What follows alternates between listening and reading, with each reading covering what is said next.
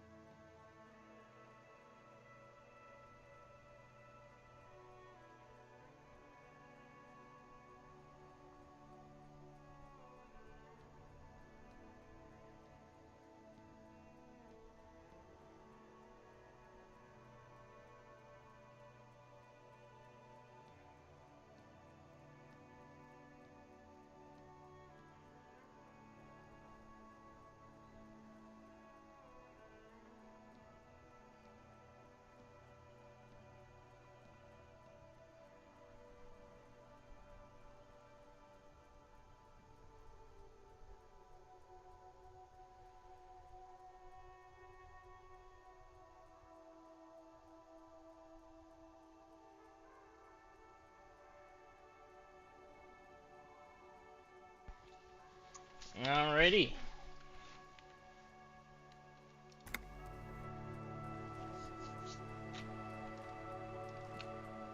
I just remember what I was doing. Proving our authority. Oh, we have to find our bird. Yeah, we're in the middle of something. Okay. We haven't gone down here yet, so. Aha. It was worth it.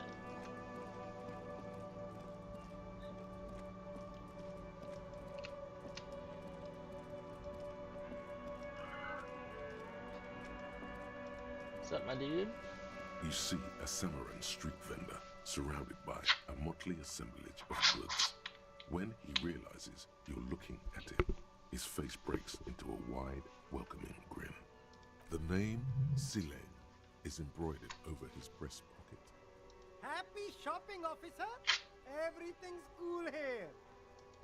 Everything's cool. The goods are cool, the customers are cool, the place is cool. And one more thing, officer. From out on the bay, a cool wind gathers. It sweeps into the city, tugging at the textiles hanging around the stand. Some distance away, the sound of a tin can clattering across the street can be heard. You're very cool. Bang, bang, bang, bang! You think I'm cool? Oh, yes! Okay. You got style. You got personal style.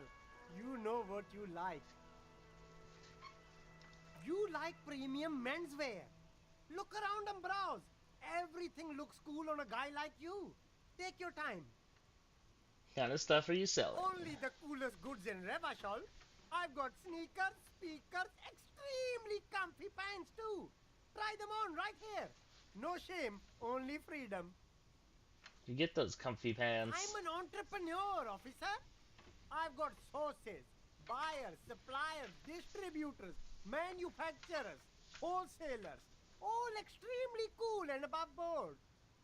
Permit? Good joke, officer. Here we don't have permits, just economic freedom. Take a look around. You glance around the decrepit buildings, the miserable weather, the sidewalks strewn with sunflower seeds and a dust-choked air. It's beautiful. Beautiful freedom. Sweet, no permits means That's less work right. for me. Revachol is the best place for an independent self-employer like myself. That's why it's so cool with all the models coming here and cool celebrities. Is there a discount? No need for discounts at ceilings, officer.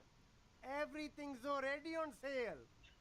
Anything you want, 50% off. Anything for you.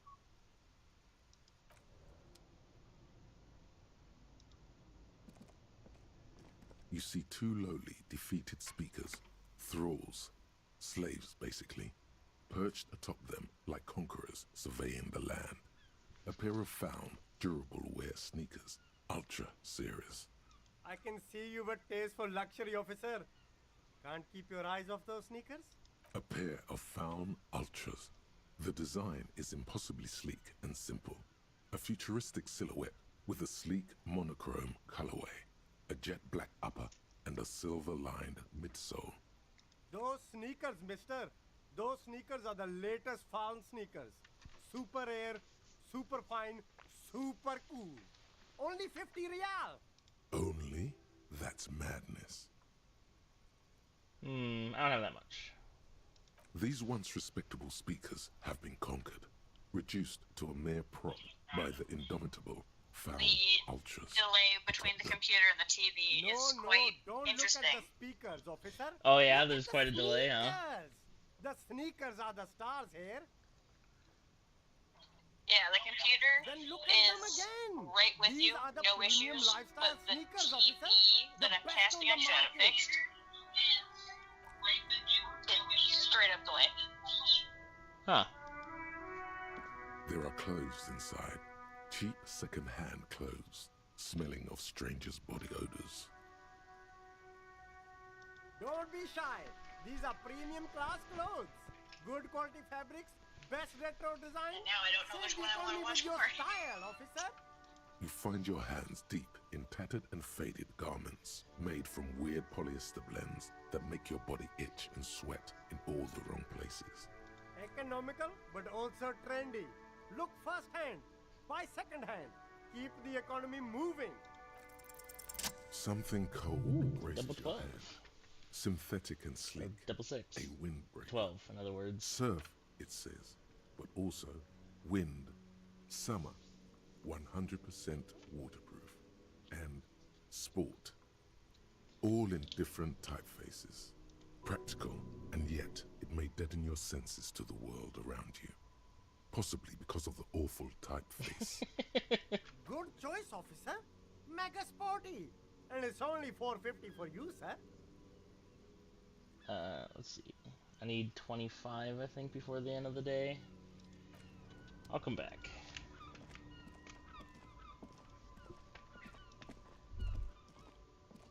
That would be correct.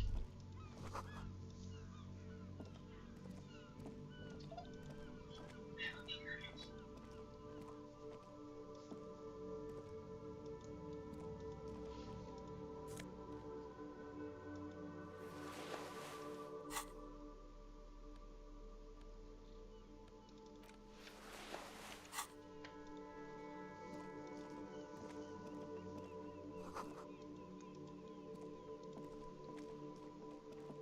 G'day to you, officers.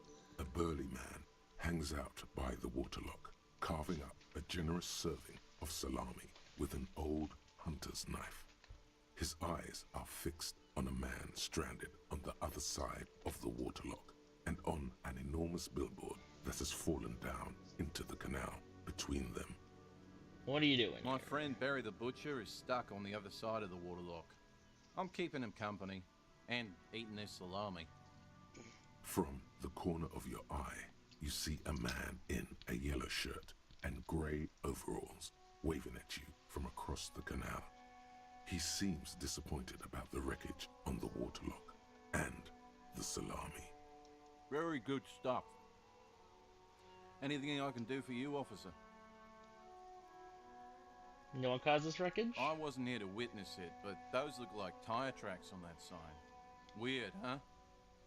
Then again, plenty of daredevil drivers in Revachol.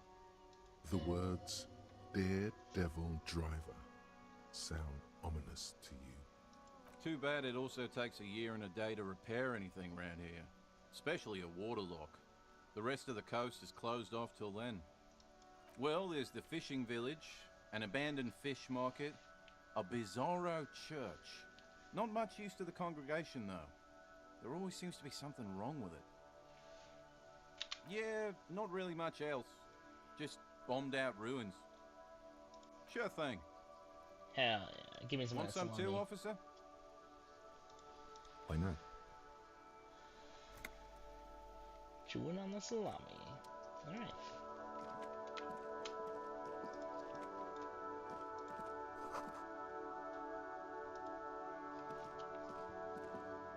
A crumpled billboard reading Samaran butter soaks in the canal. Two ugly lines mar the bright countenance of the blonde boy depicted. Yeah, I went with the TV option so I can multitask, so Whatever any it responses is, I give the will boy on obviously the be delayed. billboard seems Okay, very fair enough. happy about it. Goat milk and butter. The Samaran terrain makes it easier to raise goats than cows, and the local goat farmers produce high-quality meat and dairy staples that add variety to other nations' diets. It's an acquired taste. Just some tasteless advertising at the bottom of a canal. No use rubbernecking now.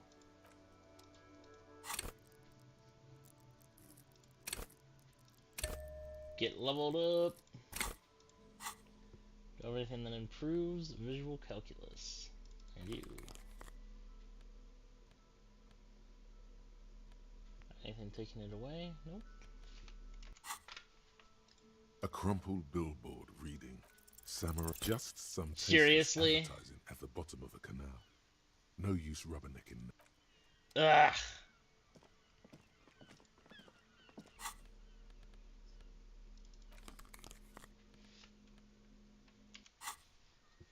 Stupid check.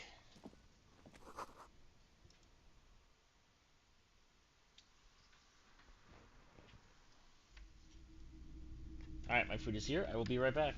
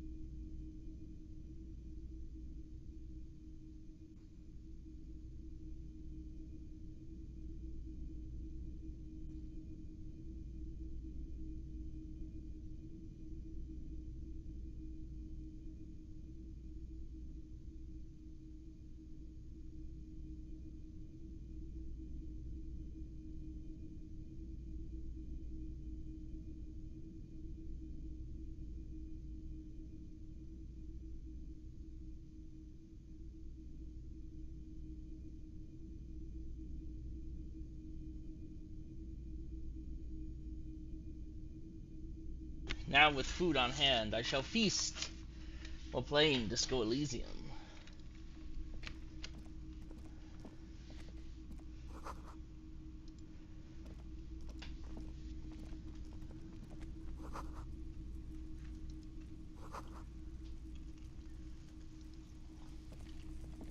You see rows of toy soldiers guarding the rest of the trinkets displayed on the table. Some on horseback, others in rags, others yet in bright blue uniforms. All are stern and unyielding in their duty. Try to find something pretty and cool here, then use it to win her back. Yes, buy something nice. A figurine. Why? What's this? A headless man riding a horse? A headless man wearing futuristic tracksuit trousers that say found. Oh, that's the headless phone rider. Nod knowingly. There's been a lot of interest in that particular figurine. I had to hide it so it wouldn't fall into the wrong hands. He doesn't elaborate on these wrong hands. It's unlikely that he ever will. I've heard about it. I've heard the headless phone rider ride the headless bull. Yes, there are several competing versions of the story, but I believe this figurine is a more canonical representation. What are we talking The about? headless phone rider. It's an urban legend about a man who rides the streets of Revachol sporting a fawn tracksuit. As you see, he's missing his head. 50 cents. Bargain price. I'll throw in the tiny cap too. I think he's looking for it, or something. That part of the story has many interpretations. Sure. Did I mention that this figurine is supposed to be lucky? Always carry it with you. That was a very smooth salesman's grin that almost comes off as earnest. You should learn from him. Does this actually do anything?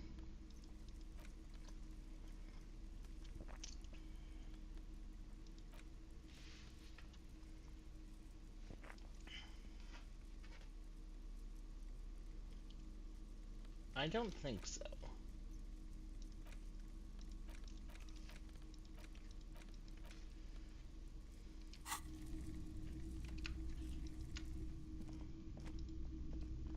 It's not I often assume that the I game see doesn't actually officers expect from you the to carry RCM that in forever my and ever, pawn amen. shop. What can I do for you? His courtesy is not insincere, but he prefers being alone with his projector, just watching the movement of light across the walls of the shop. Sorry, I feel like I'm interrupting you. Oh no, not at all. I guess I haven't had many customers lately. RCM or otherwise. Who are your customers usually? All kinds of people come through here. Locals, travellers, people looking for a deal, people looking for a keepsake, people who are terminally bored. As you can see, I have a wide selection of goods for everyone to choose from. Typical vacuous consumerist objects.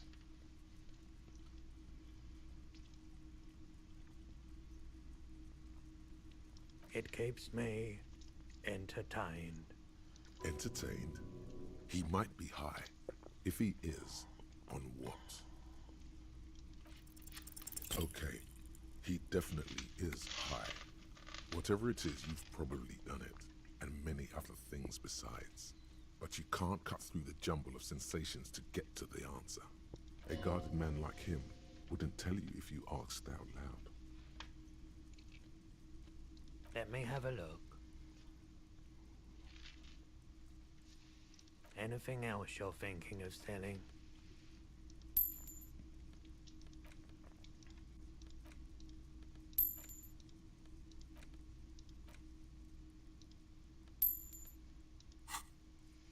There, got my money. Easy peasy. Another time, perhaps.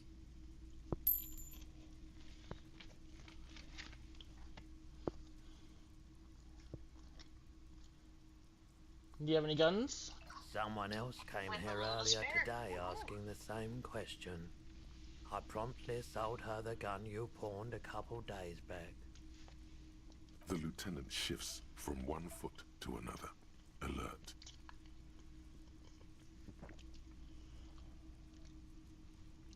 You were adamant about getting rid of it, officer. Said you were undeserving of a service weapon of the Revachol Citizens Militia. And I don't like keeping guns around the shop for long. Off the charts photon emissions. The unhealthy kind. He's not telling you the whole story. It seems he's trying to spare you. You weren't quite yourself, officer. You were very distraught. You said the gun was a threat to your life and that you can't trust yourself with it tonight. And that you need the money. When I said that I don't normally buy firearms, you put the gun barrel in your mouth and sort of sucked on it. Then I agreed to take it. Jesus. Happens to the best of us, I guess. It certainly does, especially in Revachol. Was the buyer a policeman? She didn't seem like a policeman, although she kept referring to herself as a pig, which was odd. I found her interest in the gun a bit obsessive, but I was just happy to get rid of it, and of her.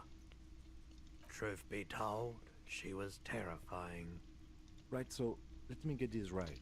You sold your sidearm, issued by the Citizens Militia, and now a civilian is running around the streets of Martinez with it? Miraculously, his face does not reveal what's happening inside.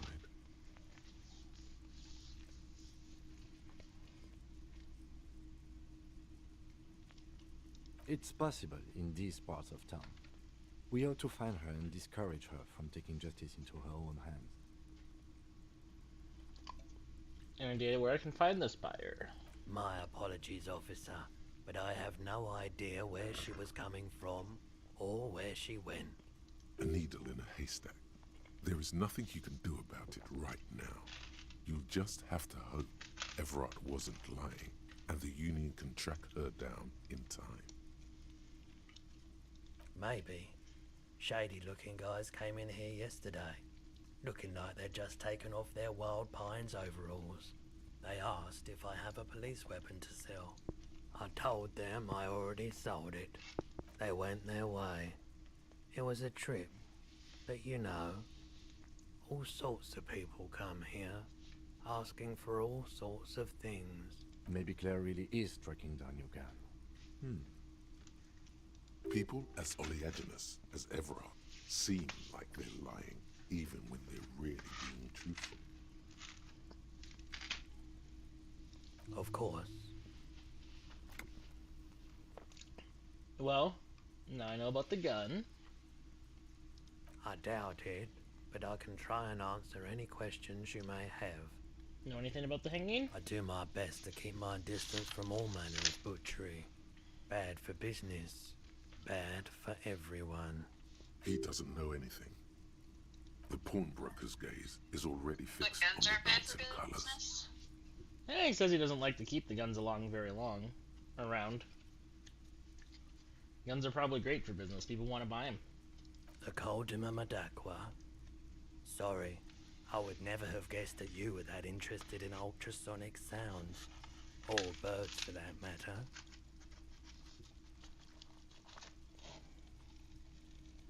Man, that is a lot of lomate. I have hobbies just like all normal people, because I am a normal person. Oh, I didn't mean to imply otherwise. Well, it's been a while since I've gone hunting for the Coldima Madakwa myself. Once knew a group of young musicians who decided they didn't want to play music anymore, and started looking for all kinds of interesting sounds instead. Cool or Sounds not, so cool. one of them was obsessed with recording the Coldima Madakwa, and he was one of those passionate people who know a lot about all kinds of strange things. So he got the rest of us to join in his search. Did you find it? We thought we did. We got together all these recordings of unusual sound patterns, compared them, cut them up and combined them into the Symphonia Coldima Madakwa. Can I listen to it? Unfortunately, I don't have any recordings from my old life. None at all. But I do have a tape with some ultrasonic sounds that might be what you're looking for. Do we really have time for this?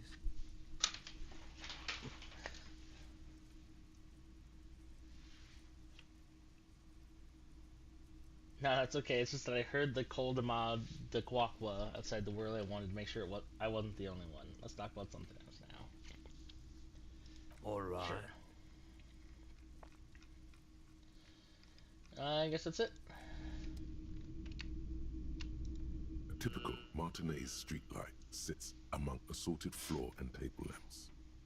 Let my gaze run over it. The light pole has been carefully cut, and the wiring has been redone and attached to a standard indoor plug. The light buzzes faintly, but persistently. This would make quite a statement in your living room. A street light. Yes, officer. As you see, it's in perfect working order. Where'd you get it? It was brought to me to be altered. We are not here to investigate the theft of city property. You have to admit it's rather clever what he's done with it. How much? 700 real. A bargain, I dare say. Huh? I imagine it wasn't easy sawing off that street Hey, lamp. I don't know where it came from, but it's not every day you get to buy and sell something so extraordinary.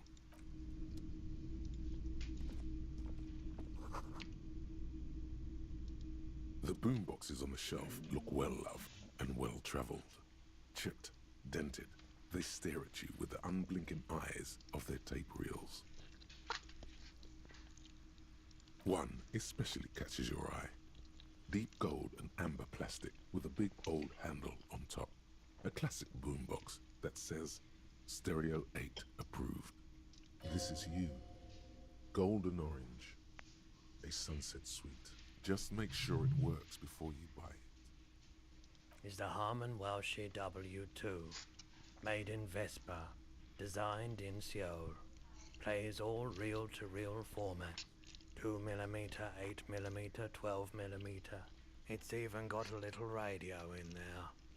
It'll set you back 12 real. Will come in handy in my police work. If police work means playing tapes, sure. You can use it for that. Or any other time you'd need to play a tape. Like a beach party. With sand and sun and seagulls dancing on the This breeze. guy's just rolling with it. I love him so much. Turn to Kim. Theoretically, could I bring it to a beach party? Theoretically, yes. But we don't have time right now. It's generally murder investigation first, then beach party. Actually, doesn't have to be a beach. With a boombox like that, I'll bring the party into the streets. You can play it any way you like. And I guess since you're a police officer, no one can arrest you for it. Damn right. It's in working order. Absolutely. I've tested each one myself with recordings of speech, found sounds and music from a variety of genres, even though I don't really like music.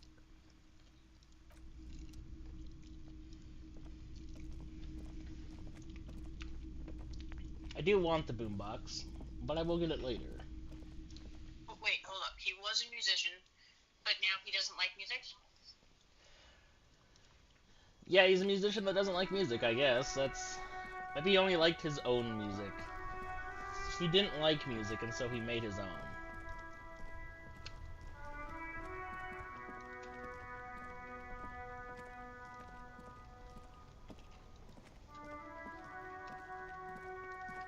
Sure, why not?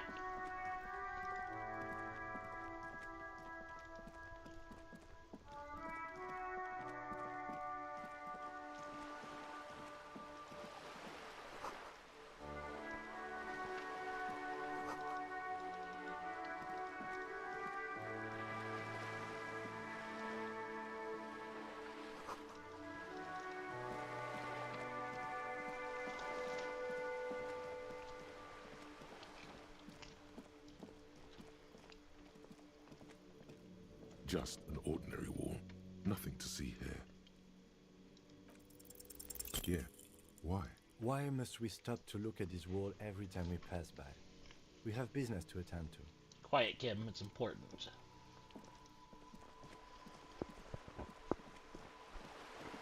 I don't know. Poor Kim. He's getting so frustrated with you.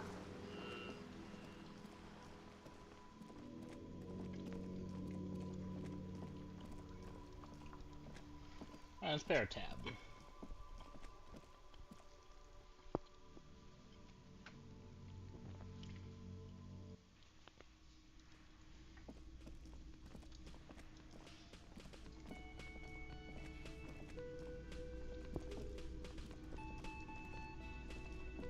Can I help you?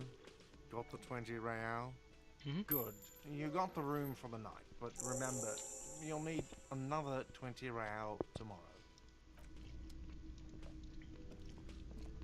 Oh, hello, dear. I didn't notice you at first. Water lock is broken, so you're probably just on my. the other side. What happened to the water lock? You know, it's blocked by a big butter billboard.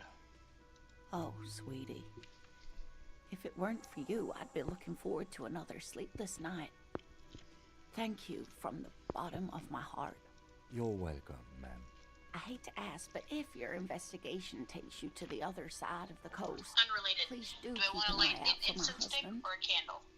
That I made from Old Factory Center.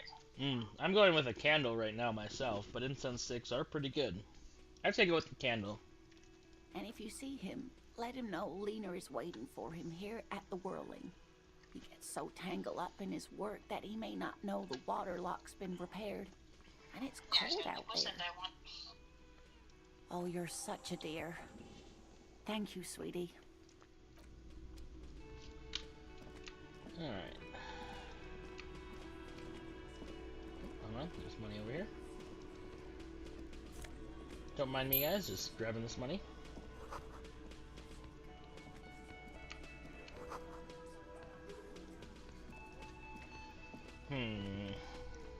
Let's do next.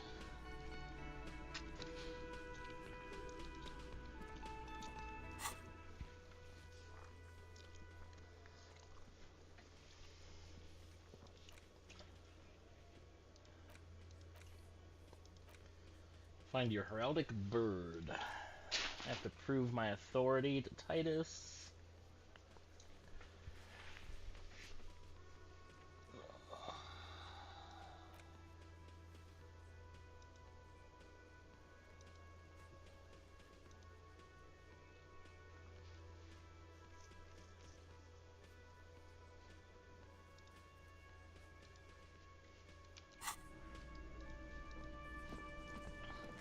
try this, I guess. Looks like the circus left town, but the clowns are still here.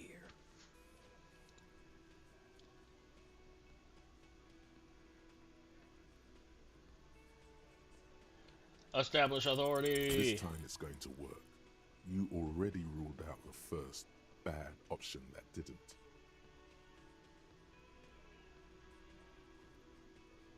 And what exactly is it you've been doing that's so goddamn special? Shitting yourself in front of us. Going around, harassing kids on the street. Kids who've done nothing wrong. All the while talking racist shit. Don't think we aren't watching, Fascia. People here trust us. We're getting I didn't complaints. say anything racist. Fascia. That's short for fascist. Yeah, I haven't said anything racist. Of course you have. You've been calling people kip left and right, inciting race violence in my town. Slander.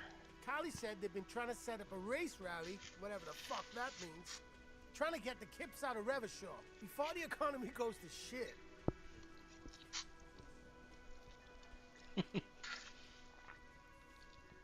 Sure there is. Carly said they're bulk purchasing confetti, ribbons too, and loudspeakers, and fireworks. Carly works at the carnival shop, you see. Get the fuck out of here, you racist carny. There'll be no race rally in my town. What happened? We got absolutely wiped. Let's go before it gets worse. What's going on? Are you racist now? Is the rally real? Please don't set up any rally. It'll make you look awful. Well, that didn't work.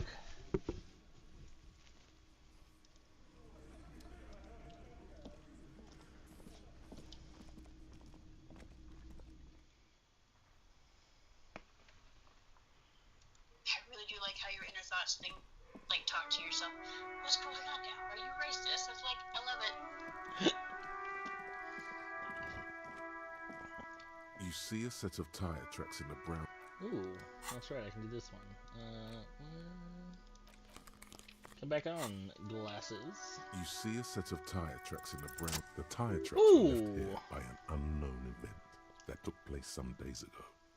It's a message, written in the language of burnt rubber. Some of that rubber stuck to the tiles right in front of the whirling rags. This is point A. The driver started there, and then accelerated straight into the fence, left a hole big enough for the Franco-Nigerian cavalry, according to the cafeteria manager. What? The hole in this fence doesn't look that huge. Damn bartender. He was exaggerating. People blame cops for everything that goes wrong in the world. This has nothing to do with you. Okay, what happened next? The driver proceeded to back out of the yard, barely stopping before hitting the adjacent building, before heading south. Must have been in a hurry. A car drove through the fence. You are correct. This is a rather motor carriage friendly city. Somehow that makes you feel scared. You don't know why. Let's connect to the case. I'm not sure. There are plenty of traffic accidents waiting to happen in Martinez. With a jam right here on the roundabout, I would keep them separate. You could follow the track south. There seems to be a canal there. See where they went, if you find the time. Alright.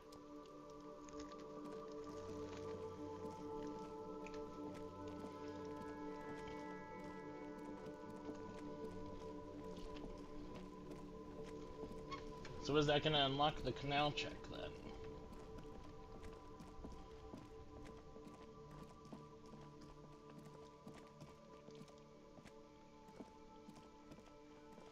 A crumpled billboard reading, No. Samaran Butter.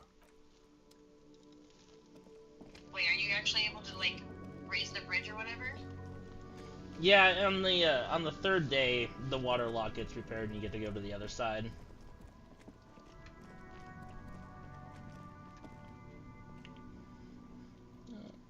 What else can I do?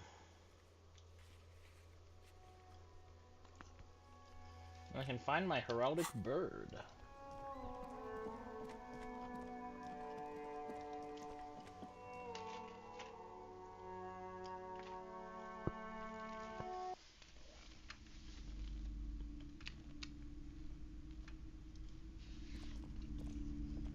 again, esteemed officer, and welcome to crime. I need to find the bird section.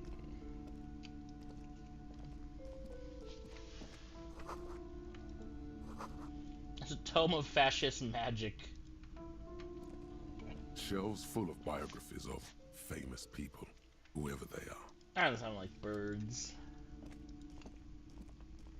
This bookstore is not strictly about crime, romance, and biographies of famous people. There's also a wide range of paranatural literature.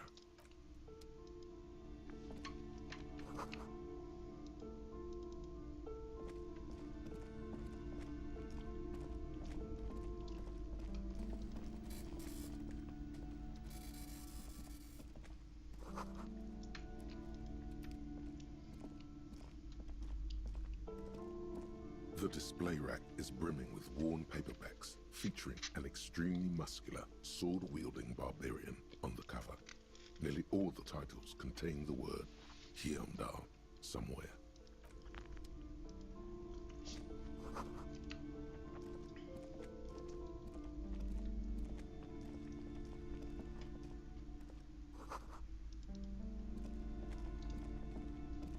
Where are my bird books? Shelves filled to the brim with crime novels featuring the supposed... That's maybe in paranatural? This bookstore is... Sir, please, no browsing in that shelf. I can't have you end up, like, opening a police store next door and stealing my customers. Oh no! What? Amidst the various books, you find one written by someone named Matthias W. Dundas. It's about wholeness, unity, balance. The point of the book, and many others on this shelf, is to give people medicinal advice in situations where they don't have access to paid health services. Various paranatural books. Col de Mama Dakwa. It's not only your eardrums that register sound anymore. Your very skin has become an organ of hearing. Looking for a whisper, light and low. A god who's very, very silent. Nothing escapes you. A cockroach in the other room. A candy wrapper falling on dry grass. A drunk falling from a chair in a bar 20 meters away. In fact, you haven't heard the Col du Mama Dakwa, but you have discovered that you have amazing hearing. It must be the only part of you the alcohol hasn't drowned out. Keep listening. +3 perception. Such a good ability.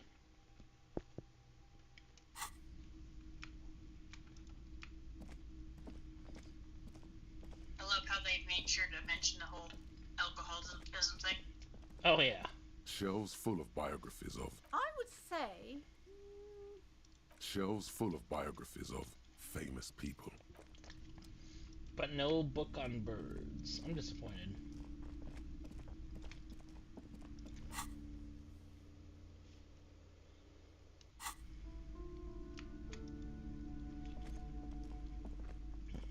Can you tell me about Hi, cockatoos? Detective. Are you here for more books? Nope.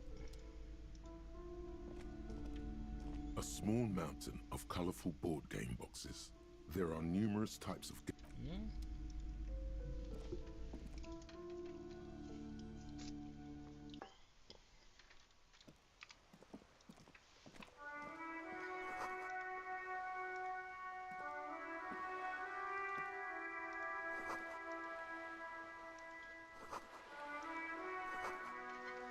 Damn.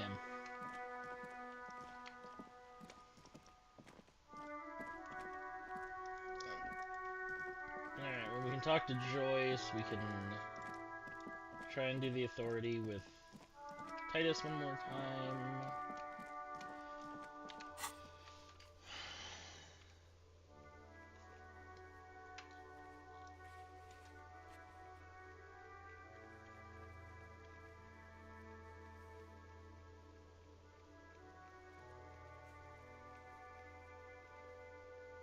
What? Where's this?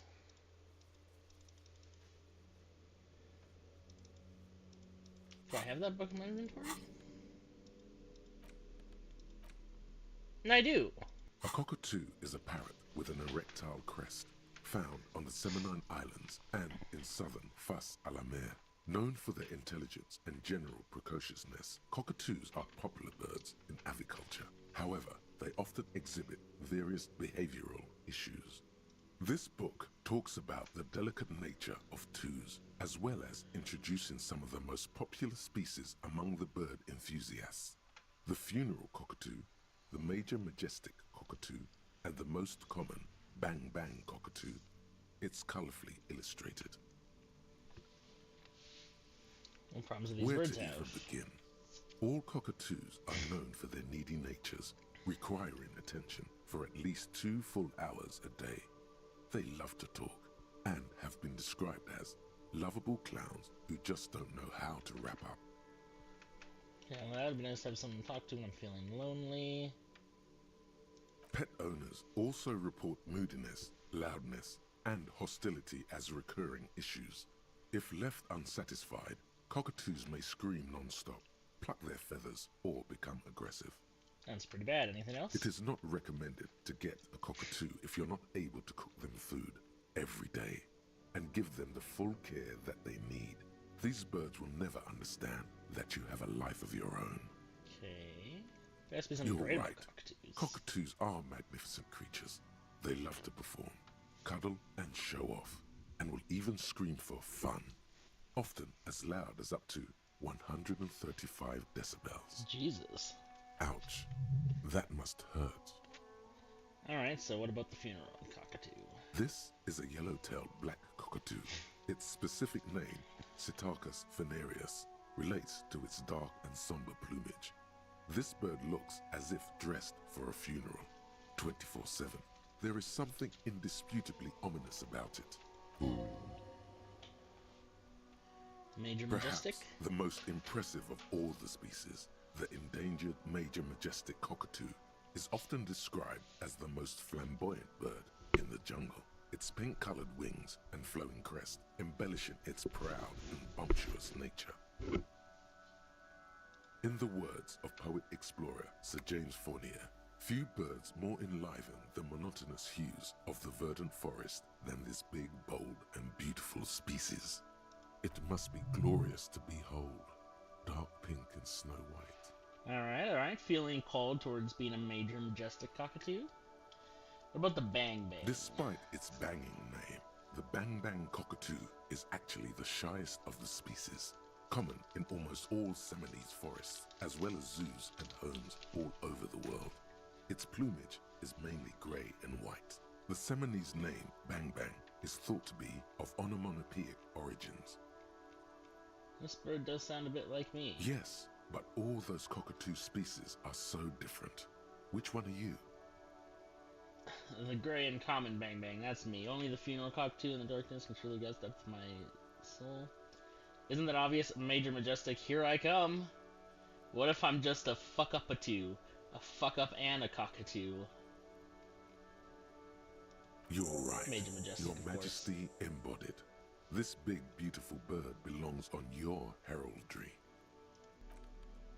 Alright. We did it. We found out what kind of bird we are. This is a joke, right? What are you talking about? I am a majestic bird. Talked to you, haven't I? Make way for the master poet. Alright.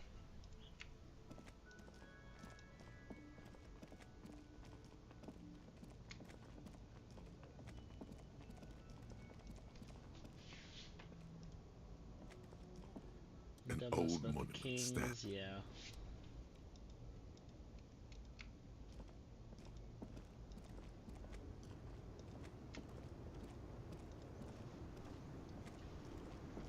The small, wrinkled woman does not greet you. She nods along to something on her radio. A photograph is clutched in her hands, and there is a warm smile on her face. The photo, an ambrotype from the turn of the century, as golden as her smile. It's the warmth of a winter night's fire Maybe she could give you comfort and shelter, some cigarettes and food money. Maybe she's your... No response. Wherever this woman is, your words fail to reach her. If you want her attention, you may need to be more forceful. Where am I? Who are you? The smile on her face has disappeared, replaced by the wary aspect of a cornered beast. You alright, ma'am? You were out. Never mind. I remember now. I'm still stuck in that traffic jam in the 50s. When else would you be then? Back in Mecca, during the time of the revolution. The sidewalks and cafes are filled with the young people. I was on my way to see a new Boyadero picture starring Gabriel Buenguerro. Until you came along, that is. Who's Gabriel Buenguerro? This is Gabriel Buenguerro.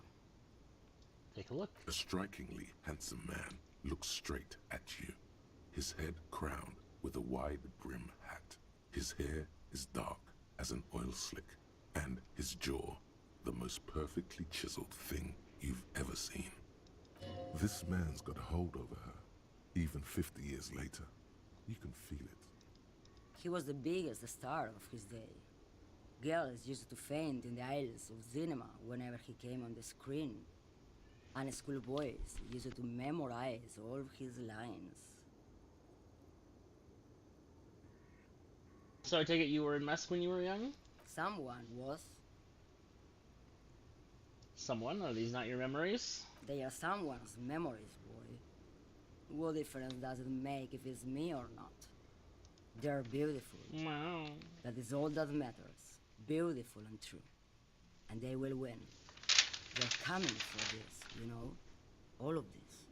She seems to derive some bitter pleasure from this strange thought, as if the past will one day wipe the present away, like a tidal wave approaching. I wasn't dreaming. I was there, Loman. It was early spring, and the mine behind the black sun had just come out. The posters were 20 meters tall. Everything was golden. While you, people, were tearing each other apart over your petty little revolution. In Meth, it was a golden age. The Republic of Mesk is a massive confederation on the Isola of Muindi, the world's largest state by territory. It's a petrostate, a constitutional monarchy, and, as of recently, an outcast due to its tilt to the far right. Right, I have some other questions for you. Police questions? Why not, Harife? It's not like I have anything better to do in this hellhole. There's something off about this woman. Tell her to show you the soles of her boots. Maybe she was at the hanging somehow. Sure, show me the soles of your boots. Now what do you want with an old woman's boots, Sheriff? Please help me out here, it's important. Please? I think you should let me get back to Gabriel Buenguerro. You are no Gabriel. Gabriel doesn't say please. She's wearing sturdy worker's boots, made of black leather. Buckles run across. The sole is also made of leather. Just before Gabriel, it was the coronation of Franco Negro. Now, there was a real man. No aberration in the pattern. Moreover, the boots were size 37. Tiny. There are too many discrepancies in all this. Another discrepancy, although not boot-related, is the coronation of His Innocence, Franco Negro, which happened 500 years ago. It was. And then it was no more. And I was no longer holding my father's hand. He was no longer descending the stairs in Ryle. The crowd had gone silent. Perhaps it was another Jerife who came and woke me up, looking at my boots, asking questions. Or perhaps it was one of the others in this carnival. I don't remember. Dipper, what are you doing? Ugh, cats. As she says carnival, She gestures to the empty square with the statue and the machines. She is not odd soul. I could have told you that from just looking at them. The size is 37. The feet of a little girl, they fit well on the pedals. Dipper, cut it out. Get down. Ugh. Before I came, you seemed away. She's just a distracted old woman. We should maybe let her get back to her things. So he doesn't think she's the smuggler. You hear that, Lowman? I don't think your partner likes you spending too much time with me. Wait, why is that, Lieutenant? Nothing. I just don't think she's connected to anything. He doesn't want your frail mind caught up in something here. Something unconnected to the case. But connected to this woman tuning out like that.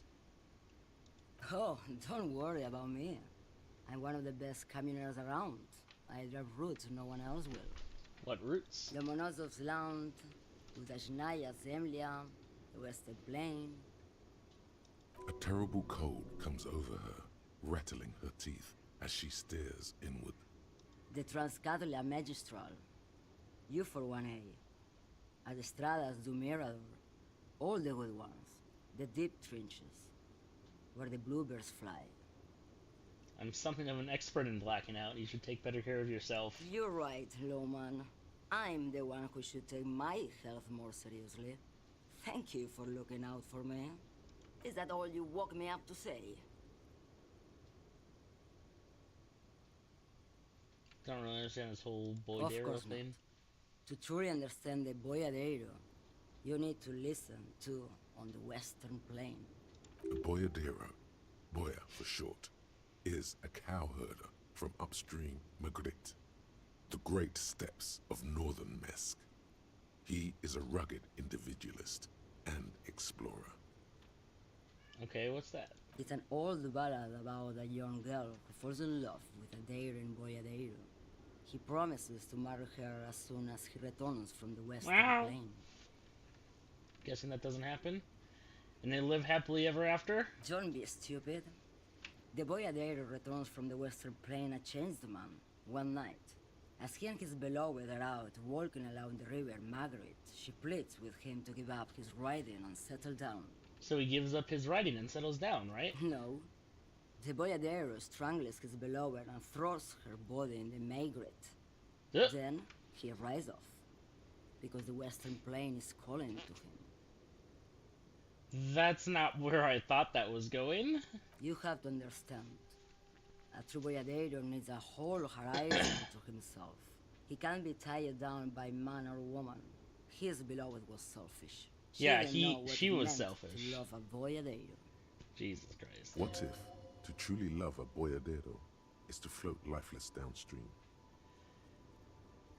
Alright. Yes, go. Enough jamboree. I need to get back to Mesky.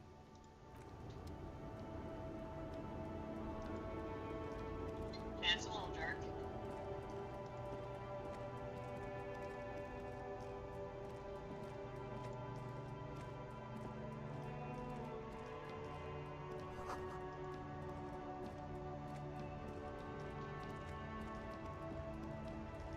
A lorry stuck in the track.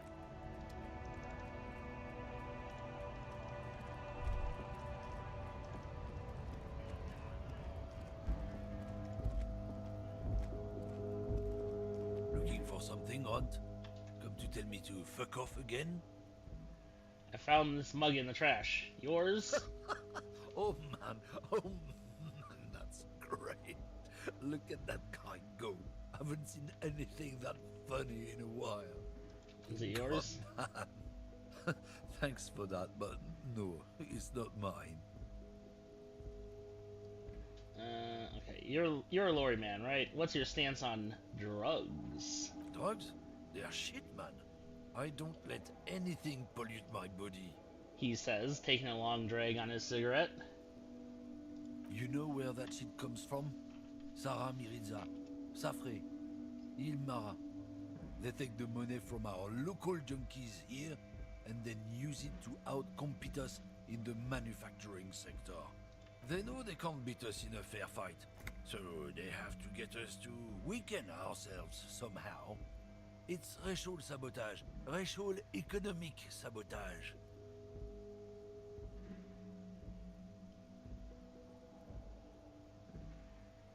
Take it you're not smuggling drugs out of Martinique. Not in, not out.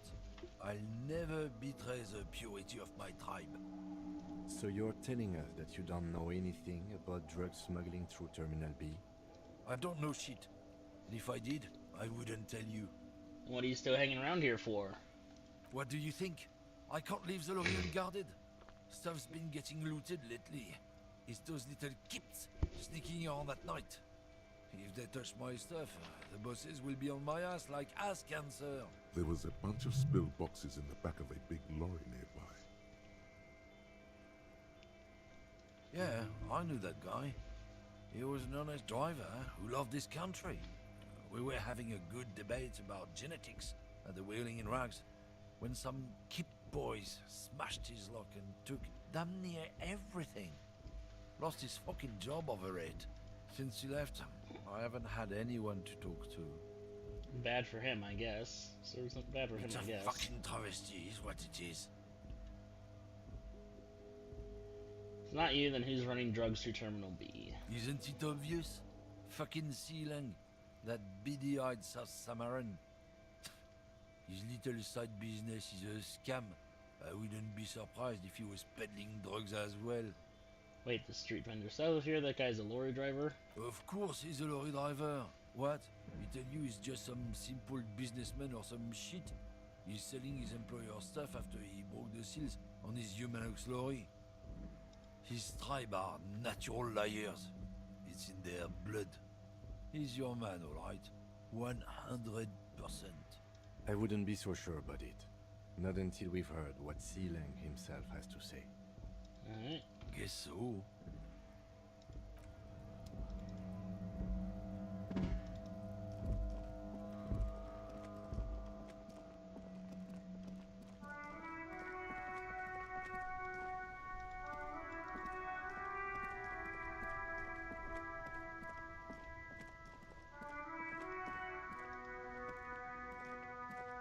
Everything's still cool here, officer. Drugs? I don't go in for that, officer. Drugs ruin lives. Unless you're into drugs, of course. In which case, drugs are excellent. Mwah! Tasty, tasty drugs. I actually don't like drugs. That's very cool. I don't like drugs either. I only said I do because I didn't want to sound lame. Peer pressure. Sir, it appears to be true. No drugs in sight. Not in the box of sunglasses or under the speakers. That's even cooler. You investigating narcotics crimes like that? But I am not a lorry driver. I'm just a street vendor. I don't know anything about that. Who said that? It's the fat racist, right? I bet it's him. He has an agenda against me because I'm an immigrant who works harder than he does. He's a hater. So you admit you're a lorry driver? No, I just said I work harder and he's an asshole. Okay, maybe I'm a lorry driver too. A little. But that's not the most important thing about me. That's my day job. This is my dream. Stop squirming. What do you know about the drug operation at the harbor? Nothing. I told you. I'm not a dumb guy. I don't get involved with that crowd. And what crowd is that? Crowd? You know, the drug crowd. If you don't know, then I'll tell your employer you've been selling his stuff. No use. He's not telling us. He's too afraid. We need to take him to my station and ask him there. After we've called his boss. Okay, look. There's bad people doing bad things here. That's all I know. Please don't get me into this mess. I spent 15 years working my way up. You don't want to get into this mess. You have to give us a reason to move on. Or we're buddies, Sealang. It's a she, okay? The other drivers call her the lady driver. You're better off staying away from her. The way they talk about her. She's no lady. Who are these other drivers who talk? All of them. I don't know. I told you all I know. Are we cool now? I really want us to be cool now. Who exactly is talking about this lady driver of yours? The racist or the other one with the tattoos? All of them. Even the ones who've left. I don't hang out with them. I don't remember who has tattoos. Is the lady driver that dazed woman? I don't know. Maybe.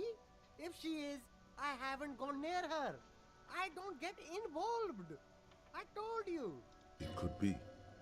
She was strange. Okay, we're cool now. All right. I scored. Let's cap this off with a purchase. You can walk away from here with funky sunglasses, detectives. Both of you. You deserve it. Persuade him to give you some money. No need Damn. to dress this one up. Just tell him what you want. I want your money now. Oh, okay. But why, officer? I don't know, it was just the only thing I could come up with in my head to ask you. I need to get money somehow. Ah, yes. Money is very important. Are you trying to ask for a bribe? If so, you're not doing a very good job. Sorry, detective. Speaking of sunglasses, though. There's a pile of cheap sunglasses in a small box. A variety of shapes and colors. You like sunglasses, officer? I've got the latest styles right here. Try the shades on. Abort. These are hideous. What's more, they don't even fit your face. You can feel them pinching your nose and chafing against your brow. Damn, officer! You look like a mega secret spy. Very secret. They're practically made for you. I'll let you have them for 2 real and 50 cents. They're perfect for concealing your bloodshot and baggy eyes. No, you are definitely not buying those. What? Don't tell me what to do, Kim. I like those sunglasses. No, I can't. We can't walk around with you looking like this. Okay, fine. Go ahead. If you want to look like a walking midlife crisis, then who am I to interfere? Oh my god, those are ugly. The shades of self-destruction. You don't need them. These are all boring. Boring third-rate ho-hum sunglasses made of cheap Syrahese plastic. The kind of plastic that melts in the sun. Those UV stickers are almost certainly just there for the show. Come here, bud. If anything, these lenses probably direct more UV light into your pupils. A UV magnifier. These are all first-rate sunglasses.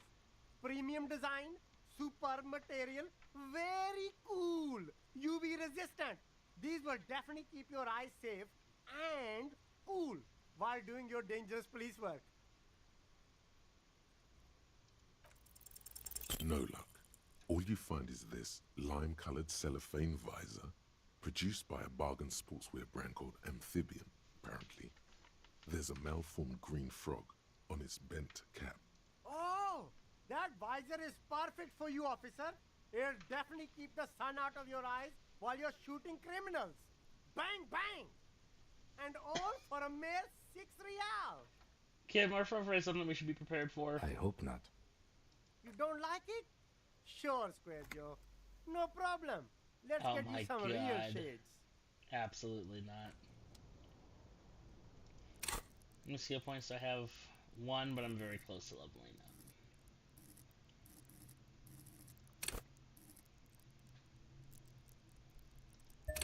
Alright, conceptualization. Let's try this again. Why does art inspire you so much? It does, yes, but what is Excellent art? question. Art is a diverse range of visual, literary, auditory, and performative creativity. It's an expression of imagination and technical skill. Additionally, it's history, criticism, and pure enjoyment. In short, art is the highest form of human communication, representation, narrative, emotion, and agency intertwined. Would I fit into the art world? I mean... Have you looked in the mirror lately? You have the exact features of a savage art critic, with that beard and those clothes. Disheveled and prophetic. Perhaps you should try to critique architecture too. Hold on, is architecture also art? Of course not. It's autism. Box drawing. Masturbation with a ruler and a sextant. Okay, this is just your body at this point, you know, trying to hype yourself up. Criticize the genteel institution of architecture What? while extolling the virtues of the pure arts. Never. Okay, so what about music? Is music art? Only the most experimental kind. Okay. Guess I have been feeling critical lately. Yes, you seek substance. No vapid representations and reproductions of social mores as made manifest in stuffy biennials. We're talking real living art here. Become the art cop. Half art critic, half cop. Okay, 50% art critic is what's needed to free me from rote repetition, so be it. Do I become the art cop? Sure. Exactly. It's not only your duty to only catch the criminals off the street, you must also apprehend criminals of the printing press and the gallery, the trite and derivative artists and writers of the world. Go ahead and provide savage criticisms, art cop. The world is yours to rip to pieces and reassemble. That's right.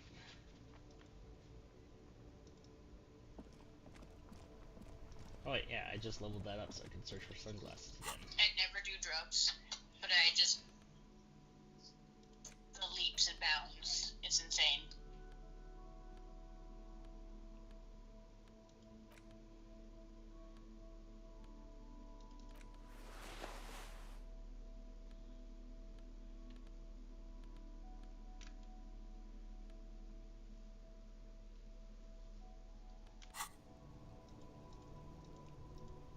Alright, I want to find the coolest pair of sunglasses ever. Sunglasses lasts a lifetime. No. God damn it.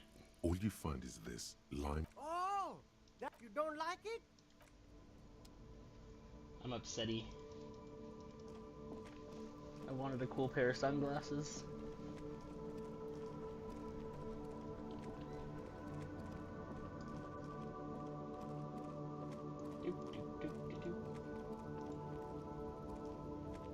Looking for something, Hunt? Come to tell me to fuck off again? I don't know what you're talking about. Then why are you smirking? Listen up, fuckwits. You don't scare me. You cops don't run Revachol West. You don't run Martinez. You don't run anything. So who does? You? No. He means La Puta Madre. A legendary, and not in a good way, crime boss from Jamrock controls what is probably the most powerful organized crime outfit in Revachol West. Looks like the lieutenant has a plan. Let him do this. Yeah, him. Then Cross I your arms presume and you are nod. familiar with his peonies. Yeah, they're his little bitches. He's got them all over the unions. Not just the unions. He has peonies everywhere. Some say he even has them in the RCM. Dirty fucking peonies who'd do anything for him. Multi-ethnic drug addicts. Say nothing. You're not peonies. You wouldn't be investigating a drug thing if you were. No, of course not. We are not peonies. But if we were, and one of Madre's drivers were to be stealing from him, then it's a good peony's job to find out who that is. It's not a hard job. It won't take a long time. It won't make Padre Madre angry. But a stupid fucking racist is standing in the way, protecting this fucking thief. I'm not scared of you or the mob. I'm under the protection of the Lorrymen and Carters Guild. You've seen that corpse in the ceramic armor there. Did his shitty little guild protect him? Nah, you wouldn't just leave him out there if you... The lieutenant turns and gives you a barely perceptible nod. I softened him up as best I could. Now it's on you to finish the job. The main thing is to not overdo it. Even when you're trying to scare someone, the most important thing is, how does it look on your resume? What? There's some kind of homo thing? Don't really know where that came The from. lieutenant gives you a brief sideways glance. We'll just have to ask someone else about the lady driver. Let's go. Damn it. I don't have the experience.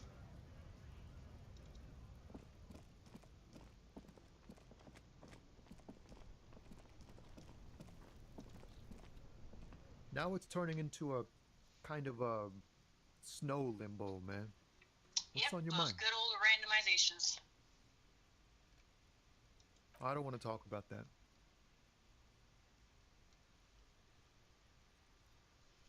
Why? Do you know something? What is it?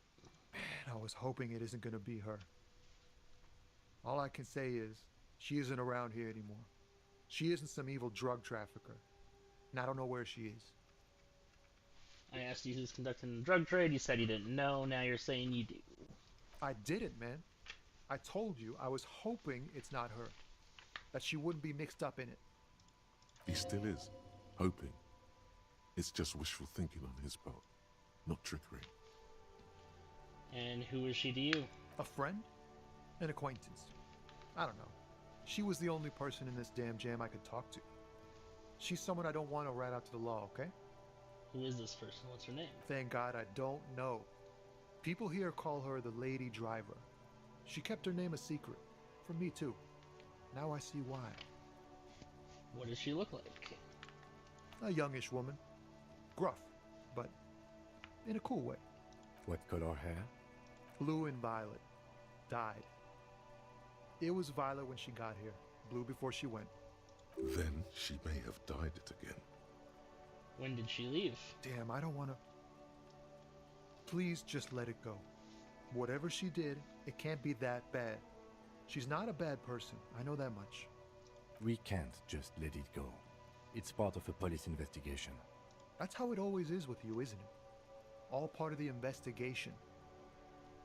The girl's troubled. If you hunt her down, she may not survive it. I can't have that on my conscience. It won't come to that.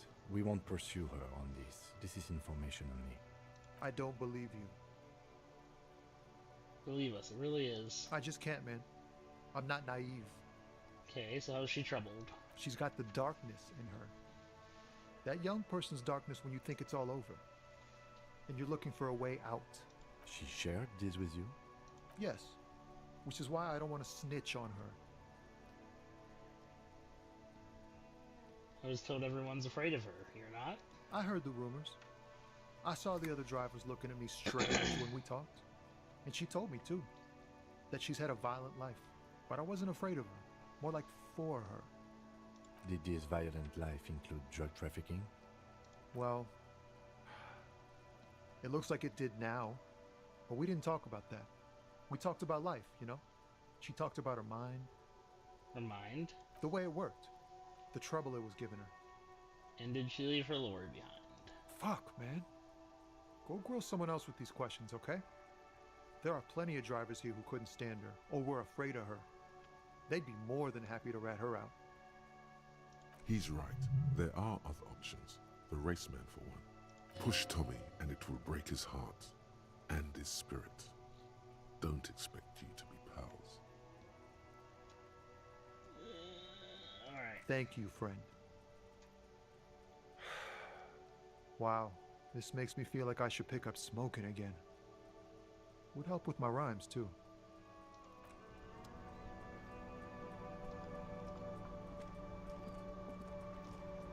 Do you have any smoke, Sonny? Now it's turning into a... Nope, don't smoke. Some of the other drivers do, though. There's still a few around, waiting for the jam to disperse. Or waiting for the sweet release. Hey, isn't he like smoking right now? The smell is in the air. Okay, but this is my last one. And it's a bad habit. You should quit before both of us have lung cancer.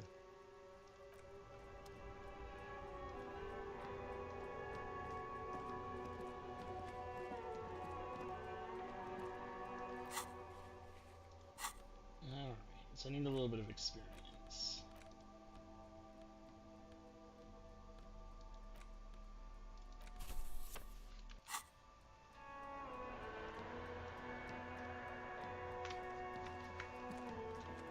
Inside, you see a set of steering levers, a radio microphone, a pull-out toolbox, and the soft glow of the fuel preheater gauge.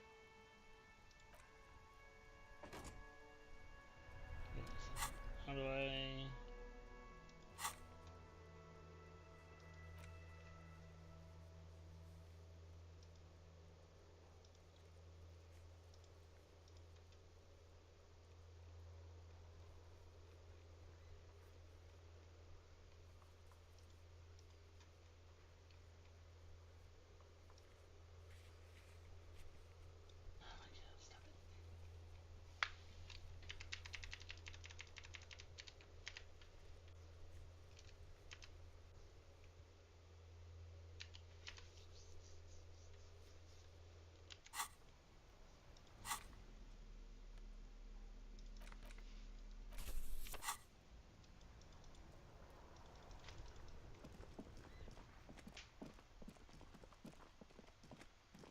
Try looking at the wall again, I guess.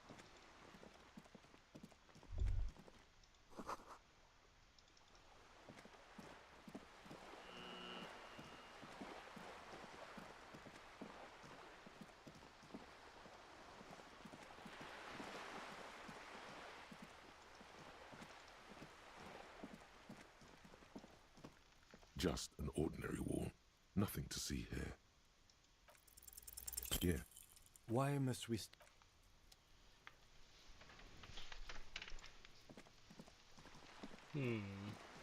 Gotta find experience somewhere.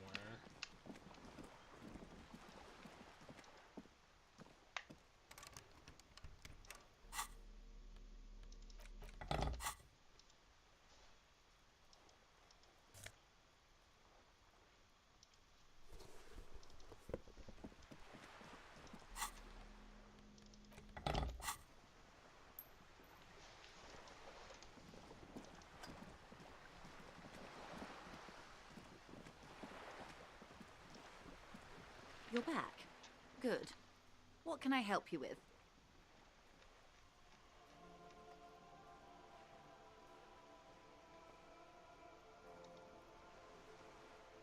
More lessons in basic reality? My favorite part of the day. Go ahead, ask me anything. Pass it. 6 Hell kilometers yeah. southwest in the Valley of Dogs, Junior Officer Chad Tilbrook takes aim at a rabid black dog licking its wounds in the grass.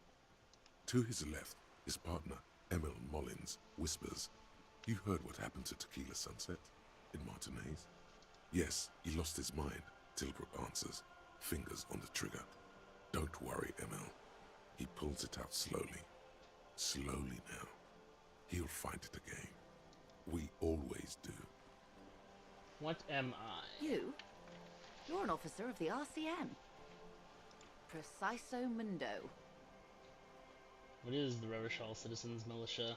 Nothing more nor less than the de facto law enforcement body of post-revolutionary Revachol, Detective. Yes, we are the Revachol Citizens Militia. You said de facto? Yes, that means not de jure. The RCM acts in what is poetically called the twilight of international law, both at the behest of the coalition government and to its chagrin. What do you mean? The RCM's responsibilities are defined by the Emergency, Wayfarer and Aliments Acts, 3 pieces of legislation keeping the city in a, let's be honest, laissez-faire stasis to the benefit of foreign capital. All 3 are good to know when we are out policing.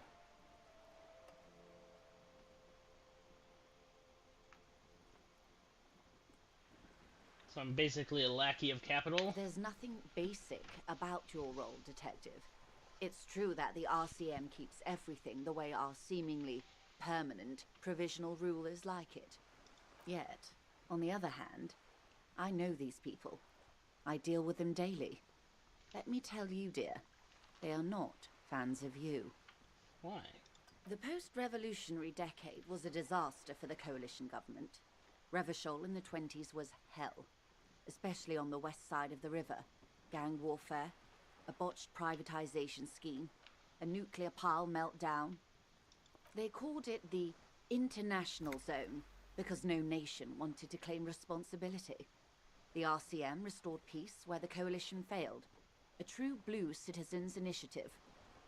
They will never forgive you. That's somewhat of an exaggeration. In reality, ours is a mutually beneficial arrangement. Revacholians get to keep the peace in Revachol, and the coalition doesn't have to worry about it. Anyway, sorry to intrude. Please continue. Yes, Lieutenant. Permit me to conclude with this. More Who experience. you are, to me, is the police. The only legitimate law enforcement authority in Revachol. Thank you, man. And if those authorities drink so hard they need help recalling the basic terms of reality, well, I'm here to help. Alright, let's try this one. A strange coldness comes over you as you look at the world. The waves sway the sloop slowly. That's all. Glad to have been of assistance. Look at that dips. The little that I know. Anything else? That's all for now.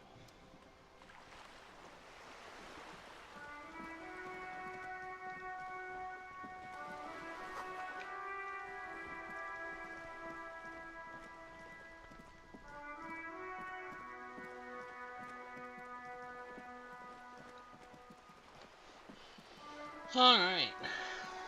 So, we gotta choose if we'd rather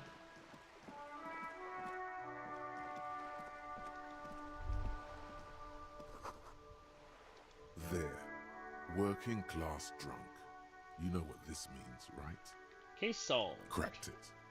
All in a good day's work. What did I crack exactly? What do you mean, what did I crack? Look at how working class that drunk is. It's the future leader of a proletarian uprising? No, it's not. It's the missing husband. And you found him. Now go and tell the working class woman. Protect and serve, recruit. Give me champagne, I'm going There's in. no need for champagne when there's honor, recruit. Go and... Well, tell me there's something in there. Can I get it?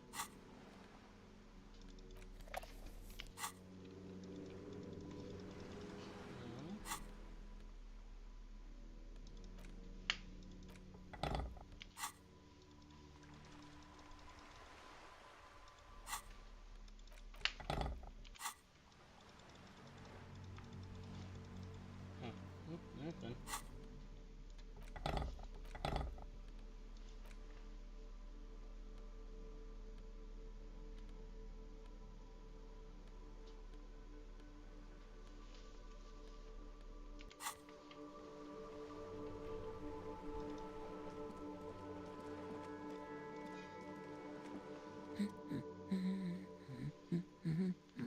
You're right that I'm a cockatoo. Excuse me? I went right up on them just like you said, and I even decided what kind of cockatoo I am. I don't know. The most talkative one? No, I'm the Major Majestic Cockatoo. The what now? Major Majestic Cockatoo. It's the most impressive one. You truly are one strange cop, aren't you? I found your husband. Damn it, I already told you. My husband isn't missing. But you said you didn't know where he was. And I specifically added that I didn't need to know where he was.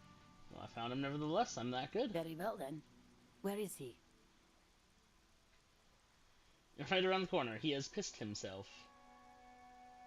Our hammer-toting comrade was at the bottom of those stairs. Excuse me? I don't follow. There's something else hiding in her voice, though. A trace of worry. I found a working-class drunk, and I thought he might be Right, yours. 'cause working-class women come with alcoholic husbands. You know what?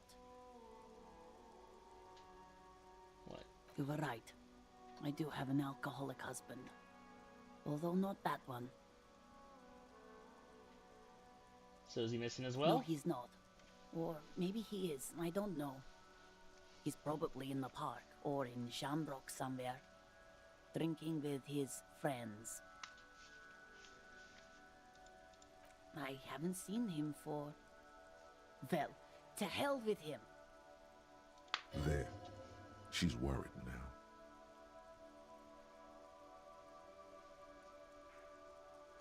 So she's just accepted her marriage is just crap. Alright, I'm gonna bring him home. I She promise. sighs, but you can detect a slight hint of gratitude and relief from her face. All Look, right, go bud. ahead. Do you have any questions? Playing some Disco Elysium with Becca. What does her husband look like? Honestly, not that different from you. So he's disco. Oh, thank God, no. It hasn't come down to this yet. Why did she say the husband resembles me then? Well, he's slightly chubby. What else? He was wearing a dark brown leather jacket with a bright blue inner lining. The lining is hand-sewn. I made it myself. It's his cool jacket. God knows it's too cold to run around in this, but he refuses to change. I even tried throwing it away once, but he just dug it out of the bin. Can you believe it? Well, if the jacket's really that cool, then I can totally understand. Well, what can you do? I hope that at least that extra lining helps him keep warm at night. I wouldn't like him to catch cold.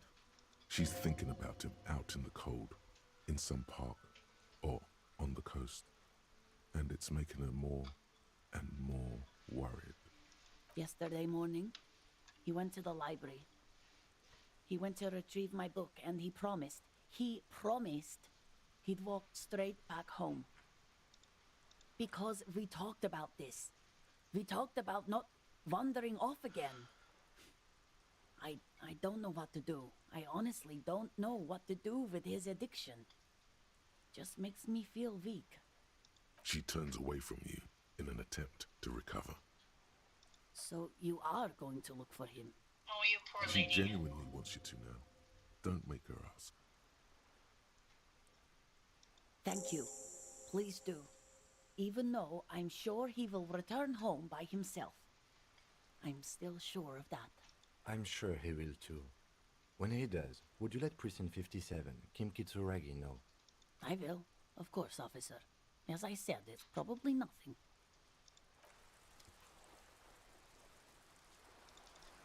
Alright, so we had to level up Half-Light to try with the lorry driver again. Or Authority to try with Titus. I think we're gonna go with Half-Light.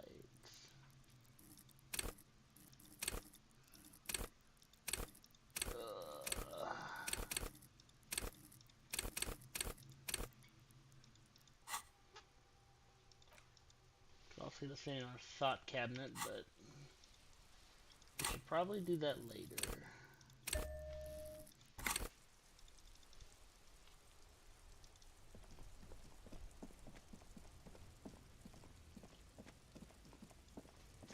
Alright, and I have nothing helping me with this.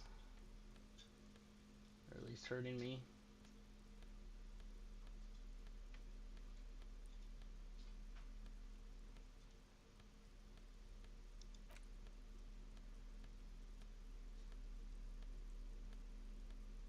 That could hurt me, so I don't want to put that on.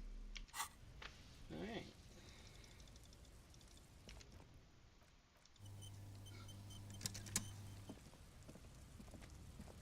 Looking for something, Hunt?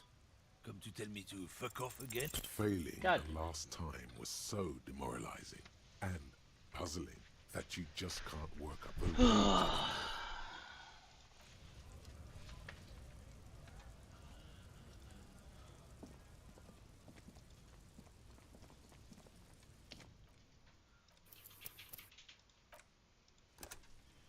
We're saved, scummin'. That must mean you can't try ever again. Looking for something, Hunt? Come to tell me. Failing the last time.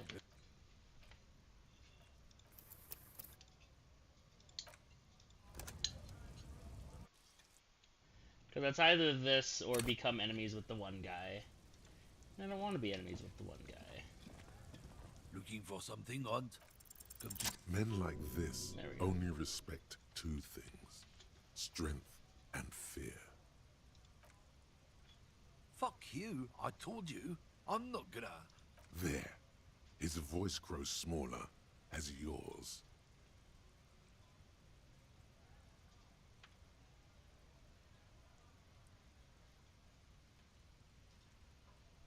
Look, fuck you, man. It's some lorry down there. Green, banged up thing. I don't fucking know who she is. When did she go away? I don't know. I don't even know her name. She just rolls with the fleet and acts like a big shot. Some dyke, probably. I haven't even seen her for days. Now it's not a big deal for him anymore. This is how he saves face. Past the monument. Down there. The Green Temple. Now leave me the fuck alone, okay? A small temple by the monument. Green. Let's get into that lorry. Looks like he got his adrenaline up, too.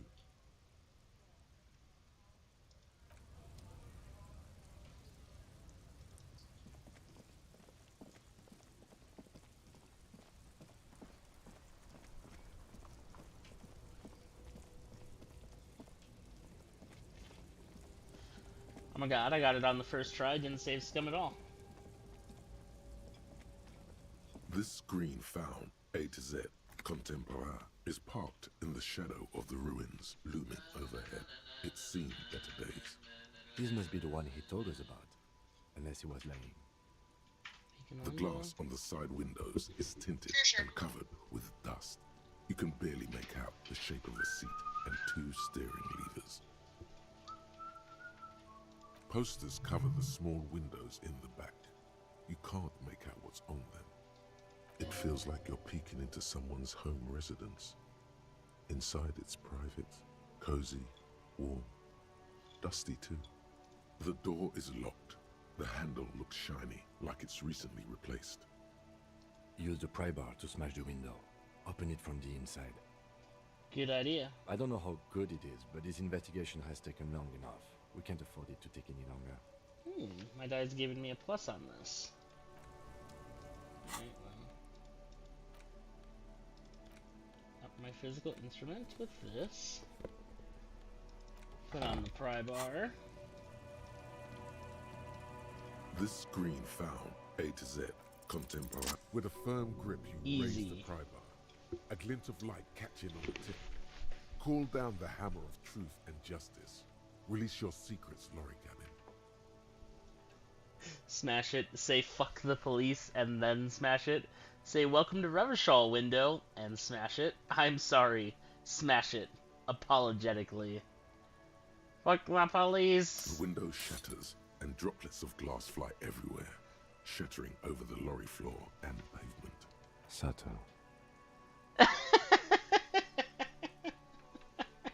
The smell of cigarettes and Poor perfume Kim. welcomes you.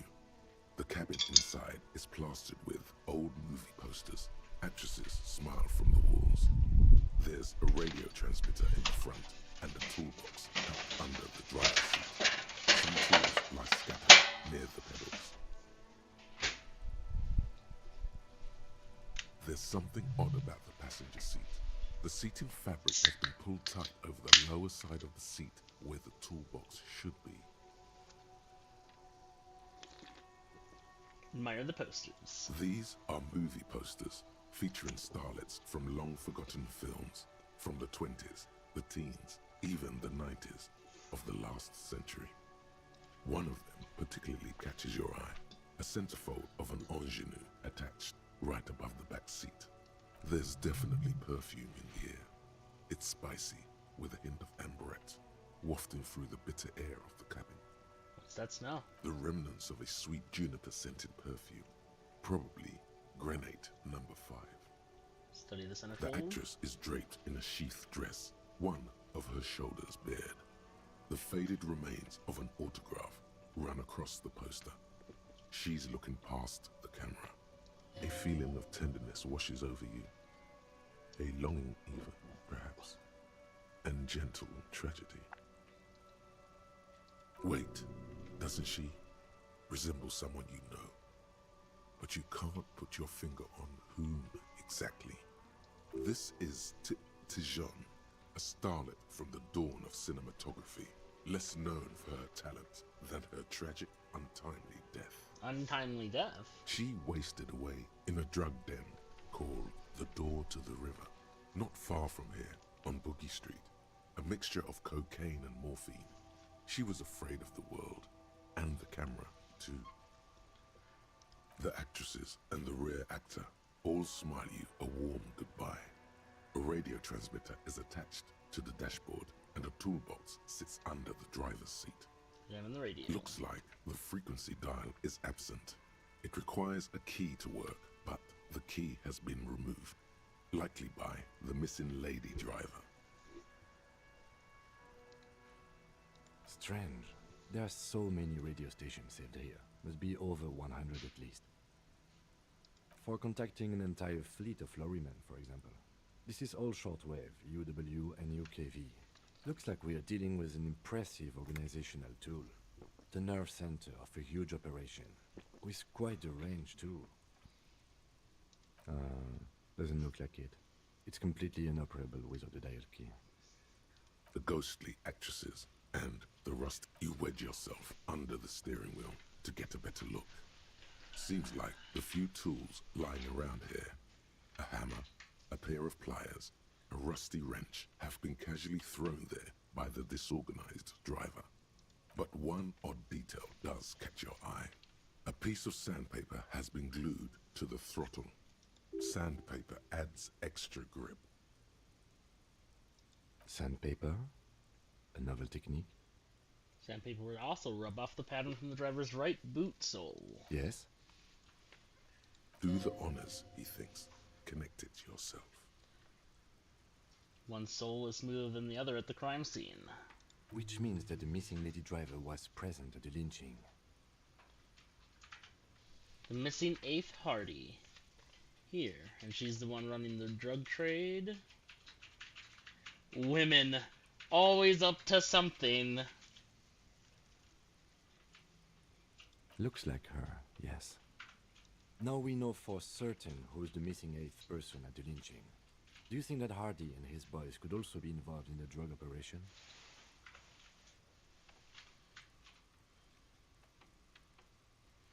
This would fit what Joyce told us, but I don't want to make any assumptions. Understood. We should still go and see what Titus has got to say on the matter. Are we finished with the lorry? The movie stars are still smiling from the walls. The radio transmitter sits on the center console. A metallic drawer slides out from the seat. It's empty, except for a folded newspaper. It's an issue of Périphérique from last Wednesday. A piece of paper falls out from its pages. It looks like an article ripped out from a radio enthusiast magazine.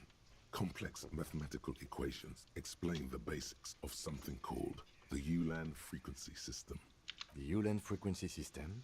I've never heard of that before. I know of FM, AM, UKV, but... The pull-out toolbox slides back. Looks like different with the strange. radio. The ghostly actresses, and voila, a stack of neatly folded papers has been stashed behind the seating fabric.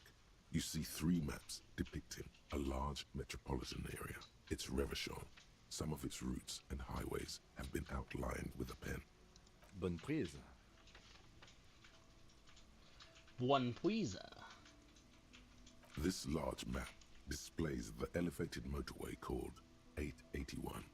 The intake leading to Martinez is marked with a blue X. There's another X on the off-ramp at a place called the Old South. Toll booths at the intakes are marked with a circle. It looks like there are scant few ways of getting onto the elevated motorway that runs over Jamrock. And this person knows them all.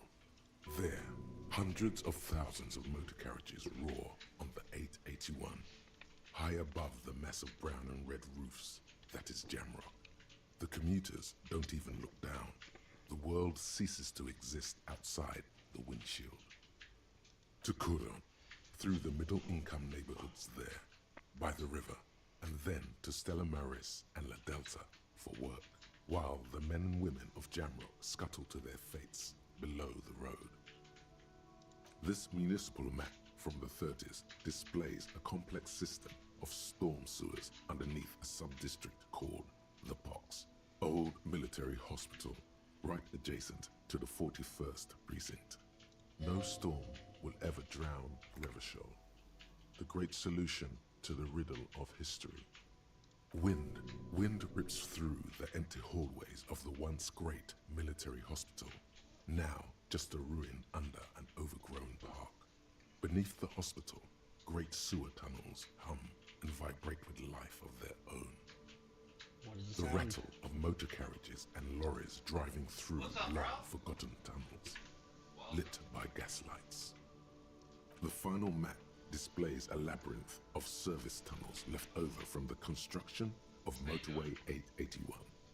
A few routes have been marked with a pen, where the tunnels and sewers surface near the eminent domain and a traffic island in central Jamrock by the lake. It means that the smugglers are secretly using the motorway to transport their goods and materials. They've infiltrated the East Motor Tract, most likely. The RCM patrols most of these auxiliary roads, though apparently not all of them. Where does the contraband end up? Hard to say. This distribution network looks certainly large, yet still vague enough. It doesn't reveal much about the Besmerti behind it. The Besmerti. The Besmerti is a Revacholian crime syndicate. They see themselves as the inheritors of the 14 Revacholian Indo-tribes. But really, they're just violent gangs vying for control on the west side of Revachol. With cool names, like La Puta Madre and Aura Masta. It's dark parody. It's definitely not the Union. They just do some logistics. This operation has spread everywhere in Jamrock. If it's that widespread, then Madre remains the most likely suspect. Here's bad news. There have been attempts at a serious investigation before, but they haven't ended well for those involved. Especially bad news for cops who may have something in their past they don't even know is there. Alright, I need to go use the bathroom real quick. I will be right back.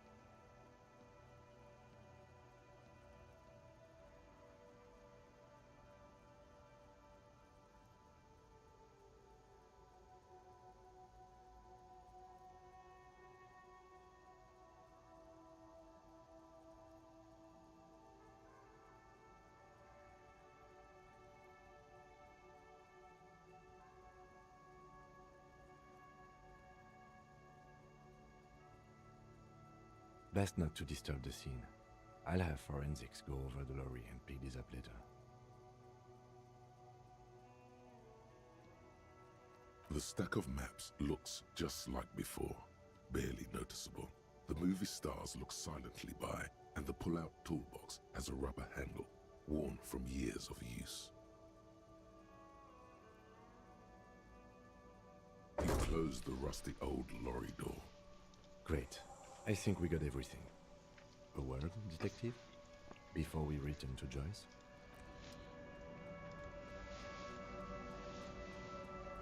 All right, we've finished here. Let's quickly debrief and go over what we found, so we don't do it in front of the company rep. Seems like something police would do. Honestly, I'm quite worried by what we've seen so far. The evidence seems to point to a rather extensive and well-organized operation. I'm especially intrigued by that radio transmitter, particularly the sheer number of stations it can connect. Looks like this alleged drug trade casts a wide net. I'm not sure what the Ulan frequencies are all about, but they may hold some significance. Perhaps it's a better way to connect between fleets while avoiding frequency bleed, or maybe it's used to tap into RCM networks. Listening in on your calls between you and your station, a worrying prospect. Oh, and the maps we found. They reveal the geographical extent of the operation.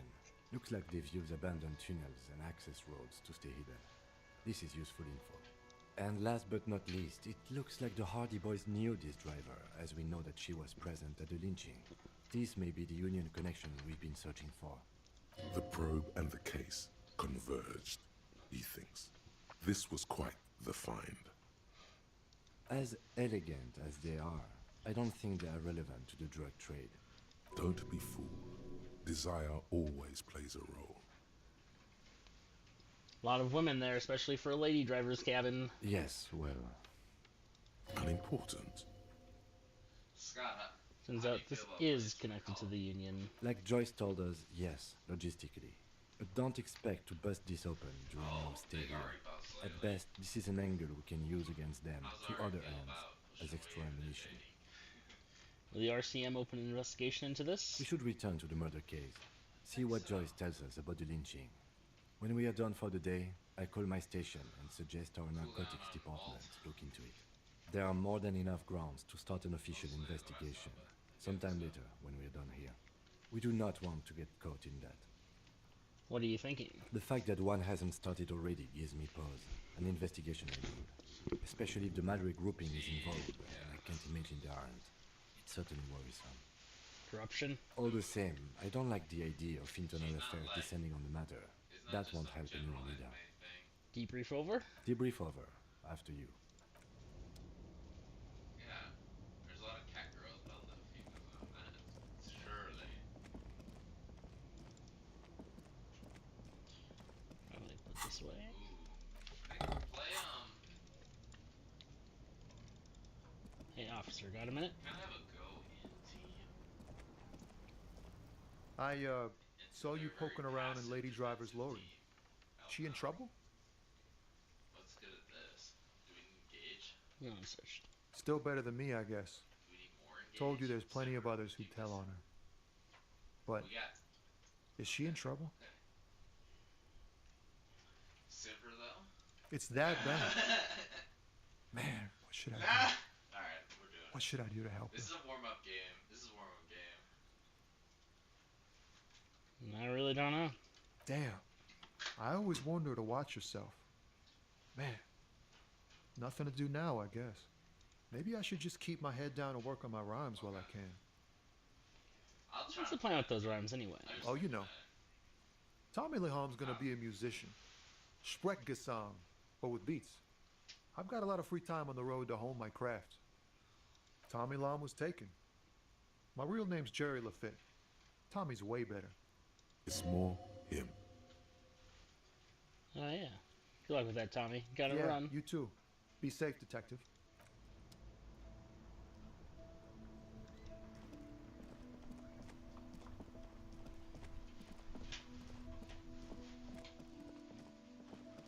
Why do I have so much room in this screen? Why did I kill that? I feel like maybe I played it early on. Just leave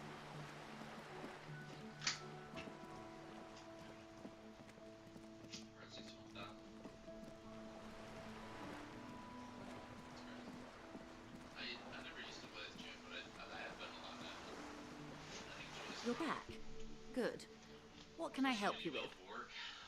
Spoke with the lorryman at the roundabout. Yes, my eyes on the harbour have sent word to that Gained effect. experience. What have you discovered? Exactly are these eyes located? It doesn't really matter. And I do apologize for the surveillance. Wild Pines can't afford to be blind at a time like this. In any case, it's a relief to know someone has looked into it. If I may ask, will there be an official investigation? I assume you discovered there is an operation. The lieutenant is about to interject. Cut him off. This decision should be yours. Nah, I'll let the lieutenant handle it. If there is an investigation, it will be part of an ongoing operation, subject to confidentiality. I am sure you understand. Of course, detectives. In any case, you've held up your end of our arrangement. I trust you with the rest. Now it's my turn. I wouldn't normally break protocol like this, but the situation demands it. If you don't solve this murder, I'm afraid we may have a bloodbath on our hands. The words bloodbath sound cold in her mouth. They taste of iron and strawberries. I'll give you a 50% chance. Yes.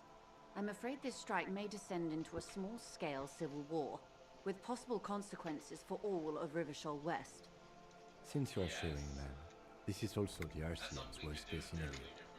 Then we're on the same page, as grim as it may be. Okay, tell me more. I have an indirect role to play, I'm sad to say. My employer experienced a momentary lapse of faith in me. In that moment, they elected to deploy a private military contractor as an insurance measure. They called it my security detail. Momentary lapse of faith. They were dispatched after I relayed the union's initial offer. Every worker... A member of the board. I tried to convince my employer it was simply a piece of rhetoric, or a joke. They did not appreciate the humor. Do you need a security detail? Absolutely not. These mercenaries are muscle, pure and simple. They are meant to intimidate the union into surrendering. She should have thrown that shit. Who are they, exactly? Crenell, an Oranese military company. As far as I know, 3 arrived in Martinez. They report to me sporadically, but they do not answer to me. No, give it To be frank, our relationship is deteriorating. They wear ceramic armor, have semi-automatic weapons, and years of combat experience.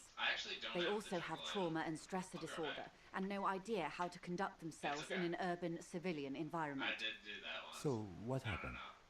The story is, one of them, the colonel, I don't know his real name, sexually assaulted a local woman while he was drunk and separated from his unit. This allowed some of the more militant union members to subdue him.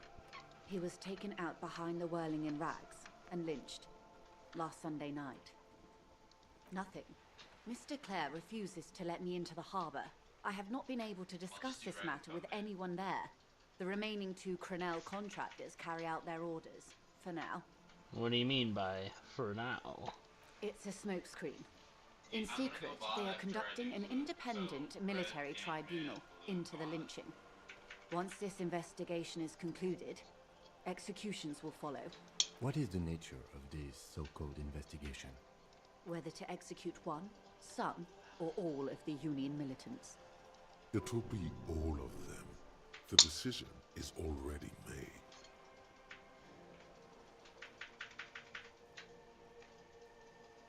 I have to say, this is not disco. It is very far from disco. My only hope is that you provide a single, concrete suspect before the mercenaries indiscriminately pick theirs. Simply put, if you don't pin this on someone good and do it fast, they will identify and execute everyone present at the lynching. This in turn will force the Union to respond. They would have to project strength and power. The Debardeurs have over 2,000 men. It will be 1,000 to 1. Have you ever seen a hornet invade a beehive, Lieutenant? It's not pretty.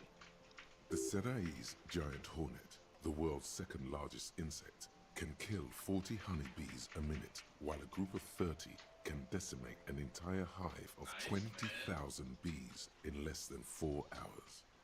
These men work in tandem using semi- and fully automatic firearms. Their armor is virtually impenetrable to muzzle-loaded weapons. even yours. He jumped towards you. Most union workers don't have You got guns him at on all. fucking hunting. As I said, a bloodbath. With Ignite, baby? Can't see it happen. Too many things would have to go wrong Too many first. things have already gone wrong. Nameless, badgeless, detective of the citizens' militia. All we can do is keep that which is not from following suit. One single concrete suspect delivered into civil court, and I may be able to defuse this situation. Yeah, what can you tell me about Crenell? Not much. Their public resume is relatively good, as far as private military contractors go. I believe they were once called Downwell. Down a deep, black well. They boast a long list of clients. Saint-Baptiste, Welchman-Lorenz, Eintracht. A warning sign, however. The operations concerned all take place in third or fourth world countries. Guarding facilities, escort missions and such. Meaning they're used to operating in war zones. Yes. All the good conflict corridors. Supramundi, Yesut, the Seminese Islands. Countries that don't have a good record reporting atrocious military conduct on their soil. Sadly, no. Before this happened, I had little interest in them. Now that I do, I don't have the resources. If you still have access to the ICP's database, you could run a better background check than I ever could. It may take some time, though. Do you know a lot about the inner workings of the RCM and the ICP, man? In my line of work, it pays to do your research. I was prepared to deal with the RCM. I did not think I'd be dealing with a group like Crenell. Can you contact the company, tell them to call them off? I have. And they will. However, these orders take time to reach what is basically a rogue unit out in the field here. Until they do, it's all on us. So you said the deceased assaulted a woman. Or he didn't. This is information passed on to me from some teenagers loitering around the canal. I cannot testify by it. Who did the passing on then? The remaining contractors. Their tribunal. It's what they believe. What do these teenagers by the canal say? That the man was killed because he assaulted a local woman. I've asked around a bit. This seems to be the accepted story around Martinez. The lieutenant consults his notebook, his eyebrows knitted in concentration. Odd. We haven't heard any reports about an assault in connection with the lynching. Where did it take place? And when? Last Sunday night, at the Whirling in Rags, the hostel by the gates. Supposedly, the colonel was drunk, maybe on narcotics too. Either way, he's alleged to have sexually assaulted a woman. Sometime later, a group of dock workers got their hands on him. That's a good question, officer. I don't have the slightest idea. As I said, it's a rumor about a rumor. In any case, it's what the colonel's remaining colleagues believe. You meet her soon enough, you feel. I hope he wasn't a dirtbag like that. The one who was hanged, did you know him? If you mean did I see him alive, yes. But I did not know him. His name was... Lely. His service name. A nom de guerre, most likely. He wouldn't divulge his full name. Only one of them did. A bad sign if there ever was one. One is a man. Corty, they call him. A nickname as well. The other a woman. Phyllis DePaul. Corty is the gunner, I believe. DePaul is a radio operator.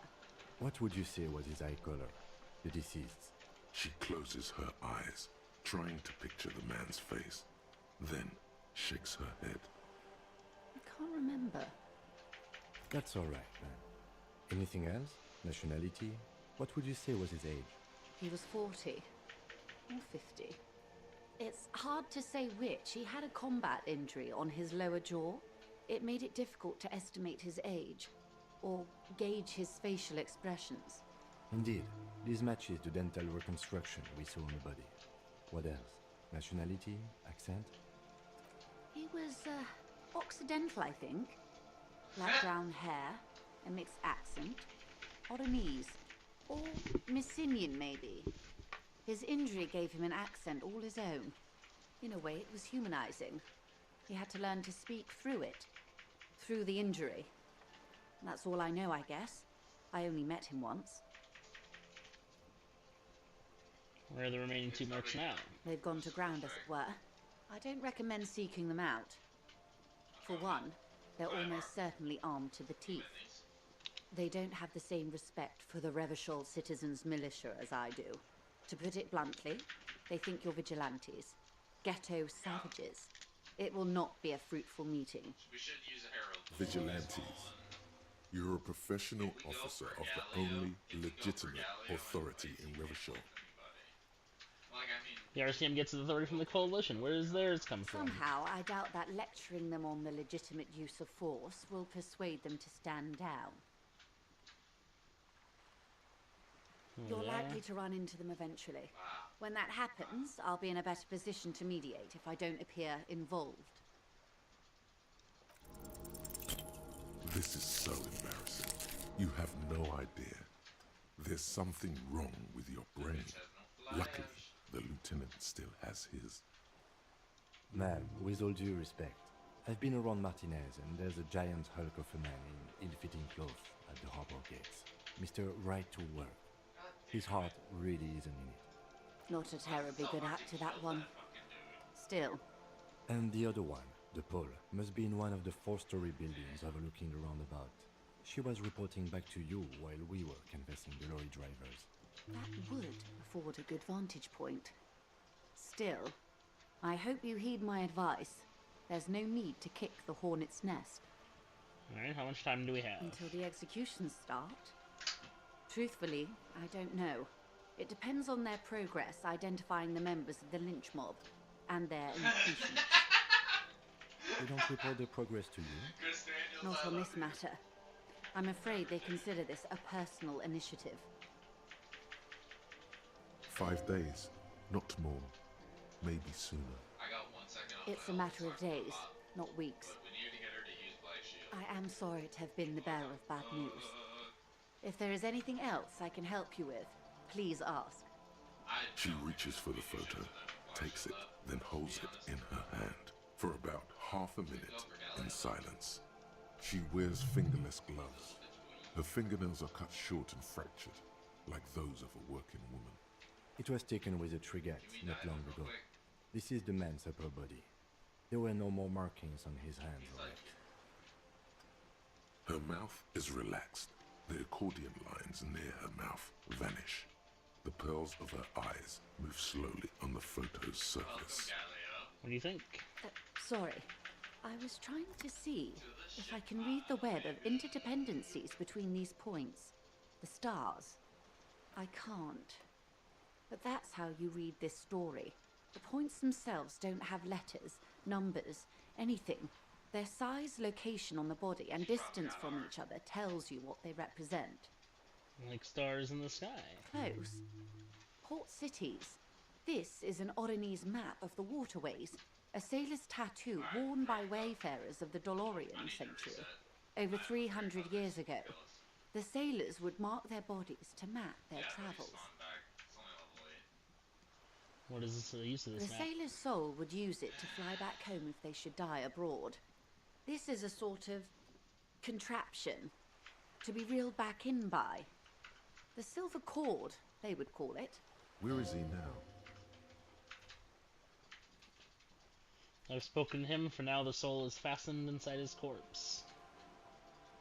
That is precisely what the sailors feared when they drew these maps. A fear of drowning within one's own corpse. So what travels does the dead man make? Quite a few. Vredefort, the Oronese capital, traditionally stands on the right shoulder. He started somewhere near here, I think. What next? Then he made his way to the Pretto Grande, through what I think must be the Stutz Canal, an artificial channel through the Occident. From the Pretto, he sailed to the Insulindic Ocean, first the Semines Islands, then this. What is that? Revachol. Those are the two constants. Vredefort on the shoulder, and Revachol in the heart. They started the tradition of these maps right after the discovery of Insulinde. at the dawn of the inter-Easlary age. The old world passing by, and the new world already here. You said you can't read it. I can't. This man was no sailor, and these are no ports. I can understand geographic fragments, but not their meaning. In Martinez, looking into Krenel, he writes in one. Then the man puts down his pen and rubs his temples with both hands. Outside, there is a siren. Distant gunshots on the streets of the Jamrock Quarter. That makes sense to me. We have no more use for a map of the waterways, just like we don't need sailors the way we used to. This is what the custom would morph into on the Occident. Mercenary tattoos. For all the boys looking for adventure, a blood spatter on the seas. Who could tell me more? His platoon members? The other contractors. Though I do not suggest you go and show them that picture. This man was their friend and comrade. Surely there are other people to ask about the tattooed. This is not necessary to complete the task, officer. It's a dangerous side task. Search elsewhere. Yeah, this is actually I not am what I'm gonna relieved do. you think so. I don't think deciphering that tattoo should come before public security. Is there anything else I can help you with?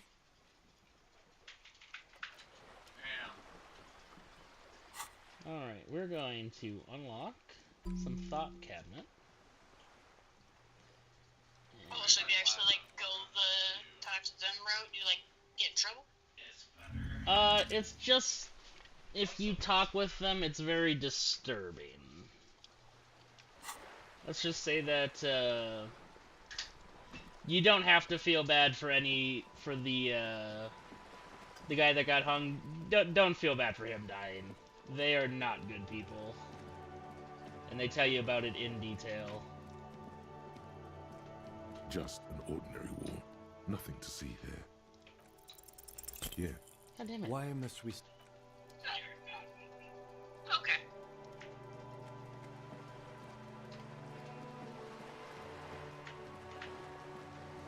Do I have another skill point? No. Okay. What is my experience at? 38 out of 100.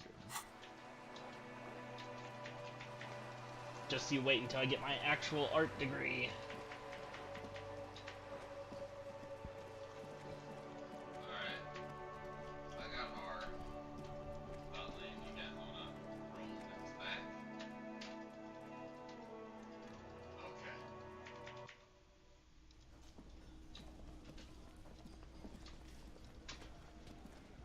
Looks like the circus left town, but the clowns are still here. Yeah, that joke will get funny one day. If you repeat it a few more times.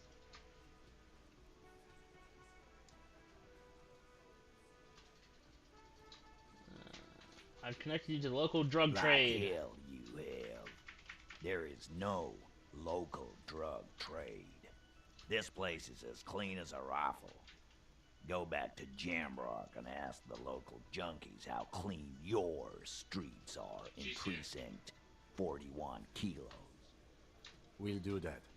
In the meantime, did you know that there's an abandoned lorry at the intersection that was used to move raw ingredients for drugs from Terminal B to Jamrock? The person driving it was present at the hanging. It was one of you. We've connected the footprint. Detective, do you want to deliver the coup de grâce? No, the thunder is his. Leave it to the lieutenant.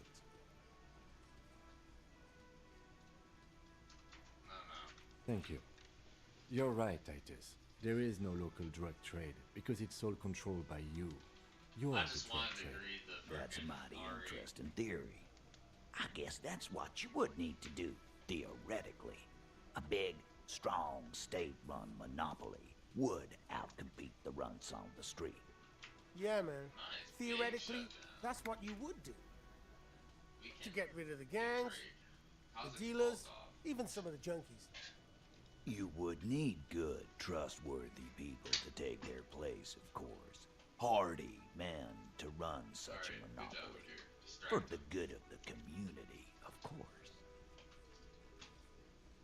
Tell yourself I was supplying drugs out there. Some little shit and his dad are doing speed. Who fucking who? The stuff's probably from Jamrock. Whatever you've seen is peanuts. Look at the big picture, man. The place is a paradise. And all thanks to Hardy Boys. Theoretically, of course. We're just talking politics here. My answer to your drug accusation is, how dare you? Go fuck yourself. Not quite yet, Mr. Hardy. There were 8 sets of prints on the crime scene. There are only 7 Hardy Boys here. My answer is, fuck off. Mind your own business. There is no 8th Hardy. I run this goddamn scene. Finally, you got something out of him. This could prove useful in the future. And here we go. Back to the usual. I know! Fatty walked on all 4s. He's so fucking fat he left 2 sets of footprints. Go fuck your mom, Dennis. That's more like it, boys. You heard him. It was Angus on all 4s. Anything else you need to know? Yeah. By friends, you mean his squad mates from Cronell.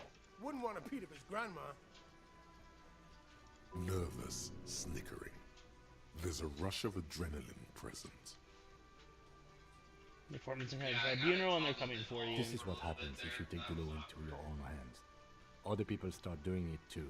Let them come. The Hardy Boys are right fucking here. You heard the man. Right here. We're armed.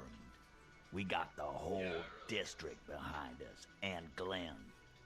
Glenn is fucking crazy. Yeah. I will oil him on the machine. The mood is on the rise.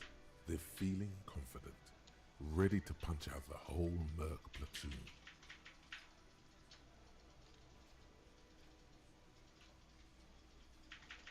The fuck is that supposed to mean?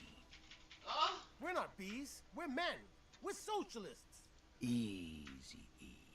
He's trying to phase you. What are you trying to do? Scare my men?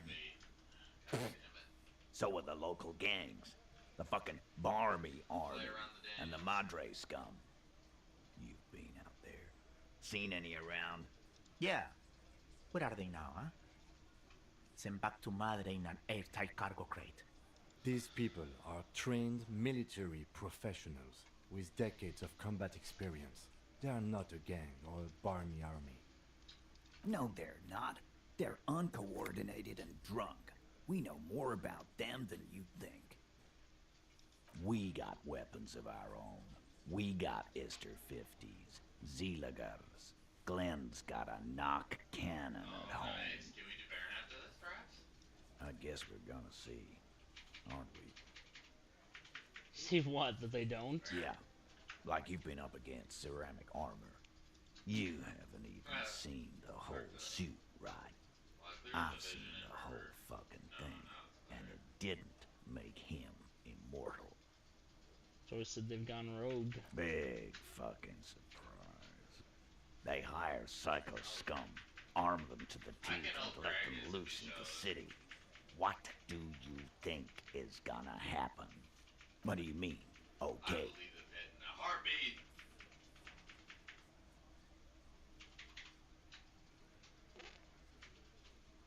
Kill that bitch.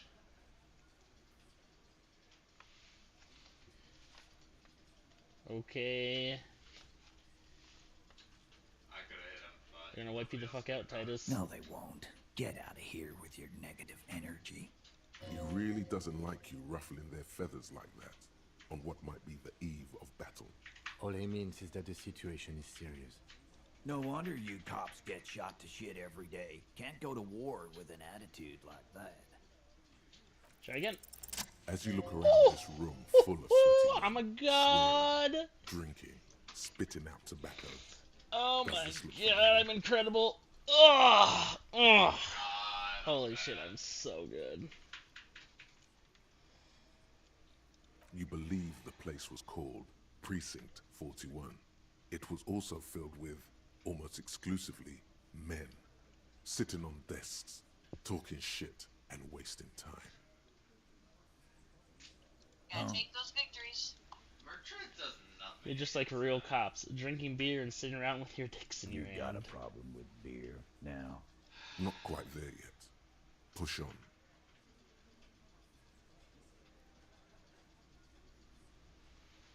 I'm sorry. I should have just dodged that shit. Speak for yourself, buddy. We've been giving a shit for 10 years. Martinez was a dump before we put this outfit together. They don't know, man. They weren't here. We had 3 shootings a week, kids dead, fucking graffito everywhere. You cops haven't shown up since the 30s. Congratulations on the graffito removal. All I see is you sitting around talking about Monica's titties while there's a rape victim. So what? What do you want from me? We took care of that fuck. Don't let him drink that. One more push. Quick. Just don't antagonize him. You have this already.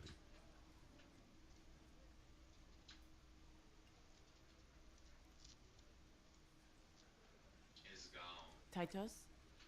She stops mid-sentence. That's it. You got him. He's going to give it up, but on his terms. You wanna help her, cop? Fine. I'm gonna let you help her. But you treat her with respect. If you don't, if you question her, harass her. A freight train of pain, buddy. What is her name? Glacia. I'm on Duke. She's staying here at the Whirling Rags. A real pretty one. Silvery jumpsuit. Blonde. That's Amon Duke with an O-U. Shit. The girl. The girl upstairs? That can't be her. Remember what you said to her? You told her you want to have. Oh, it's her! It's definitely her! It's Miss Oranje, disco dancer!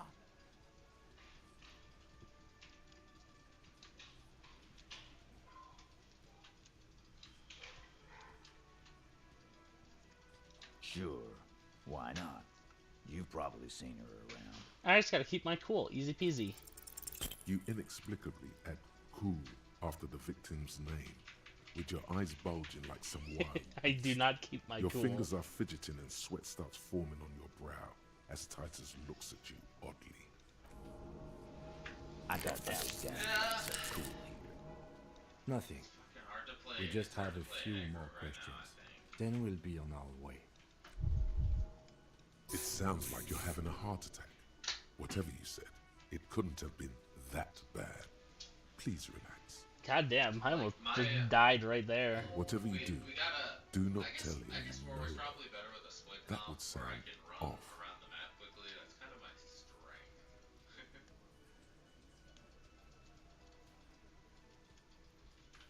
Relationship? There was no fucking relationship. He raped her. That's their relationship. Was like that karaoke incident all over again. Or like some of the other girls he was harassing. Okay, I'm not gonna lie. enough. I All of vaguely this recall is the girl irrelevant that to they're the talking stated about, but I have no idea what you investigation. said to her. So she was the girl I met as soon as I came out of the room, and I said, "I want to have fuck with you," were my exact words. She wasn't up in her hole, was she? He did it before we killed him. He's not gonna do it again. So what does it matter? It would help if we establish a timeline. All right. 2 weeks, maybe? I don't know. I need another beer. Oh. Here you go, Oh, boss. yeah. That's good. What is your relationship? I know her. How well do you know her? A small twitch in the corner of Kim's mouth. He has a hunch about what knowing means. Well enough, Copper. We party. She's been here for a few months. So she's not from around here. You mean Revachol? Nah. Our Miss Oranje disco dancer is an immigrant or a drifter of some sort. Been staying over here over the winter. Don't you give her any more trouble. She's just had some bad luck, that's all. Shut up, Angie. She doesn't need your help. Titus gives them both a look. They fall silent. What's with all the silences? It's like these guys don't know how to feel about this. You should keep picking at it. And what was up with the partying she and Titus did? It sounded fun. Alright, I taunt. I'm sorry, Peter. Alright, what do you mean by What you do partied? you think I meant? Okay. Dragon spawn. Did you do karaoke? Yeah, tons of it. All the songs. Since if you were close. No, we just fucked. That's all. I'm not gonna give you any details if that's what you're after. So put your dick away. He really went out of his way to seem comfortable with this topic. That's all you're gonna get for now. Thank you. Remember what I said. Freight train of pain. Free damage, basically, yeah.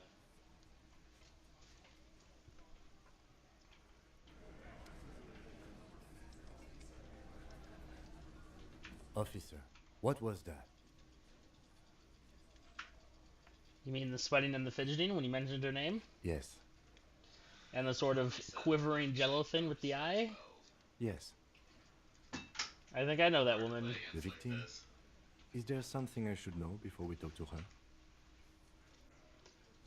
I met her in the hallway after I woke up. Understood. You were not in good shape on Monday. She knows I didn't remember being a cop. Okay, that's manageable. I tried to hit on her. Understood.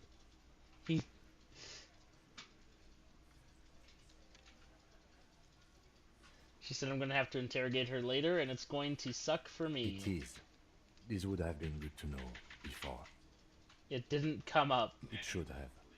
Anything else? I didn't rape her. What you're saying is, you raped her? What? No. Ice is forming on the inside of your chest cavity. Then, don't ever say that again. What else? Alright, let's we'll move be on. alright, officer. This is nothing. You feel fortified by his assurance. My morale. It's going to be alright. Thank God. Let's go, Liz. I've got nothing to say to you. Why are you wasting your time? You the hardy I girl? am not. You could be Liz. You could be anything. You could even be a model. Even a mod? Glenn, I went to law school. I am an attorney. He's right. With a face like that, she could be on the cover of Le Debutante International. Get a grip, Glenn. She went to law school. So fucking what? Lots of models are actually really smart people, fuckwad. No, Glenn, they aren't. What are you going to do to me? What are we going to do to you? Why did you say that? The union isn't going to do anything to you. It is not a crime syndicate. It is a labor organization. Goddamn right it is. If anything, it is the RCM who do things to people. But we digress. Okay.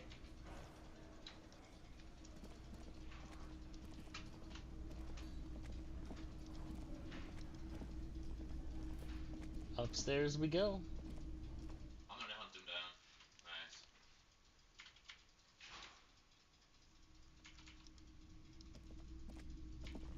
The door is closed.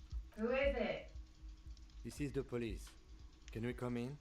Come on up. The door is open. I'm drying my hair. Sounds like it's coming from upstairs somewhere. You could snoop around before going up.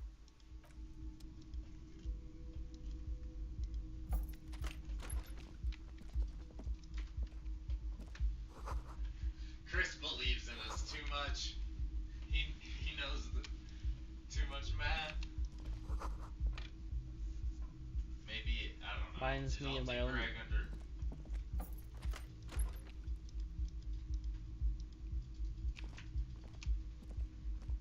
Morgana's the real cancer to me. This medicine cabinet is full of wares. I was waiting Sheets so of pills, long for that black haphazardly stacked, one on top of the other. There's also a toothbrush somewhere in there. Pharmaceuticals line the shelves. Sheet upon sheet of pill bottle next to pill bottle. Acetylic acid, APAP, eye drops, blood thinners. It's been used quite a lot. Anything of note?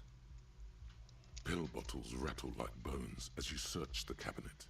Paracetamol, histoperidol, something in a foreign language you can't read. Behind them, an unusually shaped nasal spray. Its label reads Nacra. Nacra, this is used to treat opioid overdoses. Always handy to have around. Interesting. That's used for diamorphine overdoses. Among some foreign, probably Messinian or Gotwaldian, marked red blister packs you find. What do you find? This is going to take a little know-how. Nothing of note. What? The further you look, the more arcane it gets. You don't know what this stuff Call it a win. There's a 92% chance and I failed it. It takes forever for that GA to respawn.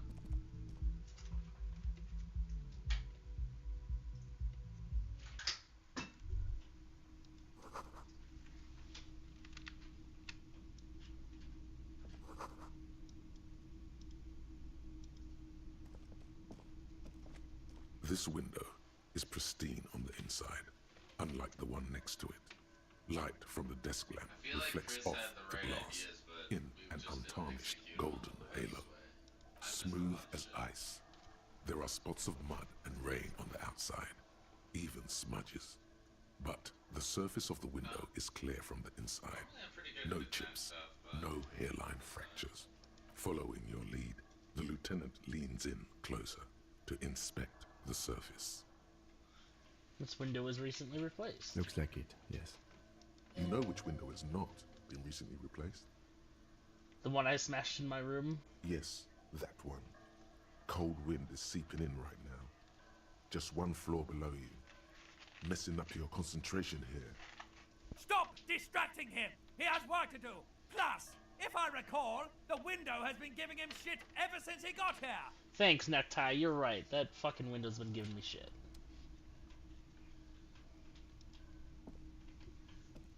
And I refuse to take shit from a window. Was I just sitting on my R there while Gragas was peeking his little booty out? I must have had it on cooldown. It was probably just on me to just R in there.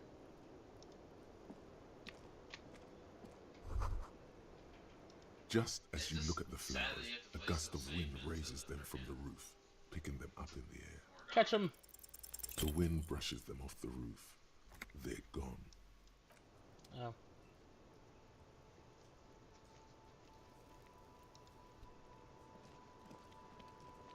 Welcome to the roof. Her hair is still slick from the shower.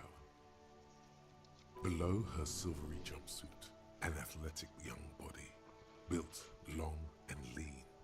I'm sorry for the mess down there. The cleaning lady hasn't come by in days. I'm beginning to wonder if she ever will. It's much nicer now.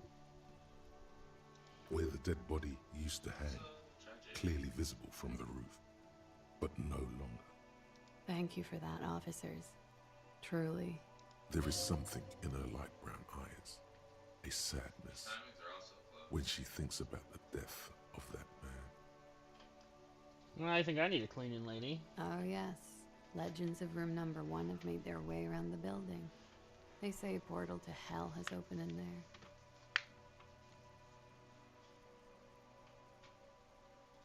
Disco Infernum. They also say that's why the cleaning lady quit.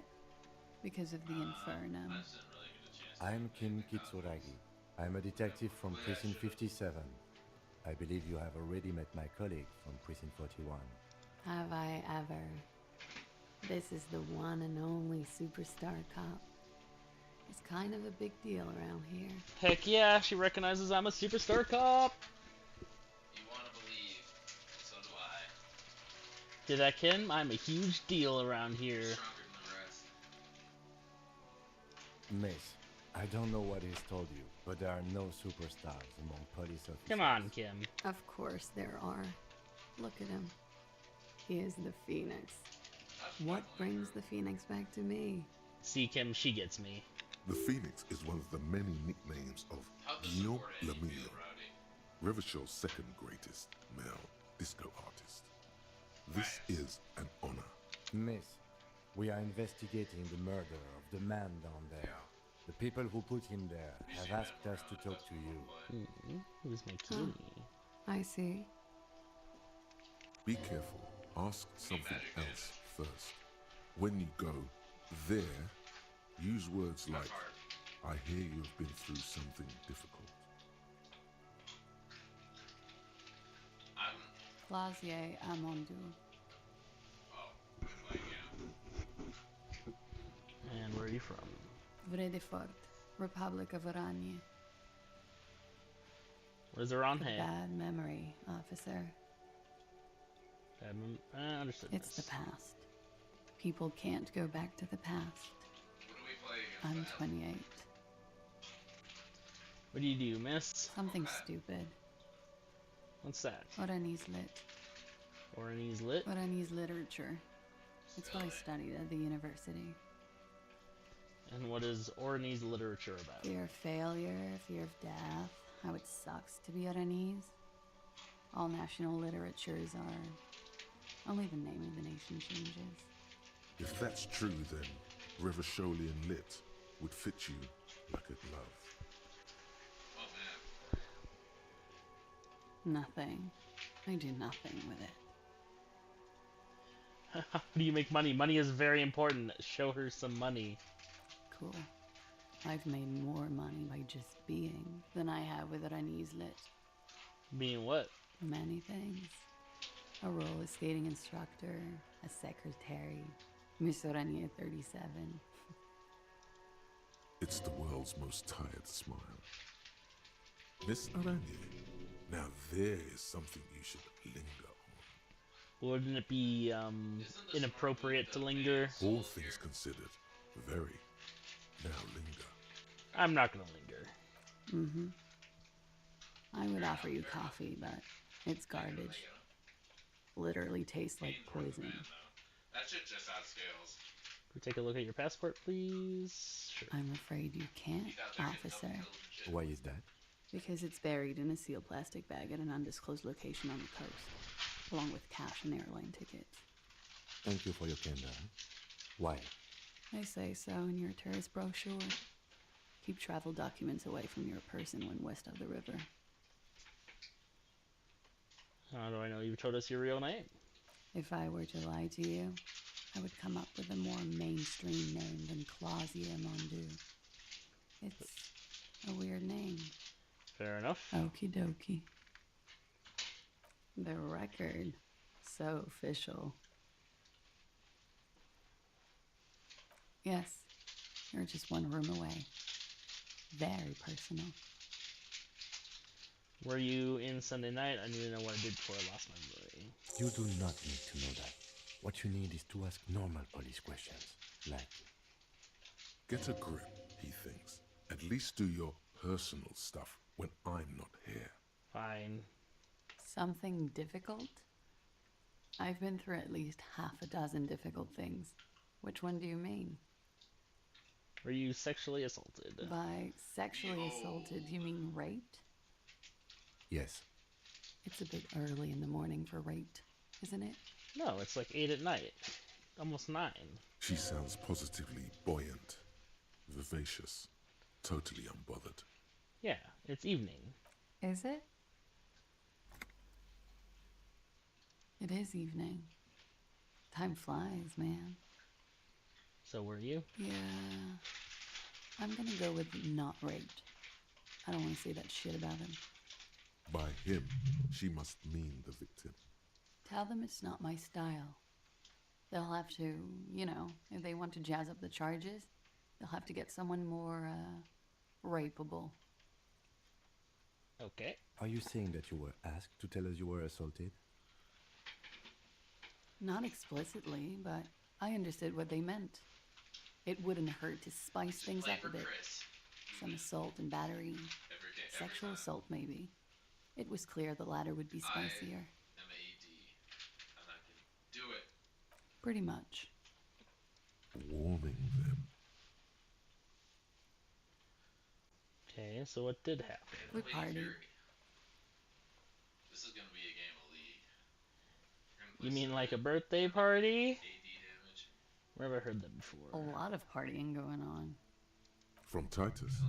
About her and Titus's relationship. That's where you heard it. What kind of partying I do? With all due respect, sir, I think we partied a little harder than that. Harder than this? I didn't know it was physically possible. Oh, it is. You're still alive. What did you do when you partied? We drank, sir. A lot. For weeks, basically. We had that effect on each other. We made each other drink harder. That's why I liked him. What else? Stimulants. Speed also has that effect, making you drink harder. And then drinking harder makes you do more speed. It's quite the combination. We also had sex. I guess you can say that, yes, a bit. Lovers is such an emotional word. But there was something there. We did enough drugs for there to be. How did you two meet? Downstairs, at the bar. He was on some sort of assignment, a military man, as you probably know. Had a cool, scary scar. She appears aloof, but that scar part, the scary, is stressed and drawn out. What's that about? Apprehension? With longing. She misses him. When was this? A month ago? Something like that. I'm 89% sure. Alright, I have the jungler item. Does that mean you're 11% not sure? You know how it is. Do you? Actually, I don't. Maybe you don't.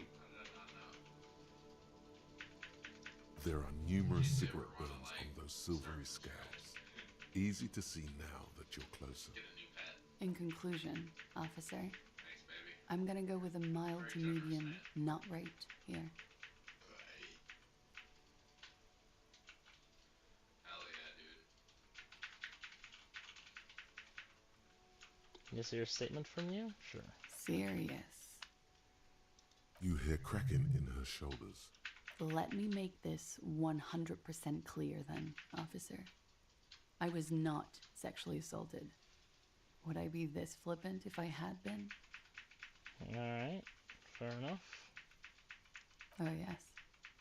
I've had a great view. From the roof, out of the bathroom window, in my dreams. A bitter cringe. It hurts. You look to the lieutenant. You called us, the RCM. Yes. Nice. I made it. And I would appreciate it if you didn't tell everyone. In Martinaise, they call it snitching. Reporting crimes is confidential in Ravachol, miss. If it's snitching, then why do it? Because I couldn't handle it anymore. None of these people called. He just kept hanging there. Then they started stripping him. I didn't exactly disguise it. I just muffled the mic and nicked the landline a little. Nicked it? How? With nail clippers. And I diverted some radio fuzz into it. Into the cold wire. Which landline? The one downstairs, officer. I used the whirling landline. You can jump over the wall. I go through all the trouble. I don't know, sir. It was stupid. I was drunk, too. I was probably afraid the Union was listening in. Locals say they have ears in the wires. Thank you for making the call, miss. It was the right thing to do. I didn't want to, sir. But if I hadn't, you'd still be hanging there. What can you tell me about him? Name, eyes, I'm sorry, age? I can't do it. Not right now. Later, maybe. I keep seeing him. Like he is now. I can't talk about his, I don't know, hair. Sorry, I'm going for crab. I know it's difficult, miss. Cho'Gath We is, can return to it later. Reach setting. She meant she sees him in her dreams. I've also seen him in a dream. You have? Not like I do, I imagine. She sees them in each other's arms. You're in each other's arms? Yes. And then he's dead. His mouth agape. I see him as me. She dips the cigarette in the lighter's flame and inhales, then looks at you with her lungs full of smoke. I can see the similarity, yes. Funny. Funny how? Nothing. I also saw him. We had a long inspection and that sort of thing sticks with you. Let's move on. Okay, so what did they hang him for if not rape? He had something to do with the strike. One has been roiling since I got here. Rotten timing. But you probably know all about it. And his role in this strike was what? I think he was in a security detail. He was ex-military, worked for Wild Pines, and against the Union. We didn't discuss work much, if you know what I mean. But I understood it was dangerous. And they lynched him for it? She nods. How do the Hardy Boys know you? They're frequent guests downstairs. They have a booth for Union members. They're probably down there now. How did you meet? Over drinks. It's been a long, boring winter. Did you party? A little, yeah. Like you partied with the deceased? No, not as hard. I'm sorry to have to ask this, but have you had a physical relationship with any of the Hardy Boys? I have. I suppose Which it one? makes Which sense ones, when he's big. sir? When he's small, it's like the I don't auto remember rifle. precisely. Titus, obviously. But as I said, it's been a long winter. Could that have been part of the reason they hanged him? Could that be why they lynched him? Jealousy? I hope not. Hell yeah, bot. Actually, I know that's not the reason. I'm careful about that kind of thing. Not crossing the wires, you know? But that's probably where they got the rape idea. What do you mean? Men like Sorry, that? you just need a stun. I don't know. You're charging up. It's the way their imaginations work. I suspect it's what they'd like to do to me.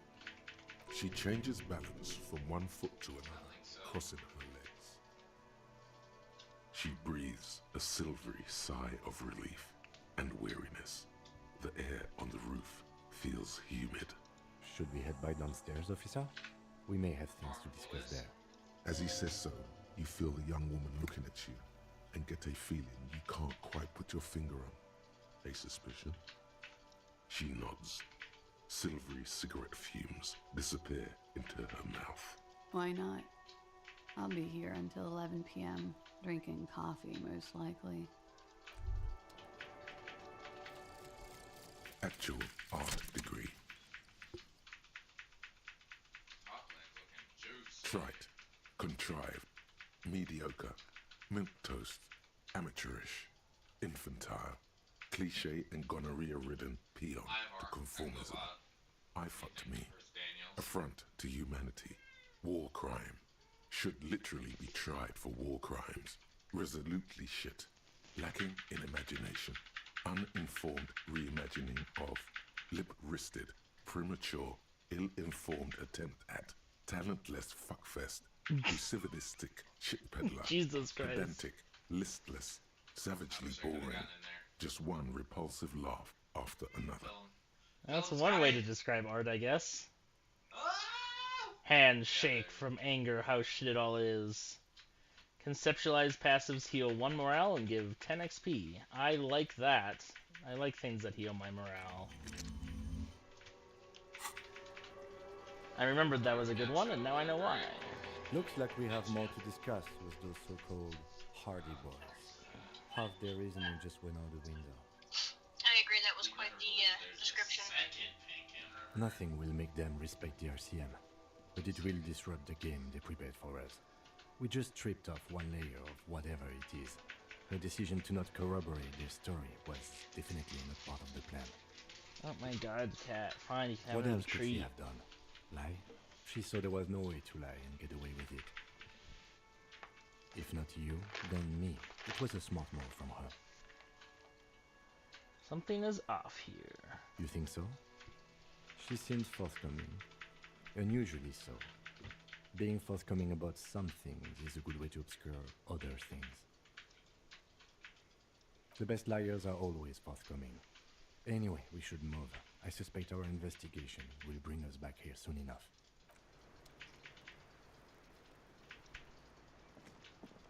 The same small, heavy door. No lock in sight. It's barred from the inside. You hear the bar rattle in the brackets. Sounds like it's heavy, too. Very sturdy. I don't know. It is not the first closed door we found in this building. There is also your mysterious blue kitchen door. I don't know. The further we get, the more this building seems to be tied to the case. Below, the hostel cafeteria creaks and groans under your added weight. A skeleton of composite support beams and cantilevers. A dull thump. Somewhere inside, a wind brace rattles from the imperceptible motion of the building. The vigilantes, the cadaver, and a number of people connected to the case are in or around this building. This door is part of it. It's not unimportant. See, the main investigation and the door below are merged into a stereo investigation. I could say something, but I'm not going to, because I don't gloat. Yes, I do. I'm a superstar cop. I hate it when that happens. Kick it. Holy shit, I succeeded.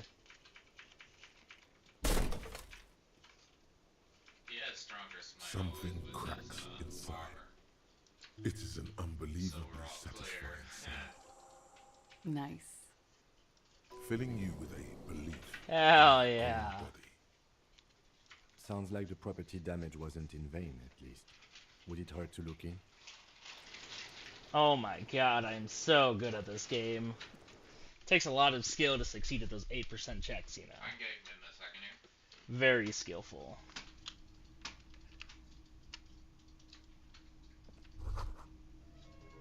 You can almost see the shape of a man and a woman writhing inside, bathed in drug sweat and dirty linens. Bottles lie around everywhere.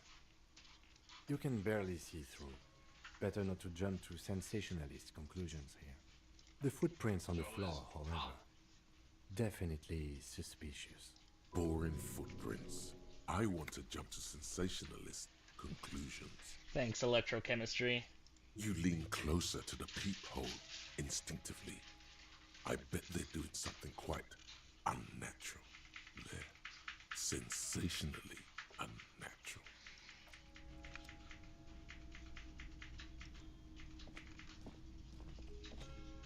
You clearly see footprints in the downy carpet of dust covering the workshop floor. Jackpot. These, unlike everything else here, are new. 3 weeks maximum from the dust coverage. It could easily have been 1 week too. You know, officer. This is good. He likes it. That's a little smile there, in the dark of the workshop. It was a stereo investigation after all. It has no converge with our main investigation, adding a new fact to consider. Kim's happy. It means someone snuck through what seems like a secret room, behind our rape victim's room, in the recent weeks. This may prove to be significant. Large prints, most likely made by Boots. The size is hard to determine. Soul could be bigger than Vamp. The souls have left a pattern, uniform. He's so horizontal patient. lines. One person has been here. They've gone back and forth. The tips point both ways. Between that and that. The size looks about the same, actually. They're not the same shoe, but they could be the same person. No, these little horizontal lines are different. They look custom-made to me, or some kind of foreign print. Hard to say. Still a boot, though. Everything around you is quiet. The prints crisscross the workshop floor.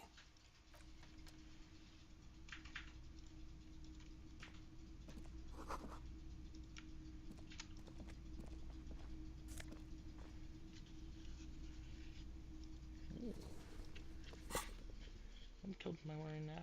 I love how Ooh, you I got like the this. aggro. Oh my god. And here comes the jungler to kill you. It's because we're bad and you want to do damage so much. I know you do. I know you want it. Can't see that side.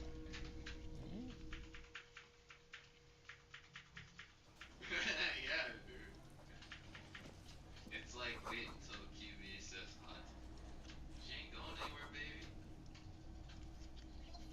I gotta take the pupper out. I'll let you know, get back. Let Okay. me know if I miss anything. Sounds good. Whole $5. Yeah, you Over are, there, dude. in the corner. Not just any. This Oh is my the god. pinnacle of Oh, pinball. Daniels, no. Cornelius Gordy and the Mountain Goats. It's lit. You can't wait to get your hands on it. Oh, dude, no. I can't believe that shit. That's crazy, though. Ugh.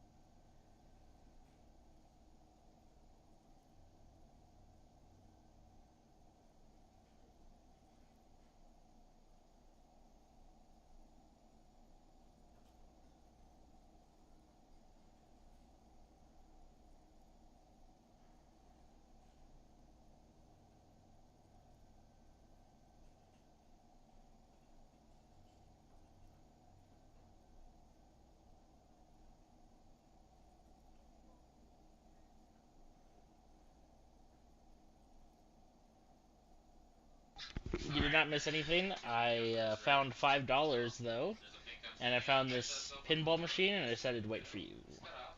Run, Daniels. You live there? Yeah. Good. The pinball machine. God is goats. A classic.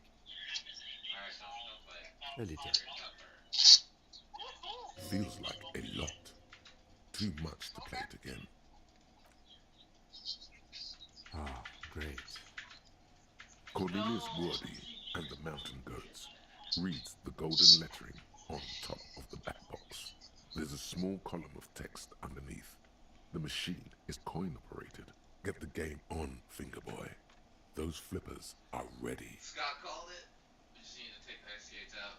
Alright, let's do this later, actually. We're almost out of time for the day. Best fights? Yeah, you're... No, I didn't even... You see a heavy steel door with a prominent dimple lock. It's painted blue. There must be a key somewhere. Probably somewhere in the whirling. It's not too important. We can get in and out using the roof door. Alright, well, here we go. There was a note that said it was like hanging somewhere. This small elevator is dimly lit, smells of nougat and sweat. Your head brushes up. The maintenance card under the control panel reads, Last maintenance, 10th July, 88. There are large rectangular buttons, monter, descend, and an international call for emergency assistance. That third one appears to be broken. A small steel plaque reads, Halter 800. Halter is a Koningsteiner lift company who went out of business a long time ago. That it does. I say, let's brave it. There's also fruit. It's last maintained in the future? No, it was maintained in 88 of the previous century. So it's not a message from the future. No, I think the bureaucrats just forgot about his backroom elevator after the revolution. Like a pleb! So 70 years ago was its last maintenance. What a guy. Getting 90 gold. Seems so, although it's pretty quaint for a freight elevator. Hey, something's up. Something's wrong. Something ain't quite right. And he's dead. So this is where they brought 40 pinball machines to fix them up. A long time ago. Everything is covered with dust now. The lieutenant looks around the dusty, crowded room, inspecting the tools on the shelf. At some point, 20 years ago, 15 maybe, before pinball went out of vogue. Looks like it. I'm guessing Martinez North 22 used to be a pinball arcade before it became a hostel? A creak. Some dust falls off a shelf. Downstairs in the hall, next to the main door. One of them even works. I've seen one of the hardest bang away. Remember the dice maker? Then that means... He's like, one more auto! Ah yes, as the novelty dice makers say. This has absolutely nothing to do with the case, I'm sure. But I do like a nice little connection. But then it went bankrupt. Your skin crawls from making the connection. Could this mean the Whirling Rigs really is part of the doomed commercial area? If that's true, then our cafeteria manager is not going to like it. We should tell him what we found up here, omitting that suspicion. He does not appear to be the kind of man who likes his establishment to be part of a neighborhood ghost story about bankruptcy. It's not a ghost story. It's a curse, and God ought to be made knowledgeable so he can perform counterspells. Right.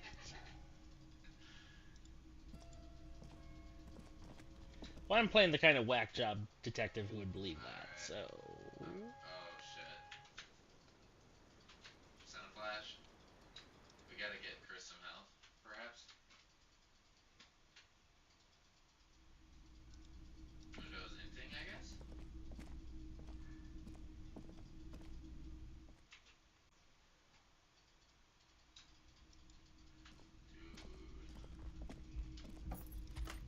Guys, I can't.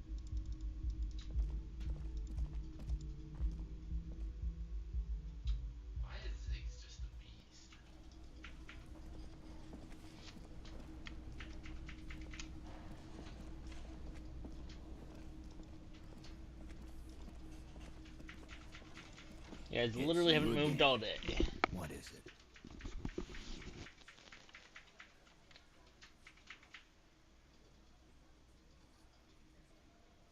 Fuck. I knew that fucking whore couldn't be trusted. Pretty rude. You've hit a nerve. Titus is furious. No, more than that. The loyal Titus feels betrayed. For the record, Sorry that I knocked him towards Titus Hardy did not explicitly specify the victim as a whore, nor did he say anything about trusting her. Oh, shut up and stay out of this, Liz. He raped her. He was out of his fucking mind. You have no idea. She's just in denial, asshole. You don't understand the traumatic experience. She's shutting down, and she doesn't fucking trust you. Yeah, she's crazy, you know. A crazy bitch. You know the type. She's Dude, fucked I up. had it though. I could have smited the. She's very lucid. lucid. She wasn't raped. The witnesses' statements were very clear. Lawman. Oh yeah. I'm at the end of my goddamn rope with you. I fucking told you not to push her. His hands become fists. And you went and pushed her. I am gonna fuck. Titus Hardy. Success. Titus backs off. Fists down, everybody. Goddamn, no one tells you to put your fists down. Everard personally sent me to take care of this.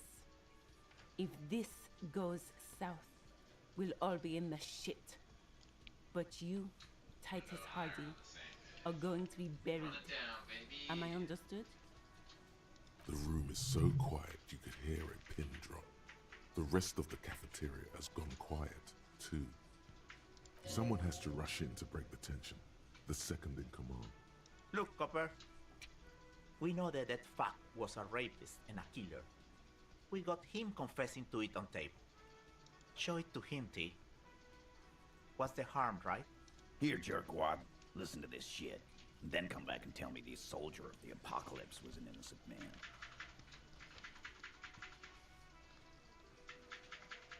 You think we go into this shit deaf and dumb? You RCM aren't the only ones who know how to bug people. There's no university degree for that. We have machines. We're in logistics. How do you think a harbor works? It's advanced stuff. Well, I'm glad this Understood? You've listened in on their communications. How long? Since way before their chief started taking swing lessons. Me, he wanted the whole Things got nice and quiet after that. It's not advanced. You just hold up in a coop all day, writing down what they say. It gets hot as hell in there. Don't put yourself down, Angus. It's important work. Yeah, man. You're like a radio genius or something. Those notes are some in-depth stuff. Indexes and shit. I'm sure we can find a tape player. Where can I listen to this? Yeah, play it with your ass, cocksucker. I'm sure we can find a tape player. It's not a problem. Don't forget your tape, lawman. Compliments of Titus Hardy. You do that. Oh, and keep it. Maybe you'll need a reminder of human ugliness someday. He's gonna flash in. Anyway.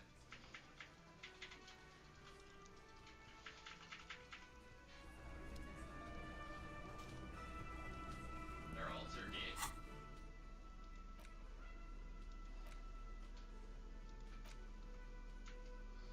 Their ults are strong as hell on top of each other. You stare at the great door gunner, Megan. The tape feels ominous. Upon it, the dead speak.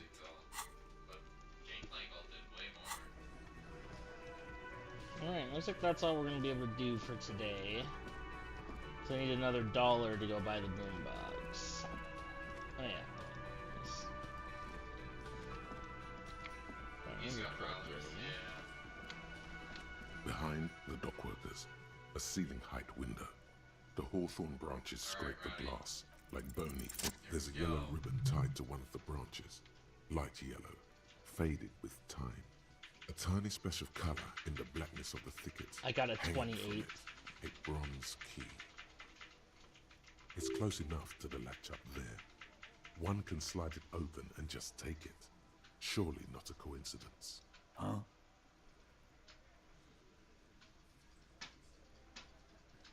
Can you hand the key to me, please? I'm not your janitor, cop. I don't even know what you're talking about. There's nothing there. If he says it's there, it's there. I don't know about that. I'm comfortable here. Don't think any sliding would really help right now. Sorry, fucko. Looks like you're gonna have to go bush diving. Good fucking luck with that. The Hawthorne's got a bitch of a bite. I'm gonna enjoy the sight of you in the bushes out there. Okay. With a loud thud, the old man stands up, pushes the window open, grabs the key from the hawthorn branch, and slides it across the table to you. The key is brass. Workshop spare is etched into its bow. The old man closes the window and sits back down in silence. Come on, man. We were just having some fun. Where's the harm in... I'm tired of listening to your shit. Don't thank me. I don't give two shits about your key. Didn't even know it was there. Boys. No idea. Those champs are... Never even seen it. Someone must have hidden it there before this room became our place. It's for the blue door in the kitchen. There was a note there that you missed. It said the workshop key is behind the window. Yeah, we just need it's this key. I mean, I didn't miss the note, but...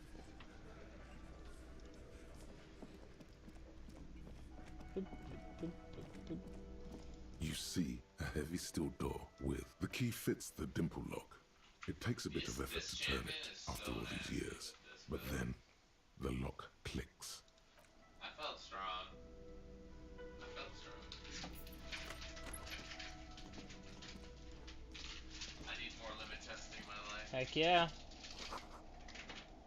We're incredible. Oh, okay. Well, I do hear you make noise back there, so good for you. He controls his excitement well. It takes a lot of willpower not to ask. Obviously, he's been wanting to know what's behind the door.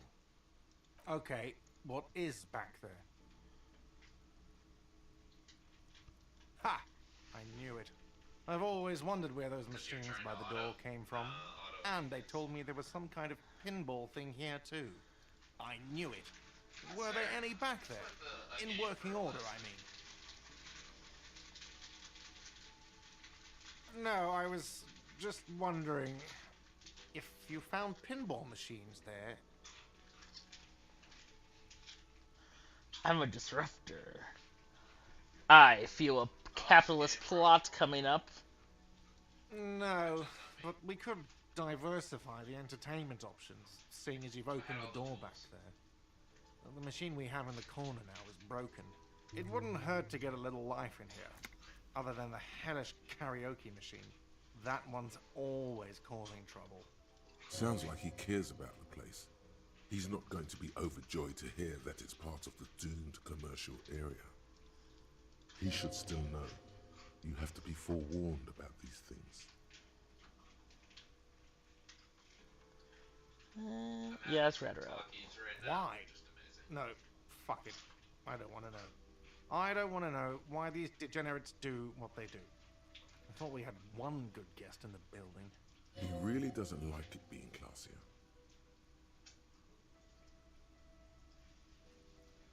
Yeah, Lena. Lena's a good customer. Yeah, well, she's not a guest, is she? What? Did someone mention my name? We were just paying you a compliment. And finding out a degenerate from room 3 nicked the phone line. Everything is okay here. Good thing that guest pays for her stuff on time. I'll forward her the bill and be done with it. Was there anything else? Peephole in the wall. What wall? I'll have it fixed at once. Thank you for letting me know. I assure you, the Whirling does not abide spying on its guests. What a shame to fix such a good peephole.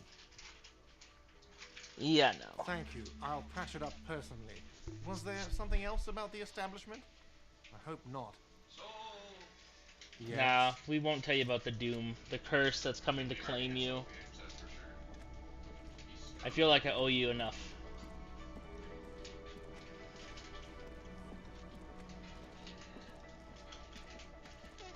Alright, let's check out some pinball. All these mesmerizing machines, just waiting to be plugged back in and played. Feels like it might jump back to life any moment.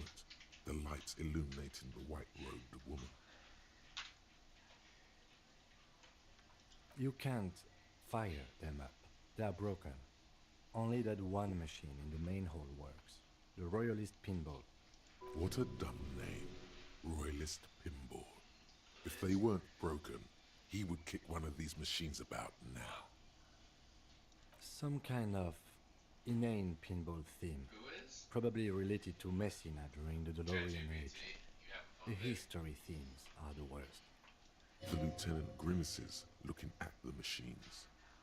Sounds like you don't enjoy pinball, Kim. No, I love it. I love pinball. Who doesn't love pinball? Let's move on. He doesn't.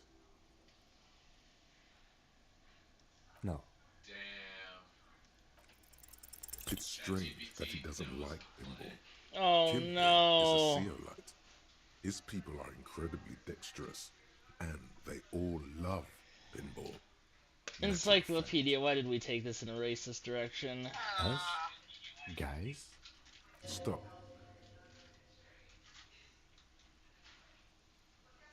Okay. Mutual passion. I don't like pinball because I had to learn to play it for an undercover job at a pinball ring. And it's a lame, boring, and unchallenging game. There. You can move on now. Super. Tip top. This went pretty well, all things considered. Oh, Kim, thank you for forgiving me. You're so kind. What is our team comp? What? We want to play him. So kind. You want to play Darwin? No. Any requests?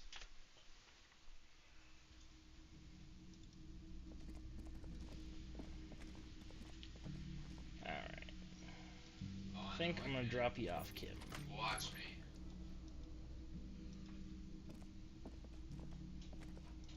The compact tape player is still... The machine was made in Revachol by a company called Le Mercier.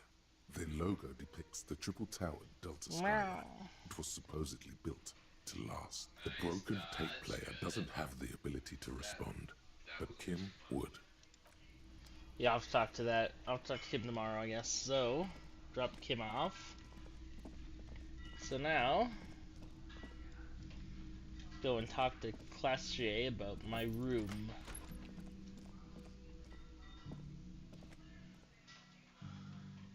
Clausier? I don't really know how to pronounce her name. There sure are a lot of loading screens, though. I was just thinking, what a nice evening it is for taking part in a murder investigation. Now that Kim isn't here, let's talk about Sunday night. Yes. The night before I saw you in the hallway and reminded you you're a police officer. It's one of the first things I remember doing in Elysium.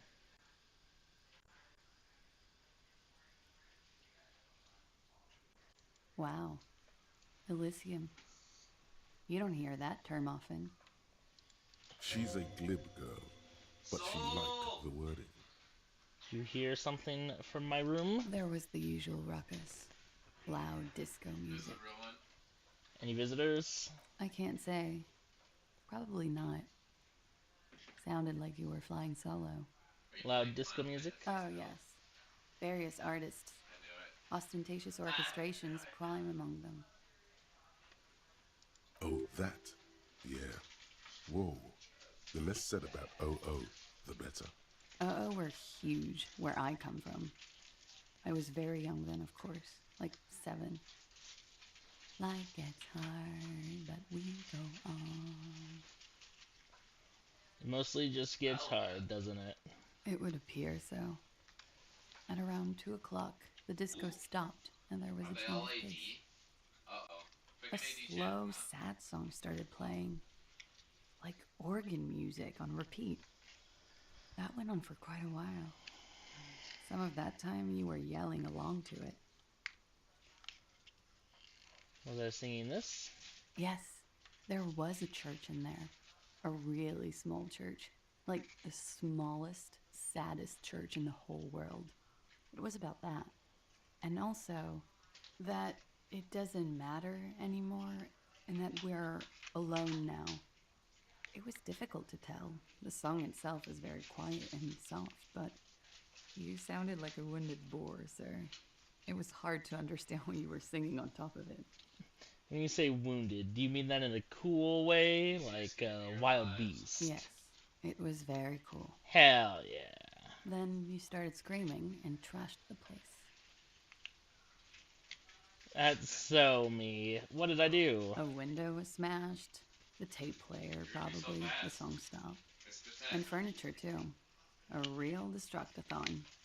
There was screaming. Then I think you passed out. Please tell me there wasn't anything else. There was. I think you screamed that you didn't want to be this type of animal anymore. I may have misheard, but it was sort of memorable. I went out afterwards. Everything was quiet by then. Around 4 or 5. And that was it. Thank you. No problem, sir. Crush. Alright. I do need like a leash though. So How many skill points do I have? I have 2. Very nice. Alright, we're gonna talk to Joyce and do a whole history of the world thing. And then we're going to go to the next day.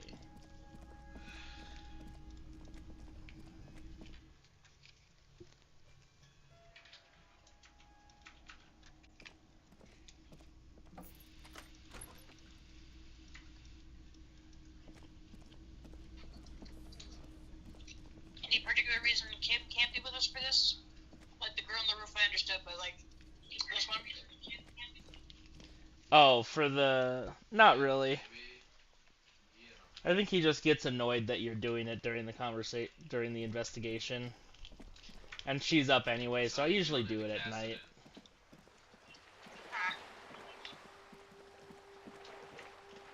His silence, does that stop your why? Can I look at this again? Just an ordinary... Nope. I will pass that check one day. I didn't think it stopped your fly either, but it's such a weird spell.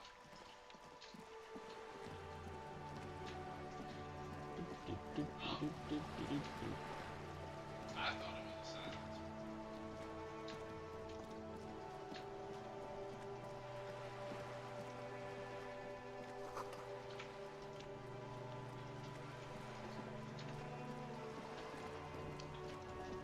You're back. Good. What can I help you with? Well, I have my jungle item, More lessons so I in feel basic pretty good. reality? My favorite part of the day. Sorry. Go ahead. Ask me anything. We're in Martinez, baby. Baby? A casual term of endearment popular among the 50-plus crowd. It's a disco holdover, pay it no heed. I'm a disco holdover myself. Aren't we all? Martinez is a district of Revachol. He's a cutie, that's A very small district tucked away near the industrial harbour, north of the 881 and Jamrock. You would be excused for not knowing about it. Unimportant, they say. thinking I'll go... Forgotten even. Well, Shelled to smithereens during the Revolution. It has its charms, just not this time of year. I'm not a good ambassador. I've only been here once before, as a teenager. Not a lot has changed. There are ruins, a terminal, fishing boats, reeds, boys with boxy shoulders. This place used to be a province, a workers' resort before the city swallowed it and the artillery did its work. The reeds are the real star of the show here now. The further down the coast, the wilder it gets. Revachol? Revachol is what you call a city. The great kind. as if it's self-explanatory, beyond patriotism, a fact. History, Detective. They built this city to resolve history. Our part in it, at least. Our centuries. Who built this city? When was it built? And why will it resolve history? They say it's where the terrible questions of our time will be answered. The tensions are highest, the fault lines deepest. By that I mean conflicts. Ideological conflicts. The stuff of men. We are standing on a fertile, self-sufficient island able to sustain up to 200 million people in the middle of the Insulindic Ocean, the world's connective tissue. It's where the money is. So we're pretty much at the center of the world. Oh, we're quite a way off. About... A sparkle of lights on the horizon, like evening stars above the curvature of the planet. 22 kilometers from the center of the world. That soldering iron is the bank of the world building. The bottom floors are Insiacom. Coalition government, Insulindian Mission Command. Silence. She lowers her hand. We win Water, these 10 the times light. out of 10, a million times. It's as though you're seeing it for the first time. There is no recognition, only the immensity of the sea and the cold radiating from it. She observes your eyes scanning the horizon, then breaks the silence, slowly. This is one thought you need to complete. Where are you? Was there something else you wanted to know? I remember something about a lowdown. Not undeterred, baby. These are But if you would have stepped up unimportant there, I don't know times, if you would, Detective. but You and I were born after the dust had settled. 1,000th of a second too late. Too late for what? For the big time. The smile of a predator. No doubt what she's got in mind. What's the big time? The revolution. And what is this revolution I keep hearing about? It's quite easy.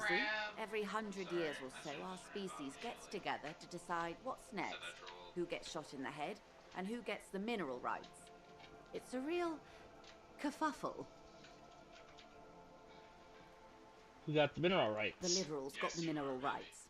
And by mineral rights, I mean everything.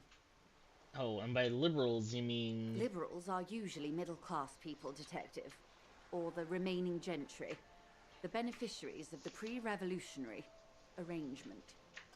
Some were rich enough to stay with the Constitution, with monarchy. Big mistake. Others bet on the revolution. They were called the ultras, or ultra-liberals. They fared well.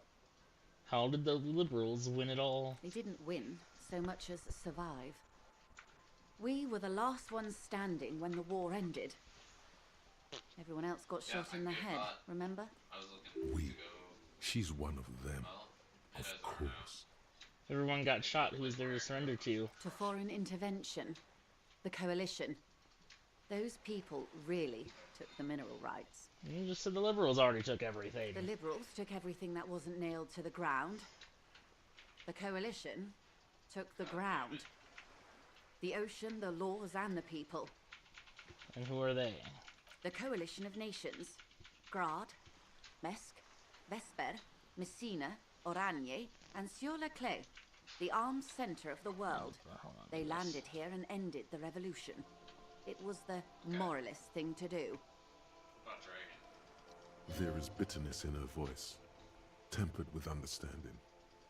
She is critical, but ultimately understands the cause. Moralist? The moralists believe in keeping everything exactly the way it is. They believe in mineral rights, and not shooting people in the head. At least not in the same manner and volume as the others do. They are the long-standing provisional rulers of Revachol now, the coalition government. The rulers of Revachol, and also the world. These guys are strong. This is their zone of control. They embolden the RCM with crumbs of the same law they took. Technically speaking, you are a moralist. The color of moralism is blue, the official motto of Moral Intern. or Moralist International, is a blue forget-me-not, a piece of grey sky, unofficial. For a moment, there was hope. If always picking the option that doesn't commit to anything, then hell yes, I am. And also not. I don't think I'm a moralist. Of course. Not easy to be moderate about head shooting in your line of work. Got shot in the head. Those would be the communists. Generally speaking, 40 million people got shot in the head during the World Revolution. But the communists, they all got shot in the head. Rough. Oh, and the anarchists too. They shot them well. So well, one forgets they even existed. Did they ever? Before they got shot themselves, they shot 2 million people. I'm really not afraid of her. Truly a kerfuffle. Yes. The Insulindian deluge, they call it. I had a deluge too. In my head. Yes.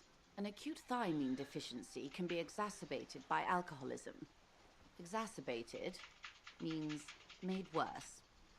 Anyone else get shot in the head? Oh, lots of people.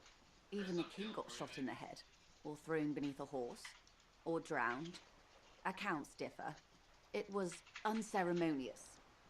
Just as well, he wasn't actually the king. Just the king's nephew. The real king abdicated and lived out a long and productive life as a venture capitalist in Grad.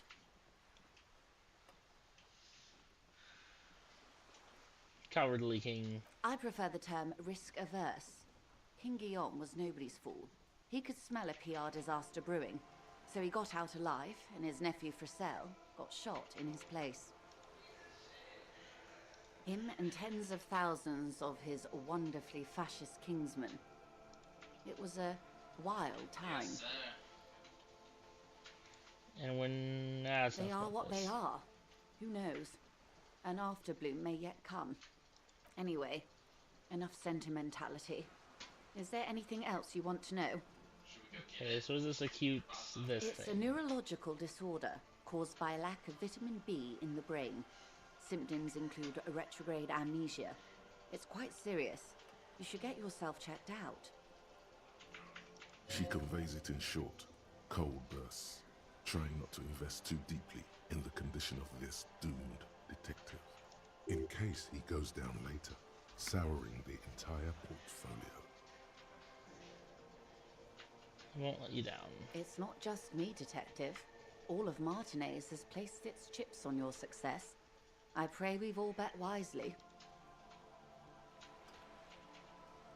Well, it's either bariatric surgery or long-term alcohol use. It's definitely the drinking. She nods slowly. What this boils down to is, this reality thing is stupid. Blow this joint, grab a bottle, and drain that shit right down your Yeah, throat. stupid reality. Yes, and perform autoerotic asphyxiation on yourself with your funny necktie out in the open somewhere. Thanks, horrific Wait. necktie. This reality thing is the only game in town. It's probably in your interest not to blow it. Velvet is gonna be here in a second.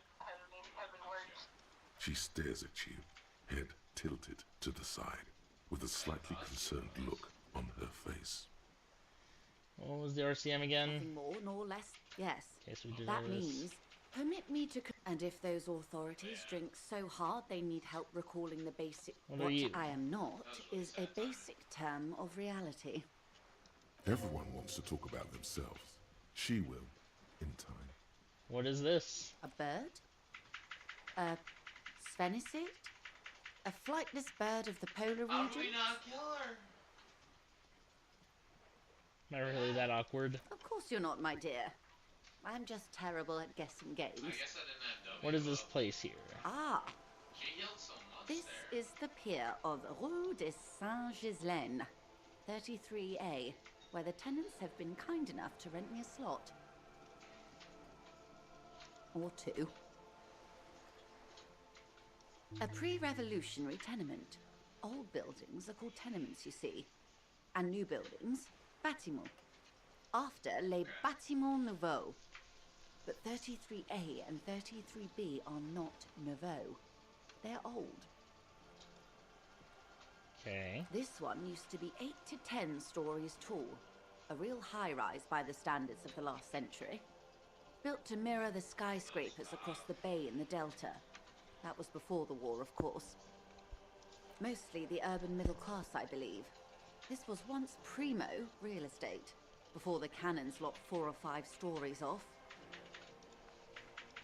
Splat, splat. You could be wrong, but from here it appears as if she's running a brush across her throat in a soaring motion. Wonderful.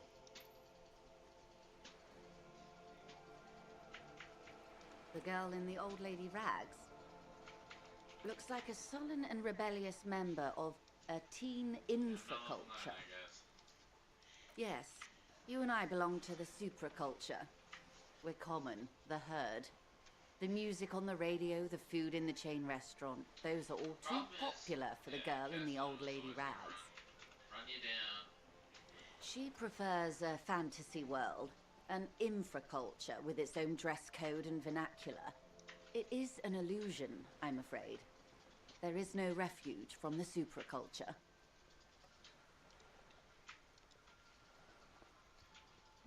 Now explain the same thing, but to a child. Young people who dye their hair funny colors and wear old people's clothes are stupid, and their little rebellion is self-defeating.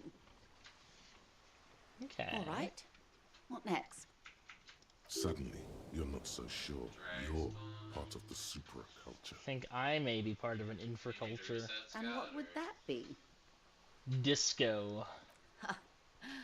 I can see that, yes. I dabbled in those dark arts myself, not so long ago. I assure you, it was a thoroughly supracultural phenomenon. All permeating. Downright mandatory. Nothing infra about disco, baby. Your disco? Those days are long behind me. And even in the early 30s, I would say I was more of a new girl. Disco was a minor, but still enjoyable facet of the whole thing for me. The new, a cultural era, and the name of the decade it ravished, the 30s. It came out of post-revolutionary Revachol. It was ultra-liberal.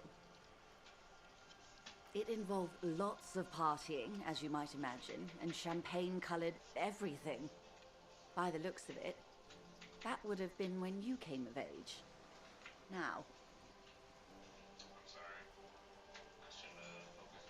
Wasn't it Guillaume Le Millon who said, if you can remember the new, you weren't there? Ah. Ah, yes. This is not very central to reality, is it? I still want to know. I can't be 100% sure, but I believe he died due to complications from venereal disease. I'm afraid Actually, no. I don't really care Anyway, about this. what other basic facets of reality should we be glad to have been of assistance? The little that... Okay. Conceptualization. The last level up. Do I dare? I can never level it up again.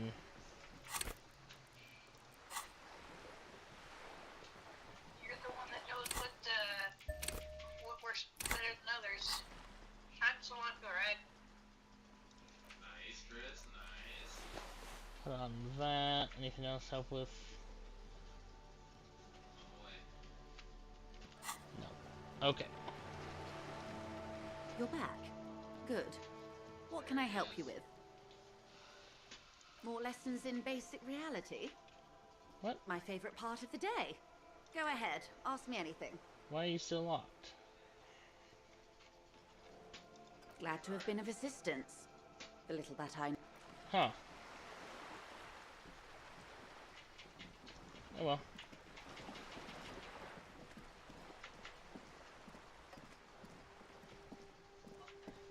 Yeah, the purpose. No, the white checks don't permanently lock. Maybe I need Kim with me to ask the question. Just an ordinary wall. Nothing This to one see didn't there. unlock either. Did I not spend the point? No, I definitely spent the point. They're going for the set. No, I didn't. But my point is gone. Did I spend it on something else by accident?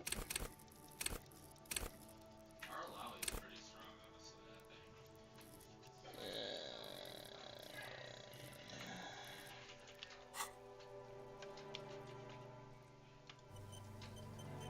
The game totally didn't just give you a point.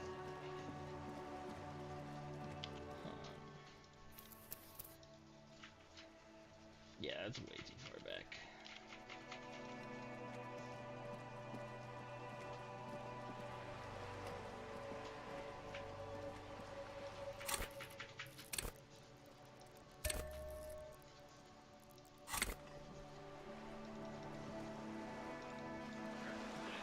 You're back. Good. What can I... More lessons in basic reality? Oh, it's still My favorite part of the day. 3%? Jesus. Go ahead. Ask me anything. A strange coldness. It's on the tip of your tongue. A doubt of sorts. Or Glad to have been of assistance.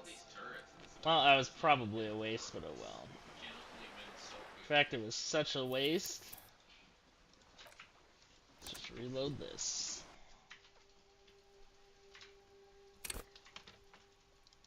Alright.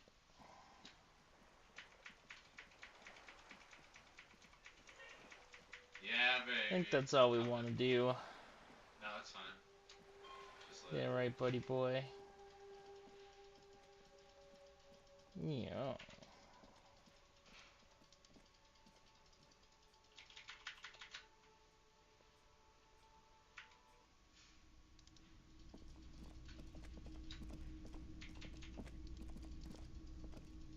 He doesn't have any more mana.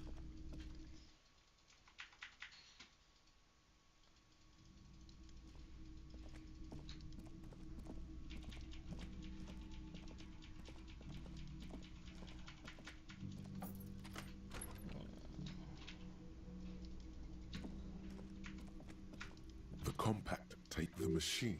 The broken take.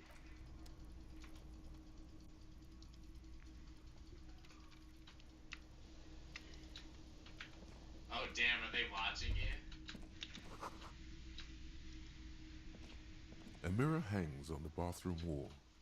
In it, your face, adorned with the expression.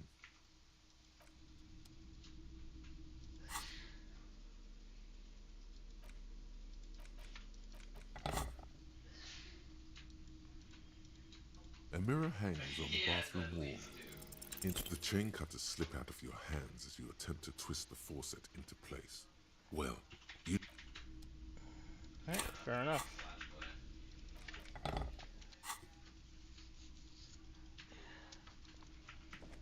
Time for sleep. The bed is still cold from the broken window. The bed is still cold from the wind blowing in from the broken window. The mattress creaks as you close your eyes and try your hardest to fall asleep. Here we are again, my broken bud. The waves are coming, carrying you away. But you can't go. No, you have to stay. Always half aware of yourself. You're not cooperating, brother man. It's your disgusting body. Even through your sleep, you feel a vague discomfort suffusing it.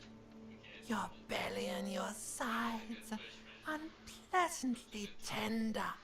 You wish you could curl up into a fetal ball of safety. But you cannot, because of pain. Every cell in your body is moaning in agony, asking, what did we ever do to you?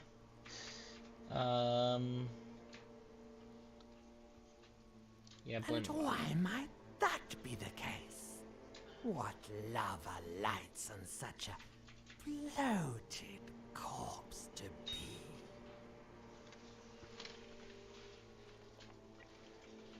This the express to fuck all borough. I'm an artist and liver damage is my art. Oh yeah, baby. Frame your suffering as a masterpiece. Only one problem. No one's watching. It's boring, buddy. Boring as death. You're just stuck here, in the half-world. Could try looking at other people. Really looking. But why would you want to start doing that?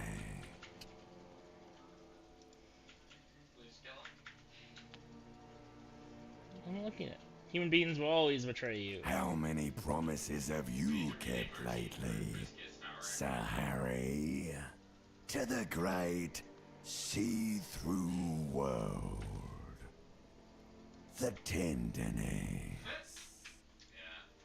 Thou art honorable and just, sire. 'Tis the snakes who are vile, hissing in the grass. Come now, humans have earned your trust, and you theirs. What do you think you're doing right now? Coming to some greater awareness? Look at all these lights blinking in and out of existence. Thoughts! You're just pretending that you're asleep, even to yourself, while the world goes on without you. Let it. Let it. But it never seems to let you go, does it? Time to rise and wipe that shining sweat off as best you can. Gather your bearings. Rock and roll. Oh, I'm gonna rock and roll, baby. What do they got? Nothing. I'll time it with a Christopher Ferrado.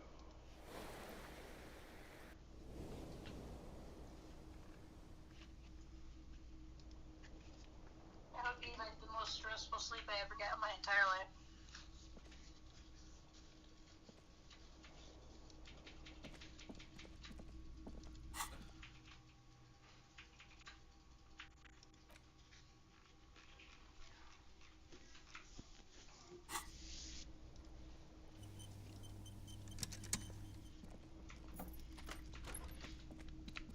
Mom, Cass is carrying.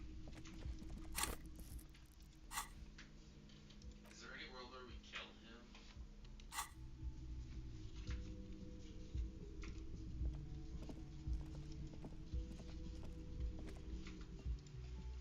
I guess I played mid-game bad. Yes?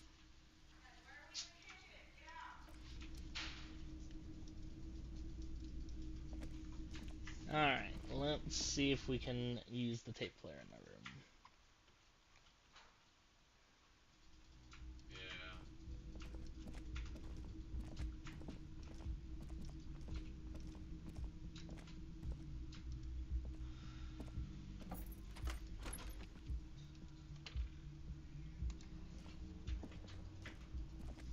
The compact tape player is still and silent. Seems it has completely broken down now. The machine was made in Revachol by a company called Le Mercier. Their logo depicts the triple towered Delta skyline. It was supposedly built to last. Yeah, he doesn't want to get This would have CC. been very helpful with the Megamix, but it isn't anymore. My Kinema only comes with radio. Let's try to find a new tape player. Perhaps we should talk to Roy at the pawn shop. He has stuff.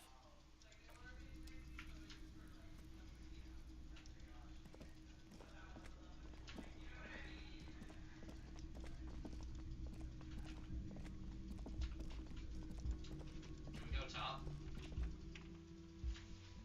Why would do we want that?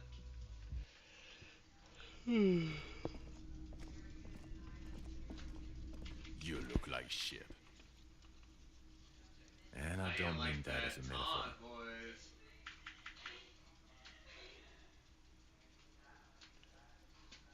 Judith, back me up here. You do look... It looks like it's been a tough week for him. No, what do you want? There's something about this guy that matches with a face in your head. A similar but different face. 22 to 35, The suit, not even the close. sunglasses, the haircut. He's famous. That's how you know his face. Not as famous as you, superstar. I knew it, Kim. I knew I was a superstar.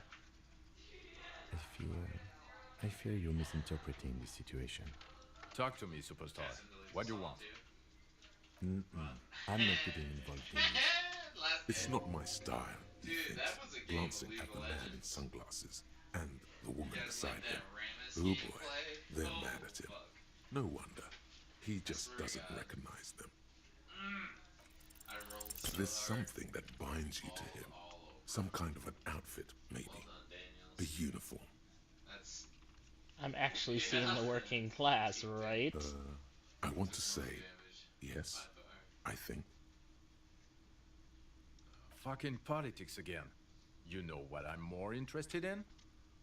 You solving the case you're on. I'm passionate about that. So maybe get to it. Got some questions for you. I'm a cop. About what? You don't look like a cop. You know what you look like. What a meatbag. Like Guillemot La. No, you will not start blabbering about that asshole. He didn't answer your question. No. No, he doesn't. Rowdy's done. If I wasn't clinically depressed, I'd burst out laughing. But I'm gonna go with no right now. He has a party going on. Actually, I don't want to hear you say things. Come on, Jean. Okay, say things. I want to hear you say things. Hear that? He wants you to say things. Say one. Suddenly, out of nowhere, case-related things start popping up in your head. Should we play A-Ram? So, do you know who hanged him? Yeah, I can see that. I don't know. Why are you? TLM, baby. Who knows why we do the things we do? Somehow, bouncing those ideas off the man with sunglasses felt calming, like you've done it before. Oh my god, there's more. You want something more? What is it? Watch out for yourself, loser. That voice, so very familiar. Did you hear it when calling to your station and reporting your badge missing? Oh really? I wonder where. Like I'm just getting a drink. That's the where you remember me from? You don't say. Goodbye then. The voice thing was a coincidence. Run along, asshole. Hear that, Becca? The voice thing was just a coincidence. Probably not related to us in any way whatsoever.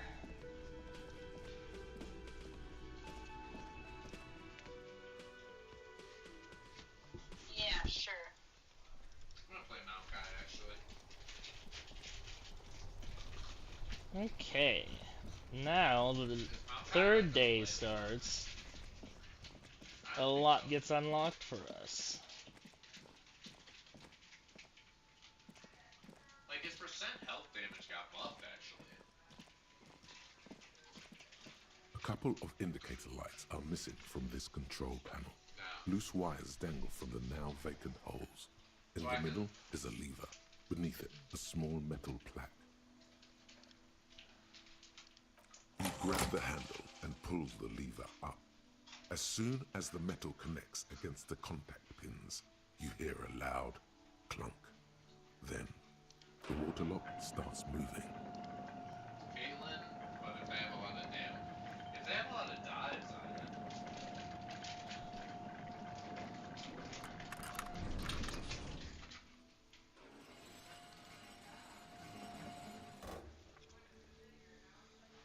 Okay, if we ever need to get to the coast, then this is the way.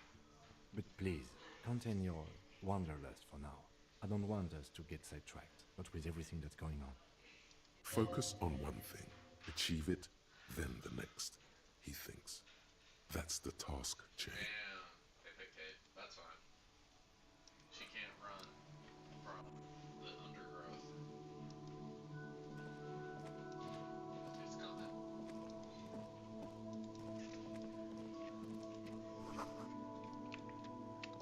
Money. I need $1. Alright, now I just need 50 cents.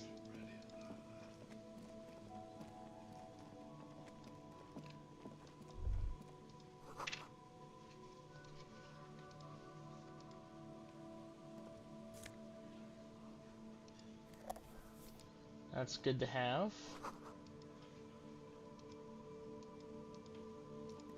Zillion? Alright, GG.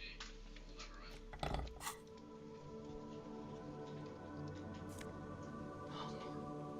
Sunglasses. It's like silly bit too. Goddamn.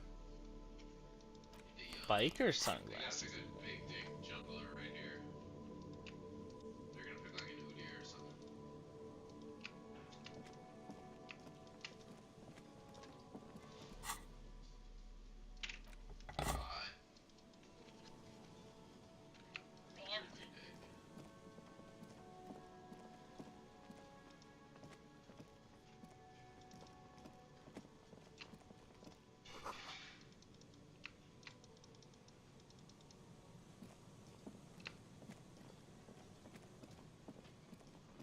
Money.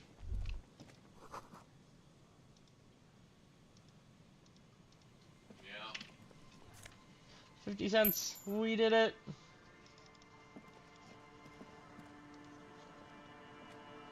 Wrong runes.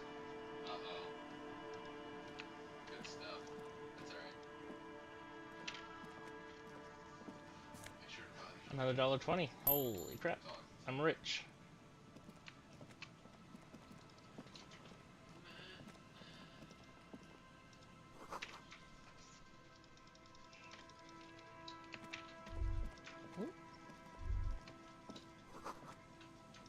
Yeah. Whatever will you do with all this money?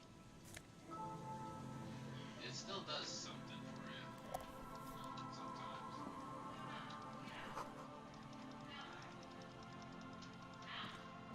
You'll get old. Alright.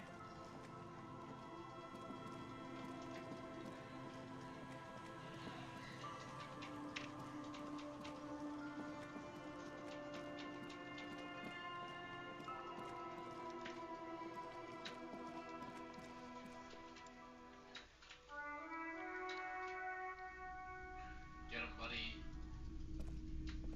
Top of the morning to you. How may I be of I service? saved you. Early bird gets the worm, huh? Perhaps. I just like being awake for the transition between night and morning, bearing witness to the first hints of light on the horizon. Feeling warm and enthralled by the movement of light, while the mind continues to race forward. Lucky bastard. He's probably on Pyrolidon. It's tough to come by on the street. A drug developed by the military to treat and prevent radiation sickness. It has psychedelic side effects, and it makes your eyes turn yellow. I try to keep the shop at a comfortable temperature. There's a note of indignation in his voice. Interesting. Those triangle patches on his vest, you have a feeling they mean something, like they're similar to the halogen rectangle on your jacket. I was with the Emergency Relief Brigade. You know, after the People's Pile disaster. Had to take Pyrolidon for radiation sickness. That's what you were hinting at just now, wasn't it? He's taken for mental and emotional, not physical pain these days. What's the People's Pile? A bad idea. Some poor leftist built a particle decay generator in hopes of bringing affordable electricity to underserved communities. It malfunctioned.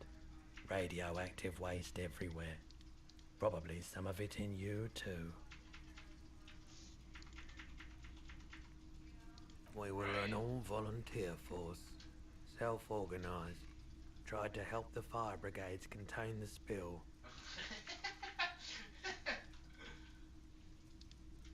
On the patch, gamma radiation lines crossed with a red drop of blood.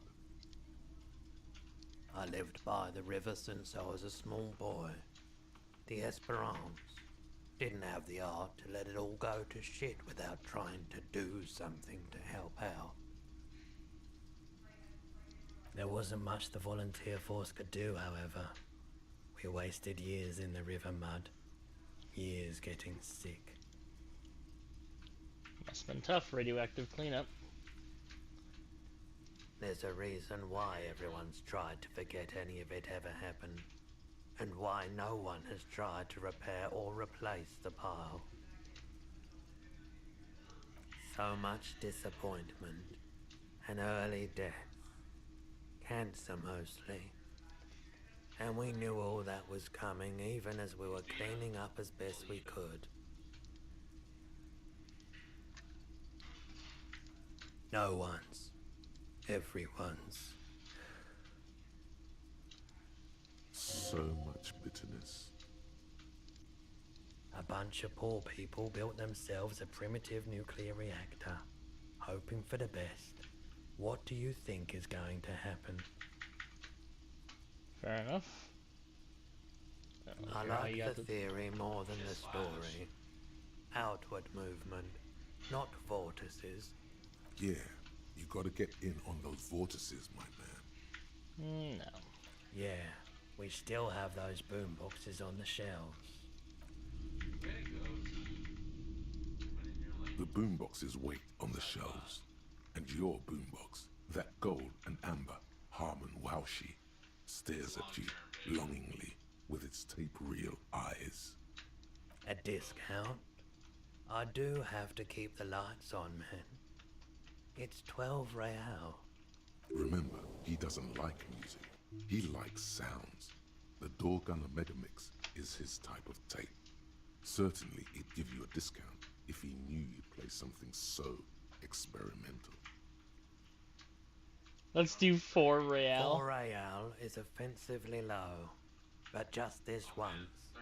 For the music, concrete, It worked! Yeah, 4 real, let's fucking go. And here you are. Quality sound reproduction. Kinda feel bad for ripping him off, but it'll play anything, wherever. Turn any tape into a conversation of sounds and shapes. I'm really surprised that worked. yeah, I didn't think that was gonna work at all. But hey, it definitely did. That's all that matters. Alright. So let's see.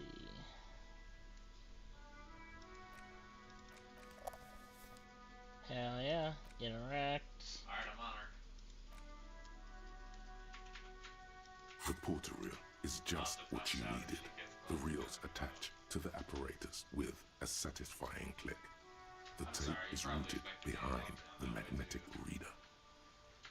Play the tape. You push command set, and the tape starts spinning. Violent static and machine sounds fill the air. Scott's already. This isn't Revachon. This is a fucking village. I can almost see the elephants. The harbor. That's the sound of a Kvalsund crane. Yeah, I know. When this shit is done, I'm gonna tear that place up. Soldier of the apocalypse style. Kill shit. Dogs and chickens too. Gonna run a room, Corey. A real nice room. I don't give a shit. I'm fucking done. I'm done mentally. I'll fucking do them all in. Rape that disco cunt on the counter. You know, the dance a whore upstairs. Do it Kohoi style. Never did get that taste out of my mouth. The lieutenant presses the button marked Arete on your porter reel. The tape stops spinning. End of recording. What do you think? It seemed authentic enough. Probably recorded off the shortwave, then edited to seem more incriminating. He sounded like he was on patrol around the harbor walls. Still, There's more going on here than we know. Corti could be short for Cortenard, one of the other mercenaries, the one he was talking to. Probably the mountain at the harbor gates. Mr. Right to Work. A village on the Samaran Isola, in South Safre. Grad committed war crimes there, the kind of thing he talks about. Who knows? Maybe the tattoos would have an answer. We would need to know the story of this man's service. I think we've got a few more questions for class here, don't you? This seems to contradict her testimony, at least to some degree. As you take out the tape, the boombox tunes itself back to the cheery radio again, spewing out beats like it's a Friday night. The contrast feels chilly, inappropriate even.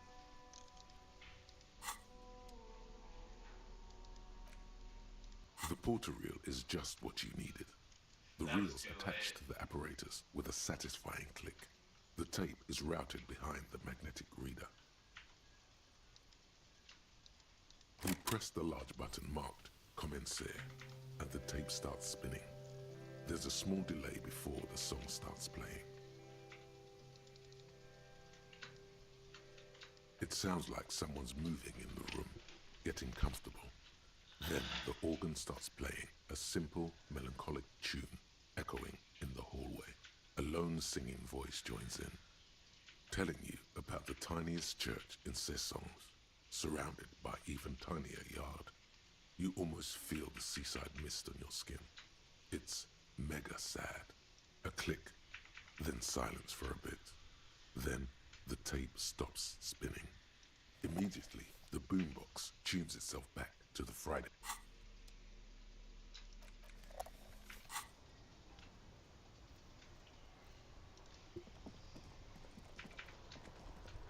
I'm coming back.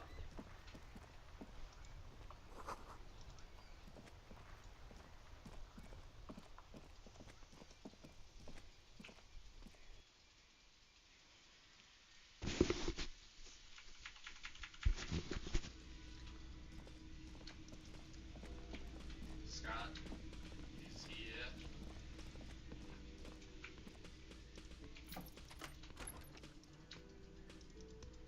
Damn it, I mean, he's not gonna get him.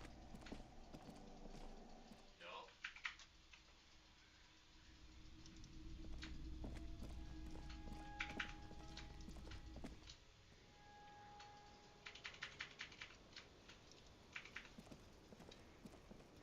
I was just thinking, what a nice day for questions pertaining to a murder investigation. She puts her coffee cup down with a soft ring as the porcelain meets the metal table. This does not surprise her. Did he? I never said he was a good man, or that he had good intentions. It's okay. You were feeling Only that he yourself, was never bad to me. as one does. So far. Where did they get this recording exactly? It's intercepted radio chatter of the deceased, recorded via a de-encryption station. It's authentic enough. Does he say he's gonna do it Soldier of the Apocalypse style? Those are the exact words used. Yeah. That was practically his pickup line. A memory surfaces in her tired neocortex. It's not entirely unpleasant. Did he say whores a lot? Was he pretty much on the verge of doing it Coholly style? He wasn't actually there. He didn't do a tour, or at least didn't tell me he did. Would have been overkill anyway. He lived his own little cohoy. It wasn't his everything.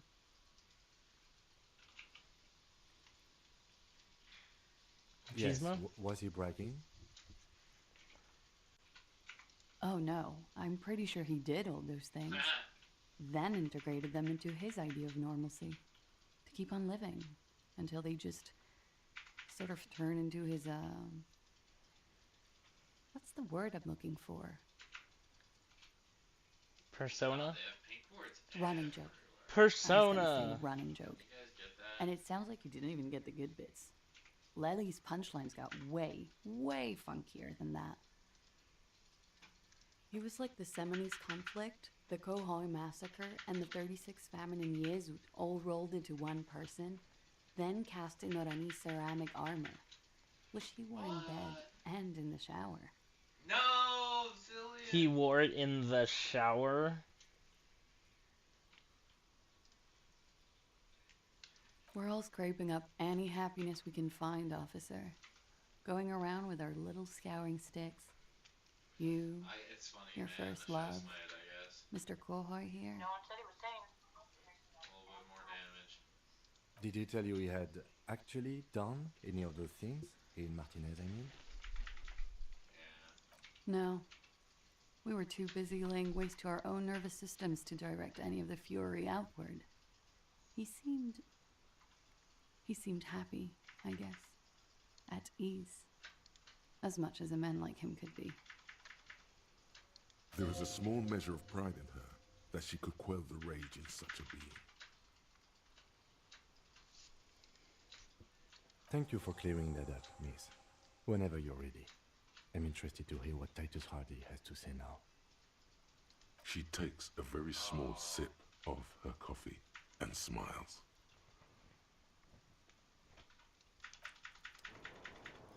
Alright, back to Hardy.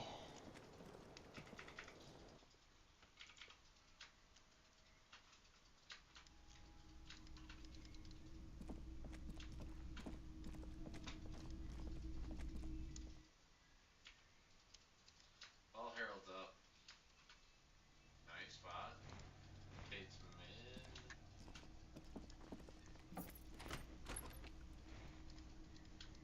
Why am I lagging so bad?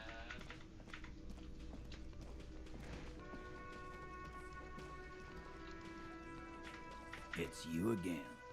What is it?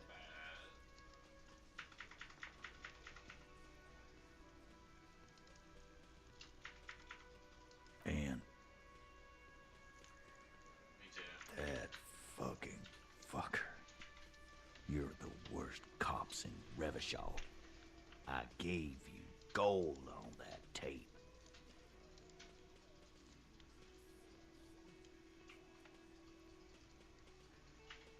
Dark. Dark is when you start a goddamn death rock band. He said he'd rape her. What did she have to say then? Fine by her? This is what people are supposed to be like? Fucking whoop-de-doo. I see, I was trolling the whole time. Yes. In fact, I think she thought it was a little funny. Funny? Oh, good goddamn psycho. Careful, Scott. Right. Oh, fucking righty then. I guess it's good then. That fucking... Please try to control yourself in the presence of visitors, Titus. This is just perfect. Just fucking perfect. Any thoughts on this, lawman? Yep.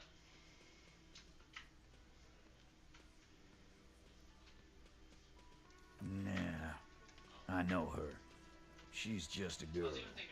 In over her head.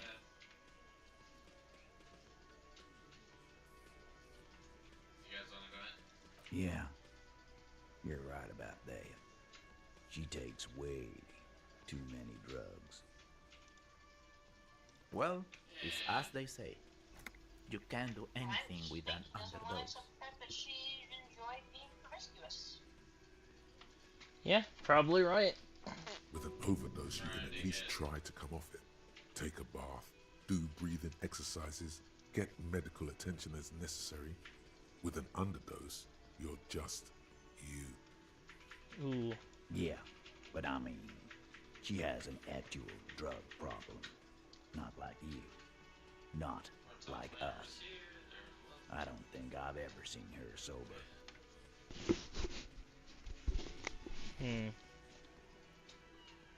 I already told you. We fucking hanged him.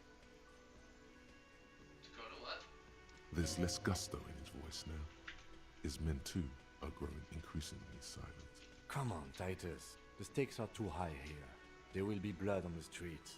The tribunal, remember. I know you're tired. Why don't you just... You know what? I am tired. I'm tired of you, them, and the whore upstairs. Next time you see her, tell her Titus said, "Fuck off!" This is the petulant rage of someone who's at the end of their wits. That lying, scamming. We're done. This is over. You understand? Your little investigation is over. Yeah. Warwick's coming. On the floor, beer drips out of the can into a small puddle. No one does anything about it. What is this quiet funeral shit? All we need is some beers in us. Bartender, 20 beers for the Dock Workers Union. Why do we make it 40, huh? Why do we make it 100 beers? You're not loud enough. 100 beers? Now we're talking. Hoppity hop over here, cafeteria manager. The window might be closing. The more beers they get in them, the less cooperative they will be.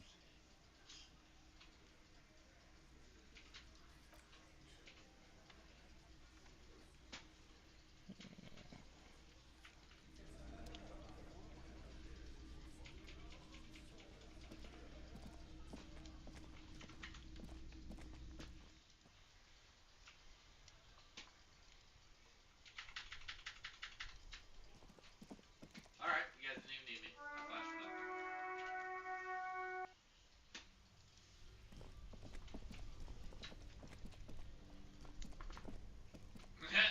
This orange machine is dead still. It has a hand-cranked ice cream churner and an electric freezer. You slip your fingers under the frozen lid, but if you want to try again, then 112 gold, baby. I don't think we do it, do we? Alright, we do it. this orange machine is dead. Turning the crank feels oddly. It's all gone now. You'll never. What better to assuage the creeping sense of. Okay, well, let me try and pry it open. This orange machine is. Might just need another data melt. I honestly forget. The bear's eyes are still glowing red. It's guarding over the I've freezing corpse encountered an error inside its belly.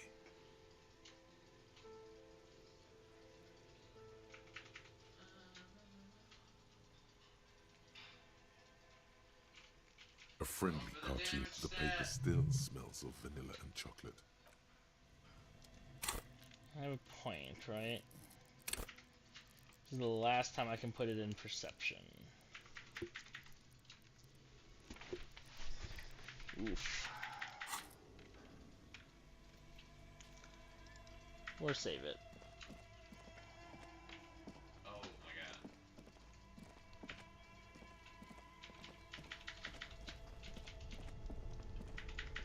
Yeah, that was the WQ interaction. Because she flies past me, but then I catch up to her.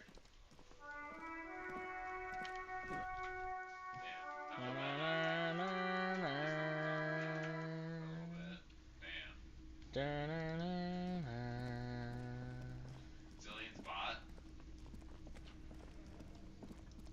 What's this?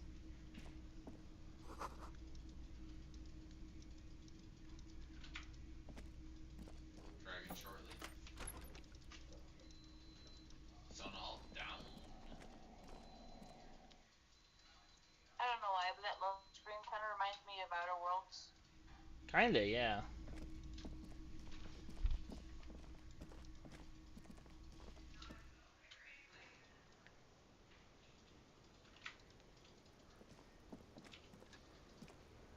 Hello, officer. What brings you up here again? Yeah, it's pretty deluxe. No one likes to talk about their dirty laundry and their empty bottles. Maybe if you phrase it emotionally.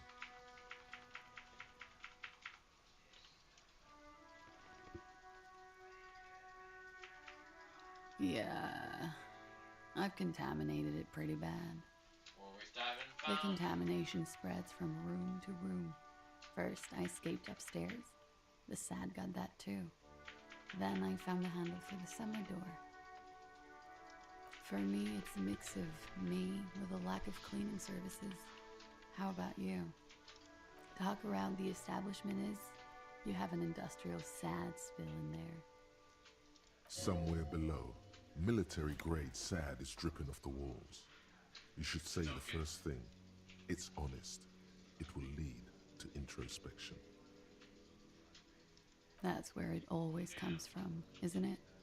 From the head and from the past. Sounds like an advanced form of what I've got, with a bit of old love sprinkled on top.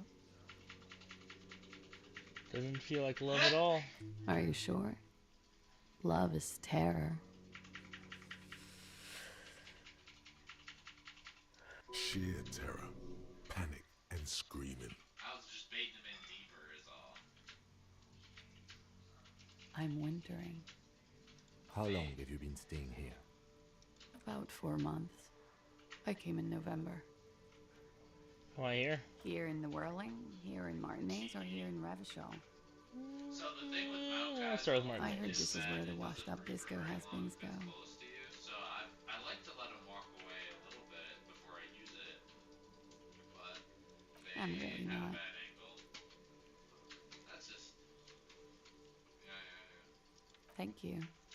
I've put a lot of time and effort into it. Technically, possession of narcotics is legal in Revachol, but you should still reprimand her. No, don't listen to the stiff. Be cool.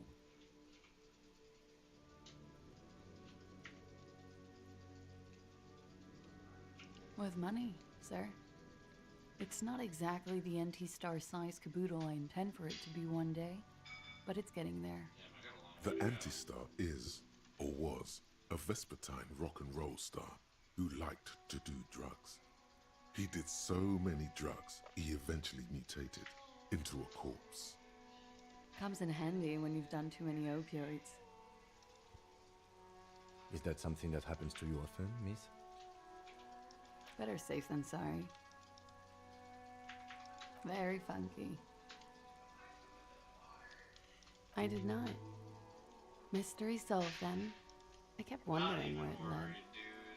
There may be more to this mystery at some later time. She's holding back. Let's make a mental note for now. A peek hole? You mean like a hole in the wall? Yes, looking into your love bedroom, playing miss. with that pumpkin pie. It's so hilarious. Okay. You guys won that battle? That's so great. A jitter of fear and disgust moves through her body, beginning from her shoulders and ending in her hips. The cigarette tastes foul to her now. Do you think this is somehow connected to me? Okay.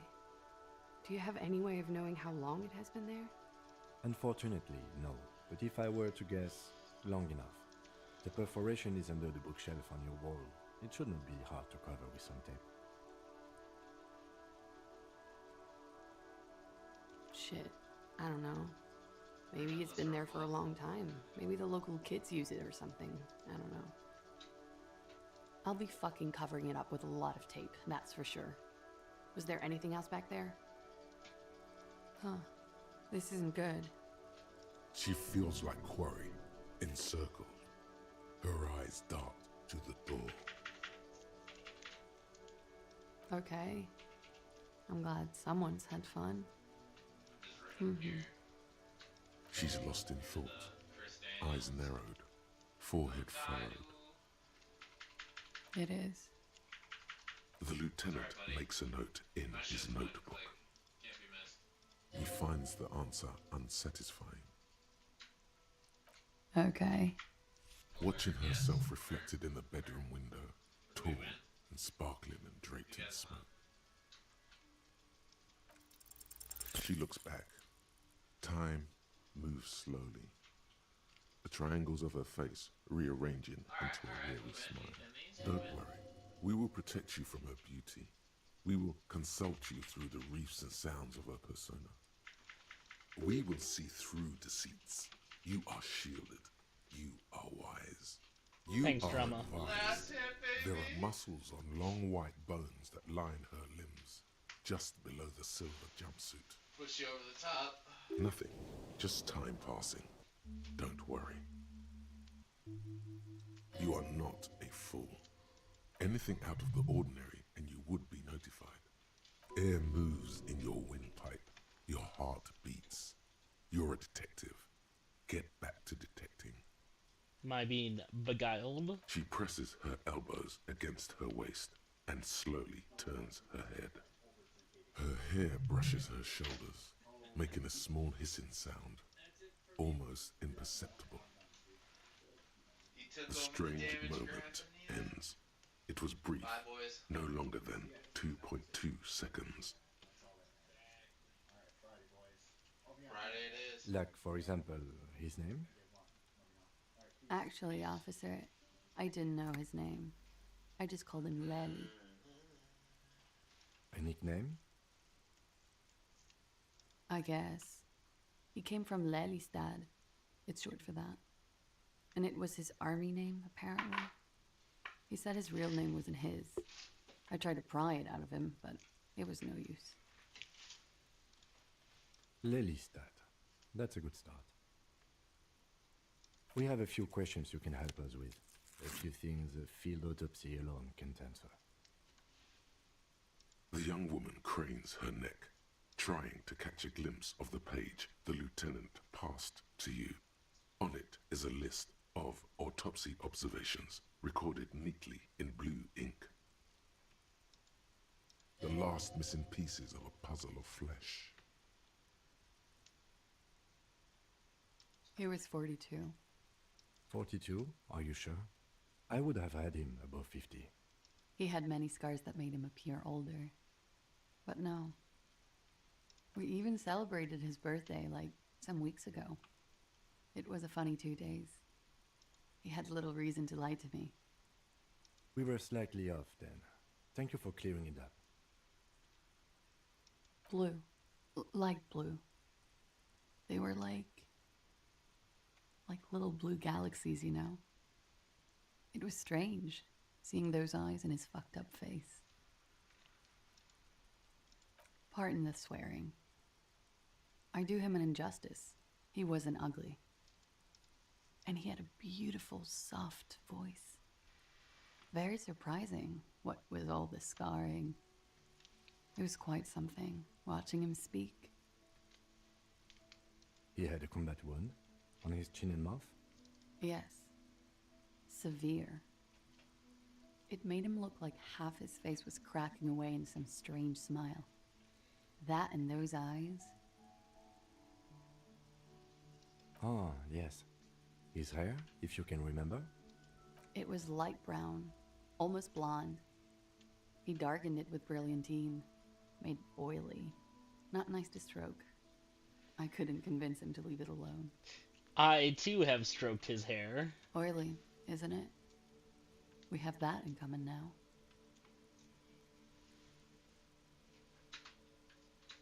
Oh, that. It's clear she liked it. Liked it? Quite a lot, yes.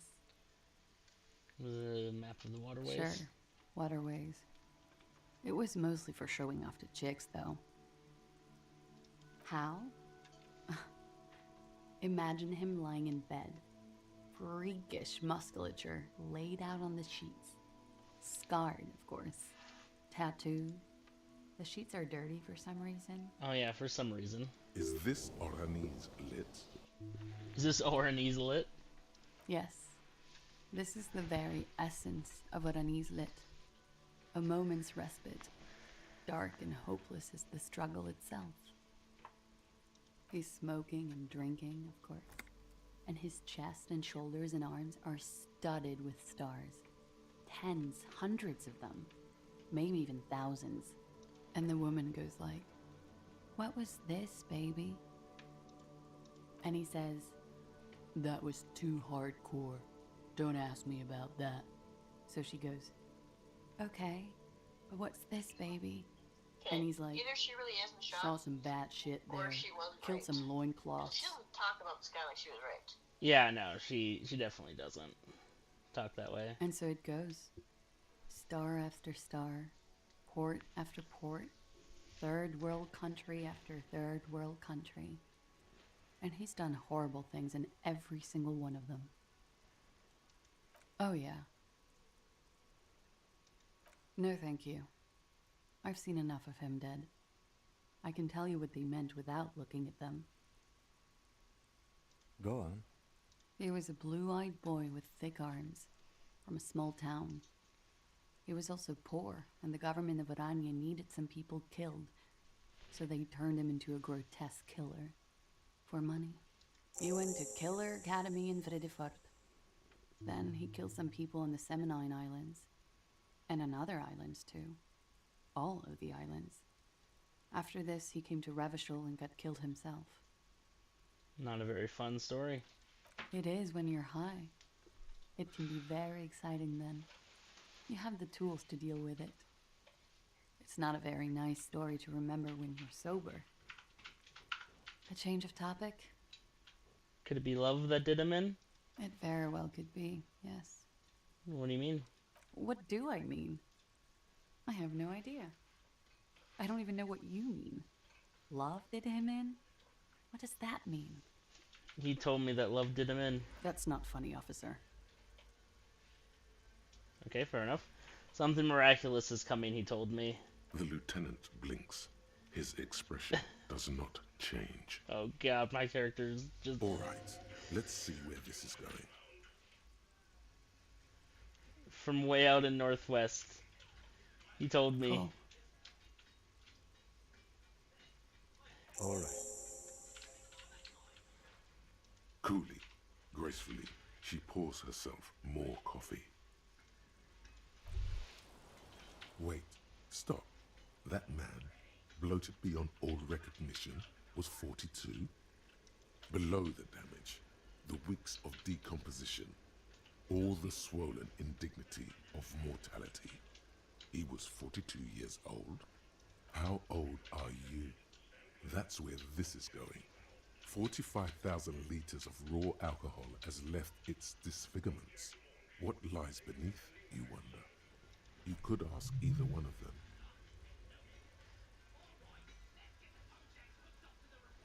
Huh? How old? 58. He turned out to be 40.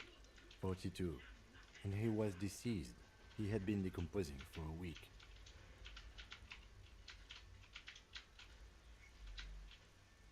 Feel like I've been decomposing for longer than that. On the bright side, you've been getting a lot of exercise lately. You're right, I'm probably 62. I didn't say 62, I said 58. Wait, this requires scientific measurements. I'm not afraid of the truth. To the laboratorium.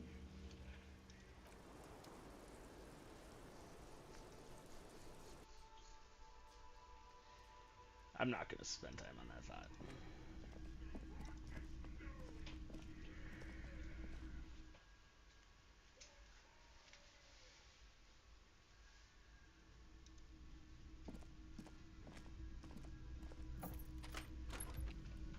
Oh, actually, hold on. I wanted to upgrade Volition and try that check again.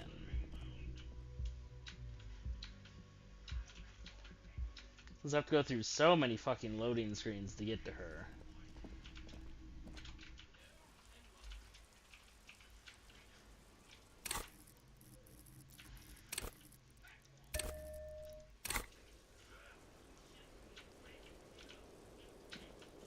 Officer, what brings you up here in the rain? Do I have anything else that helps with this?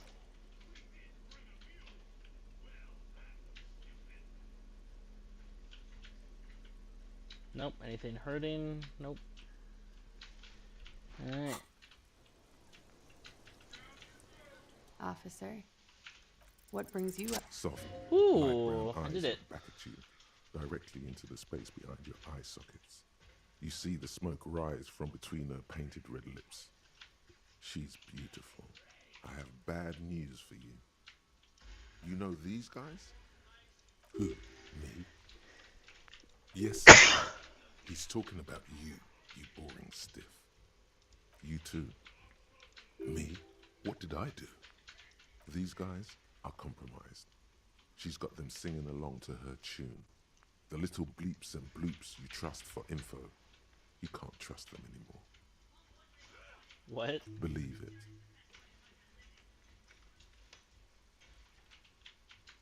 There's no way of knowing. At the moment, I'm afraid it's best to assume all of them. Bullshit, man. I ain't compromised. Especially that guy. That guy's the most compromised one in here. Yeah, I never listened to him to begin with, though, so... No fucking way, man. I just want a drag of that sweet menthol Ziggy. Really? Quick. Tell me what's under her jumpsuit. Glory. Truth. Softness. Protect her. She wants you. I take it back. He's got it pretty bad. But this next guy's on another level entirely. She likes you. The crown head is a boring condom. He's jealous. This is human nature. Thanks, suggestion. How it always does. Through subtlety. There's nothing you can do about it. You are how you are, and she is how she is. Things will go as they do. No. It's better to know you're being played than to be played without knowing it, is it not? I think it's safe to assume, yes, Mr. Thespian here hasn't been speaking up. If he were, I suspect there would be paeans to her truthfulness. Like this. She is a lady, most fair and just. In his defense, to reduce him to such inadequacy, she probably had to employ half-truths more often than outright lies. That is correct. And omissions too. Can I trust this guy? A little. They're all still of limited use, interpreting things to the best of their ability. Maybe they add flair or something. I wouldn't know. I don't add flair. But when it comes to assessments of character and factual accuracy, they are not to be trusted. Not with her. Trust any of them ever again? Don't be melodramatic. You can trust them. Just not with Miss Orange Disco Dancer here. A light green speck and imperfection on the outer rim of her right iris. It sparkles. You can't draw a sound conclusion. The one who usually does says, huh? No, Mr. Conclusion. You're always kind of limited in your analytical abilities. That's not her fault, but still. Don't worry. It's only been 4 or 5 seconds. You've got this. Let the moment pass. For a second, her face disappears from your cornea. Only a silvery negative remains. Still smiling, a tired smile.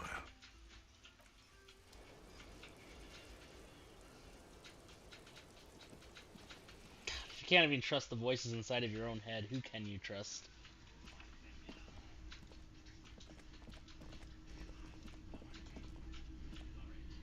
I'm glad you did that. That was very amusing.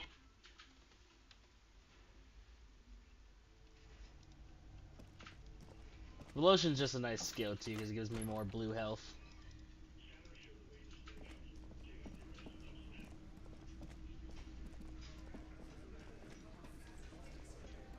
It's you again. What is it? At least he's not making that joke about the clowns anymore.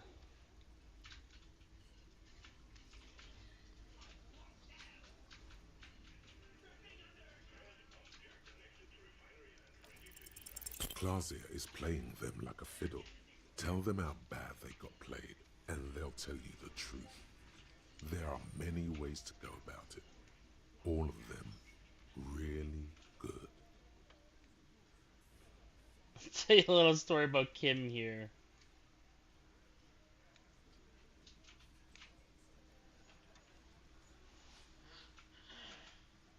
No, we fucking ain't, asshole. No one's fiddling anyone in here. No, Glenn. I want to hear this. Who do you think is fucking fiddling me?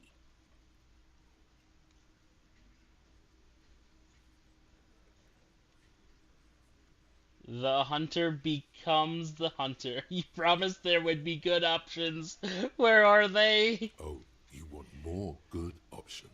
Here we go. So good. Titus Pussy Boy, you and I both know where this is going. Good lord, what is happening to me? Yeah, what is happening to you? Were you on narcotics? No. My partner is a spiritual man. He was a minister before joining the RCM. Many of us were. Time to move to more earthly matters. Like what really happened here. Detective? I do not understand. This fiddle play totally fell apart. The concept was solid, but the delivery tragically off. You sounded like a madman, not a cop.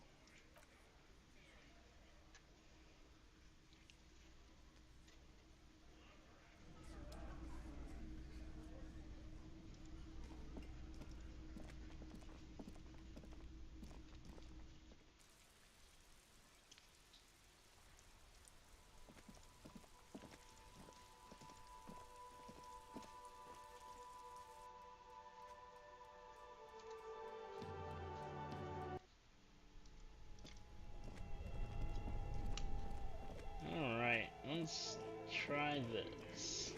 The bear's eyes are still glowing red. It's perception.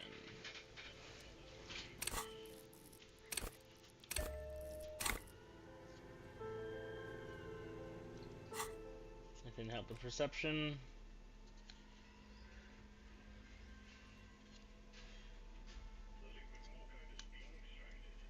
Nothing hurting it.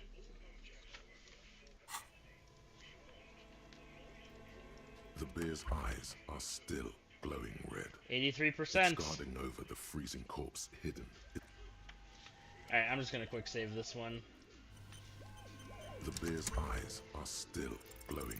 Your arms reach Okay, I got out it and anyway. your eyes close, as if by their own volition. It's dark all around. You feel cold, slippery flesh, first with your fingertips, then under the palm of your hand.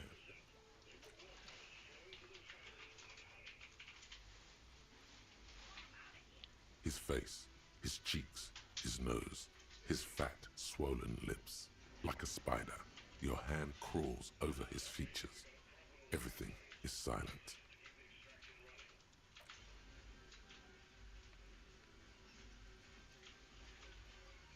The oral cavity is cold and moist. A ball-like tongue attaches itself to the base of the mouth, lolling around like a scallop. You're on the right track.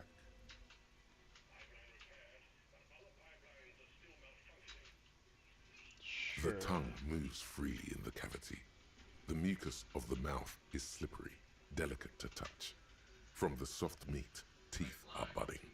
Hard pearls of bone in the gums and in the back of the mouth. Can you feel it? You're so close. Rip his jaws open now. Look here. A vision of black and dark red death, pried open by your naked hands and studded with teeth. Looks like he's laughing. Death fumes rising from the throat, and there, in the back of his mouth, above the bell of the uvula, right in the soft palate, you see a hole, barely visible to the human eye. It is swollen shut, almost vanished. No larger than 0.4 centimeters in radius, the edges appear darkened.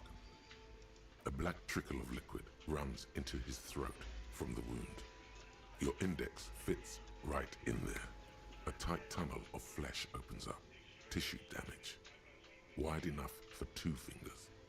As you push both in, you reach through his mouth, right into his brainstem. Yes, that's what this part is called.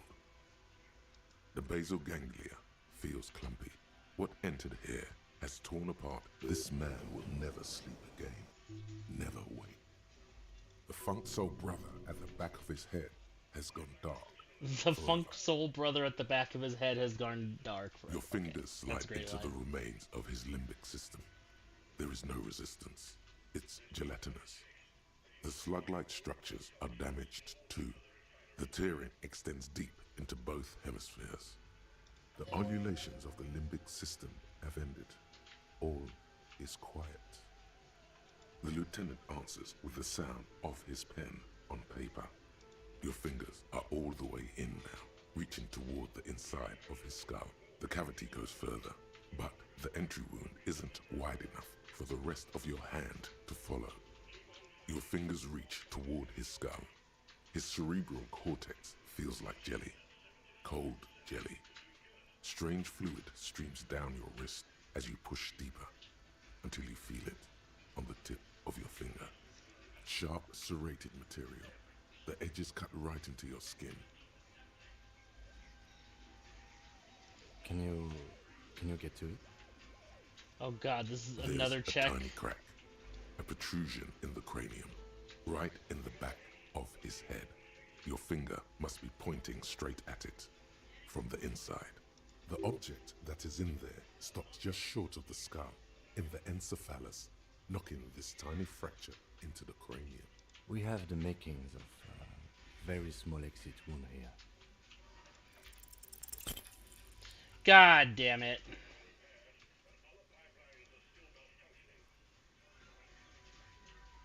You push your hand further in. Whatever is in there keeps rolling between your fingers as you beckon it to come out. Out comes his small folding knife. The lieutenant moves its blade across the man's skull, searching for the exit wound. Withdraw your hand 4 centimeters, please. With a crack, he punches the knife in the skull. Then, one more time, and one more, until the bone comes loose, like eggshell. Inside, you feel the jelly move from his poking. Okay, at least it didn't fail altogether. Can you push it out? A small flower of metal blossoms from the man's head, followed by your finger. A bullet. A non-calibre. Rifled. You may remove your hand from the victim's head now, officer. Well done. Here's your prize.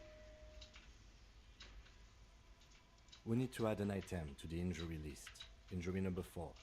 Oval entry wound with an abrasion color. Soft palate, back of mouth. High velocity. Temporary cavity in brain tissue. Small exit wound on the occiput. How does that sound? Opinion, fatal injury. And one last thing. We should amend injury number 3. Ligament mark. New opinion, non-fatal. Post-mortem. Treatment. Yes, and the belt around his neck. The hanging. Even dragging him to the yard. All of it was done after this man was already dead. Dead. Dabba doop doop. Dead.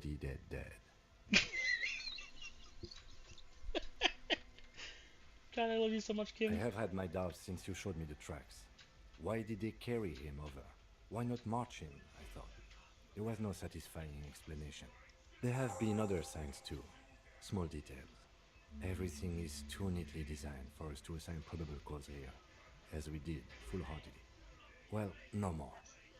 We almost fell for it, he thinks. Almost. To hide something. The real killer? The real motivation? What really happened here? That's for us to find out. But this, it will make finding them just a little easier. Oh, you really do. I am glad to hear you say that. Your room in the Whirling and Rise should come with a bathroom. Be sure to make use of it in the evening. Oh god, it doesn't work. Yes, we should take a closer look at it.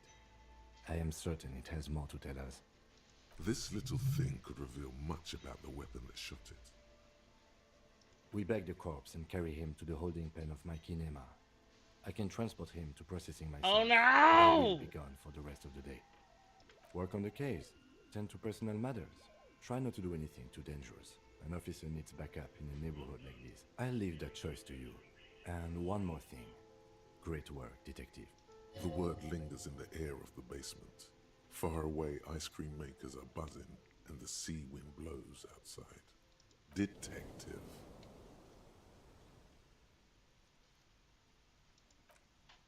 Oh, good. I can have him do it later. Yeah, don't leave. I want you to leave. You are way too fun to have around, Kim. The bullet is safely sealed away in a plastic bag bearing the RCM stamp. Kim has filled out the label on the bag with the item number, case number, and date and location the bullet was found. So now you know, it wasn't a hanging. Beside his orderly handwriting, the bullet looks especially sad, like a tiny, shriveled head of cauliflower. What? Well, if I was the bullet, which I'm not, I would say, find the weapon that shot me. If we find who owns it, we will have likely found who used it, possibly to kill our victim. In conclusion, the more we know about this bullet of yours, the better. The squashed bullet has some sharp edges where the jacket has split open. It feels cold, even through the bag. You wouldn't ordinarily have cause to handle jacketed bullets. The citizens' militia uses cast bullets only. Little pebbles of metal loaded from the muzzle, usually in a cartridge. The jacket of the bullet is made of a yellowish metal. It has blossomed out to reveal a dark grey core. The base of the bullet is close to 5 millimeters in diameter. You can just about make out a few striations near the base of the bullet. Little hairlines, linear. It feels standard. It's quite destroyed. Some of the fragments are still lodged in the wound. What can you say about the bullet so far? Wow, I actually know this. Yes, it's as if you've seen bullets before, officer. A jacketed bullet. Okay. It would have been shot from a military-grade breech-loading rifle, not from a muzzleloader like those typically found on the streets of Martinez. Highly unusual. The people of Revachol haven't carried breech-loading weapons like this for nearly half a century. Even the RCM uses ordinary unjacketed conical bullets. This is strange. Very strange. I like this, officer. Strange means unique. Unique means incriminating. We need to find the gun that shot it. Something tells you that won't be anytime soon. This'll have to be one of those epic tasks that's open for a while. You can't remember what happened last week. What makes you think you're going to remember arcane firearm models?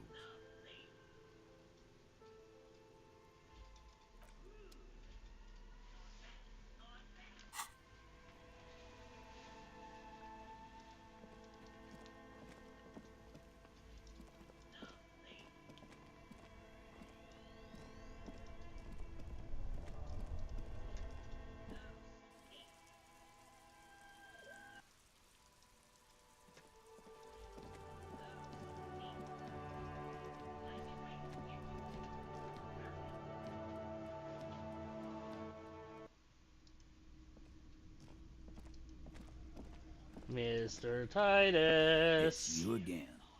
What is it? Why does your hanging victim have a bullet in his head? A bullet, you say? That's mighty curious. Indeed. Mighty. How did it get there? Well, there are so many bullets in the world, and so many heads. I guess it's only logical. At some point, one of them bullets had to end up in one of them heads. It's bound to happen again, you know? Just statistically speaking, of course.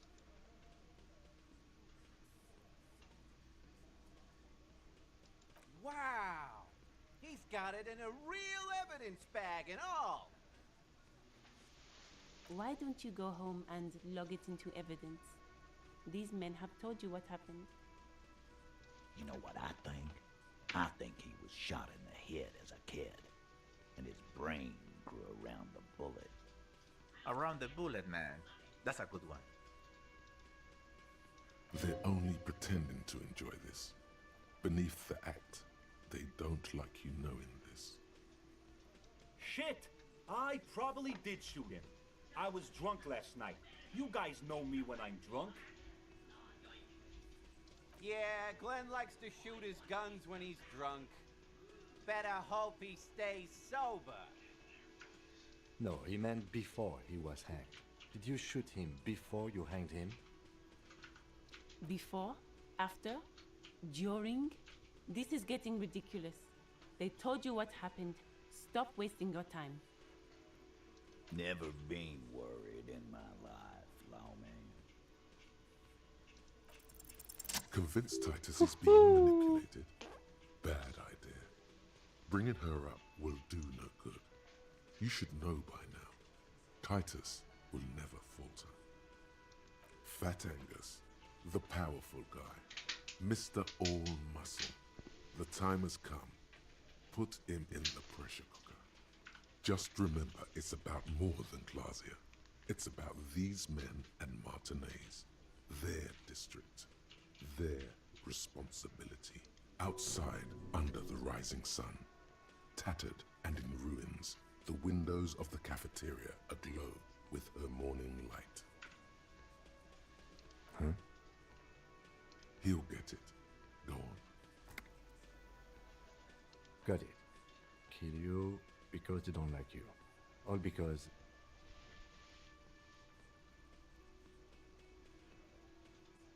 Goddamn right, this is Union Town. You work for the company, we will kill you. Fuck, Dennis. We don't kill you if you work for the company. Half the harbor works for the company. work for the wrong company, and they execute you.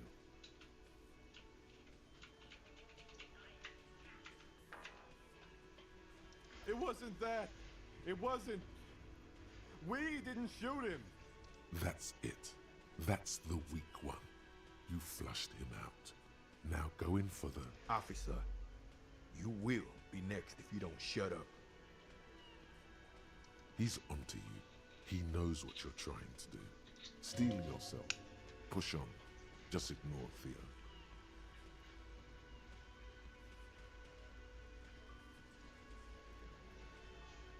The lieutenant has put down his notebook.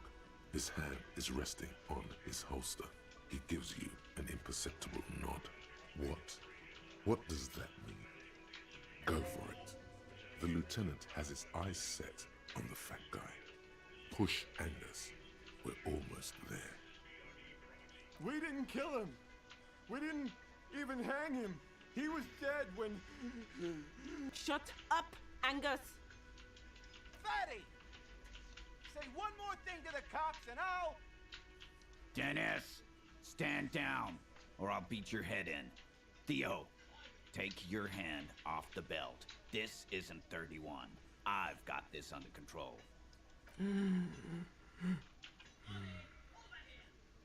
Angie, where's your goddamn inhaler? You sound like you're dying. I left it home. I can't get it. I'm too fucked. I'm sorry. Why are you so fucking fat, Angus? Now it's all pointless. Because of you. You wasted my time. I told you, Titus. I told you just give her up. Lizzie, your help is no longer needed here. Go tell Everard. Fine. I'll tell him. After a long walk along the coast. What just happened between these two? You're in. He's all yours. Questions. The lieutenant gives a smile only you can see. Me too.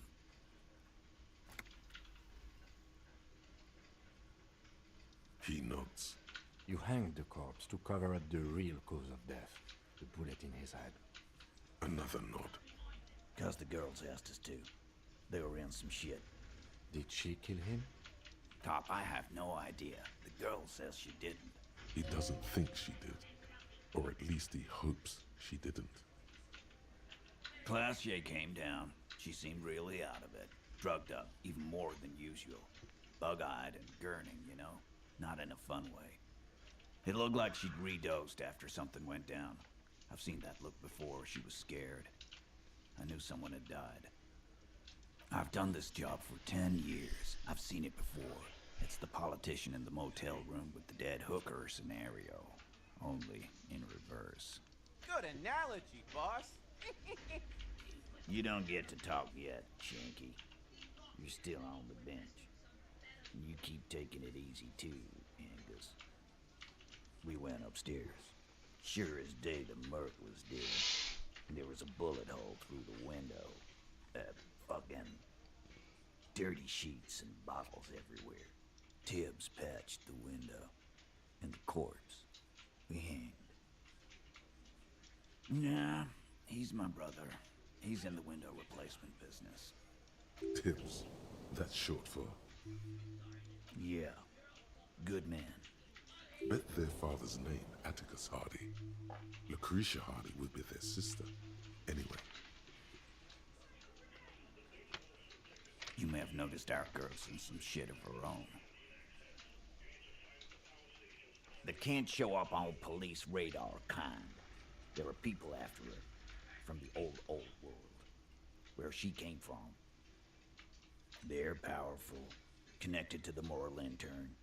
She's clearly afraid for her life. Says if she showed up in your systems, she'd be ghosted away. And why would you help someone like that? By taking on a murder? Why would I? I guess we abide all sorts of runaways and losers here. It's a Martinez thing. Not yet. Just some ideas. She says the shot came from outside, behind the window somewhere. So that's a clue. I'm thinking someone's past caught up with them. Either hers or his. Hers, you mean?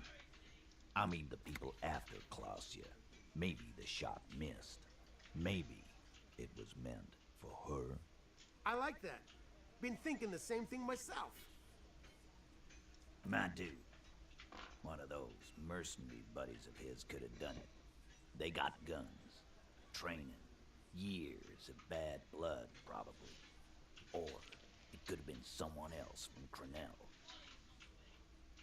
Tell you what I'd do. Check out the coast for vantage points. Maybe consult with a ballistics buddy of mine. That's what I'd do. If I wasn't too busy doing this clown dance with you. He's calm now. Threw all that turmoil away and became himself again.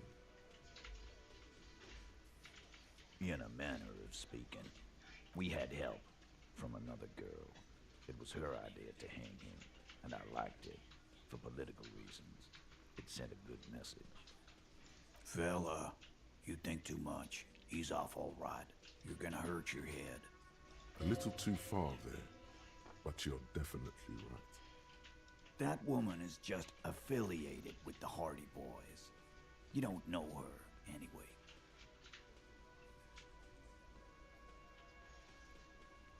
You know, it's okay for there to be a Hardy girl, Titus. We're Hardy Boys. And that's it. You're gonna stonewall me if I ask more about her, aren't you? You understand that. Thanks, You Titus. do that. Hey, cop. Before you go. Suddenly, the wind picks up outside. You hear it rattling the large windows in their frames. It carries newspapers, circles the whirling in rags in a warm column. She, Klausya, came to Martinez to hide. Many of us did. This is where you wash up when there's nowhere left to go.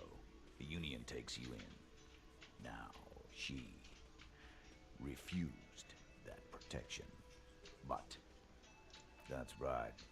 If we didn't take care of the people who end up here, this place would just be a couple of ruins and some cargo containers. We'll take that into account.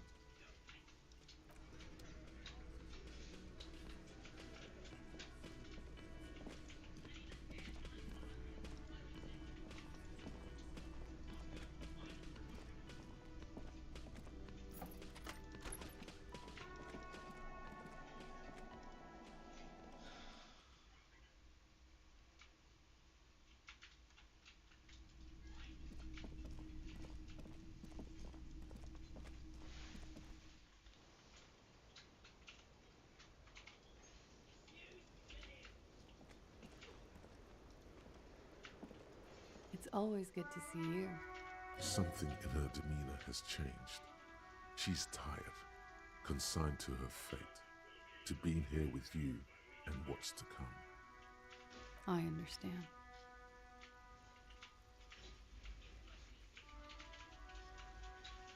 I know. For what it's worth, I'm sorry. For all of this, for wasting your time.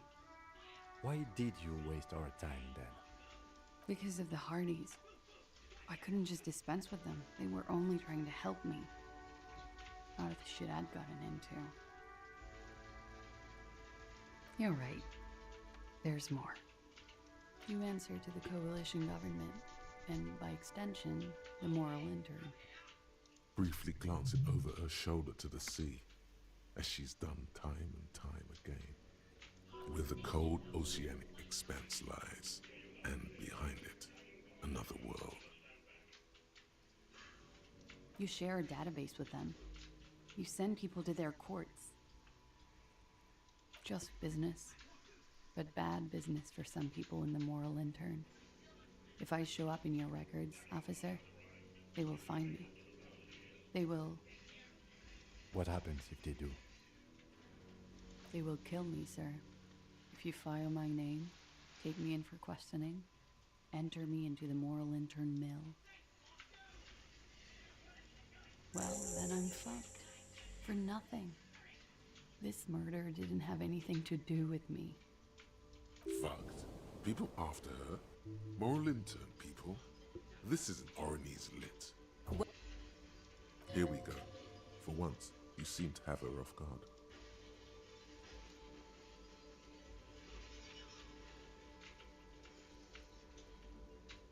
I did. I also had a side job selling insurance that I was really good at. Got picked up by a bank. Competitive intelligence, they called it. After that, I sort of, transitioned out of the whole culture scene. It's not nice, but it's not illegal. Not here in Ravishol, or even in Orania. What exactly did you do? Industrial espionage. I joined a business collective with the intention of betraying them. I did my job well enough to be asked to do it again. With a bigger company.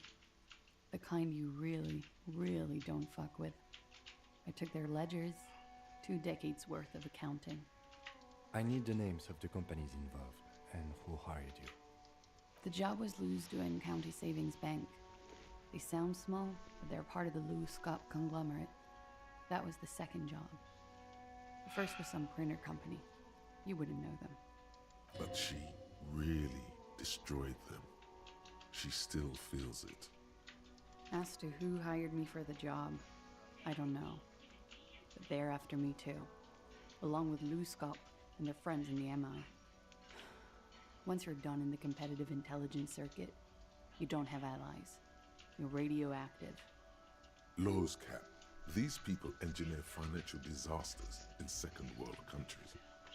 The conglomerate also includes the Bank of Consecration, Airbird, and the popular Papalolo line of dairy products.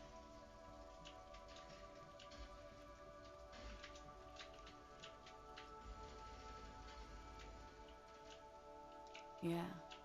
Papa fucking Lolo wants to kill me.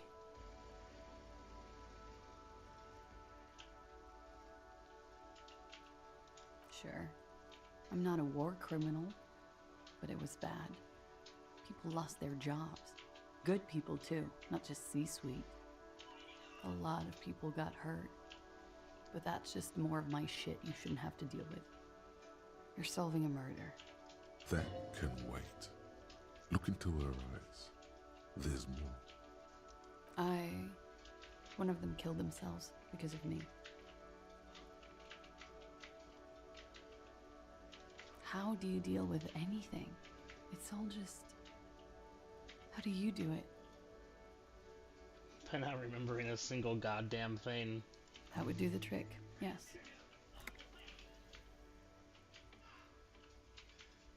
We were there. Together.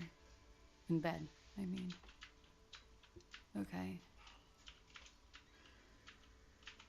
He was in a kneeling position. He had just entered me. I was on my back, looking at him. I heard the window behind me shatter, and I turned to look. There was a hole in the glass. I turned back to him. His eyes were looking through me, and his mouth was open, dumb. I could see. I could. Her chest rises and falls with each word. She keeps herself together and says it. I knew he was dead before he fell down on top of me. He was heavy. I pushed him off and he fell to the floor. There. He only had his boots on.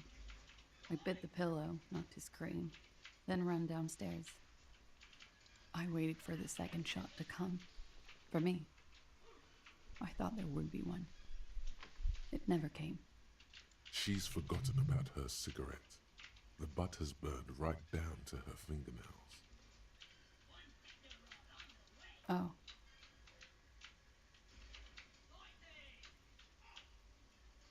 So am I. What time was this? When did it happen?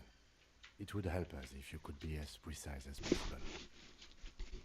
11:30 to 12:15. I don't know the exact time. Around midnight. It's okay. Were you inebriated? Not as much as usual. We've done a line, plus other things. I was drinking. Wait. Titus said she was gurning her jaw off, much more than usual. Oh, yeah. I did one of his lines, just to clear my head. Good thinking. Clear your head. You should clear your head. Get into his mindset. Thanks, electrochemistry. Did you hear or see the shooter in the course of this? No. Nothing. I was trapped. I was stuck in my room downstairs. I got some clothes on and crawled back up, drew the blinds. Blood was coming from his mouth. Not a lot. Just a little. He was still on the floor, slouched. I couldn't be there with him anymore. So I ran down and out of my room, into the hallway, down the stairs. I knew there would be people there. Run, woman. Run past them and out into the streets where it's dark and people move. To the lorries at the intersection, as far as you can. I already ran. I ran from an entire Isola.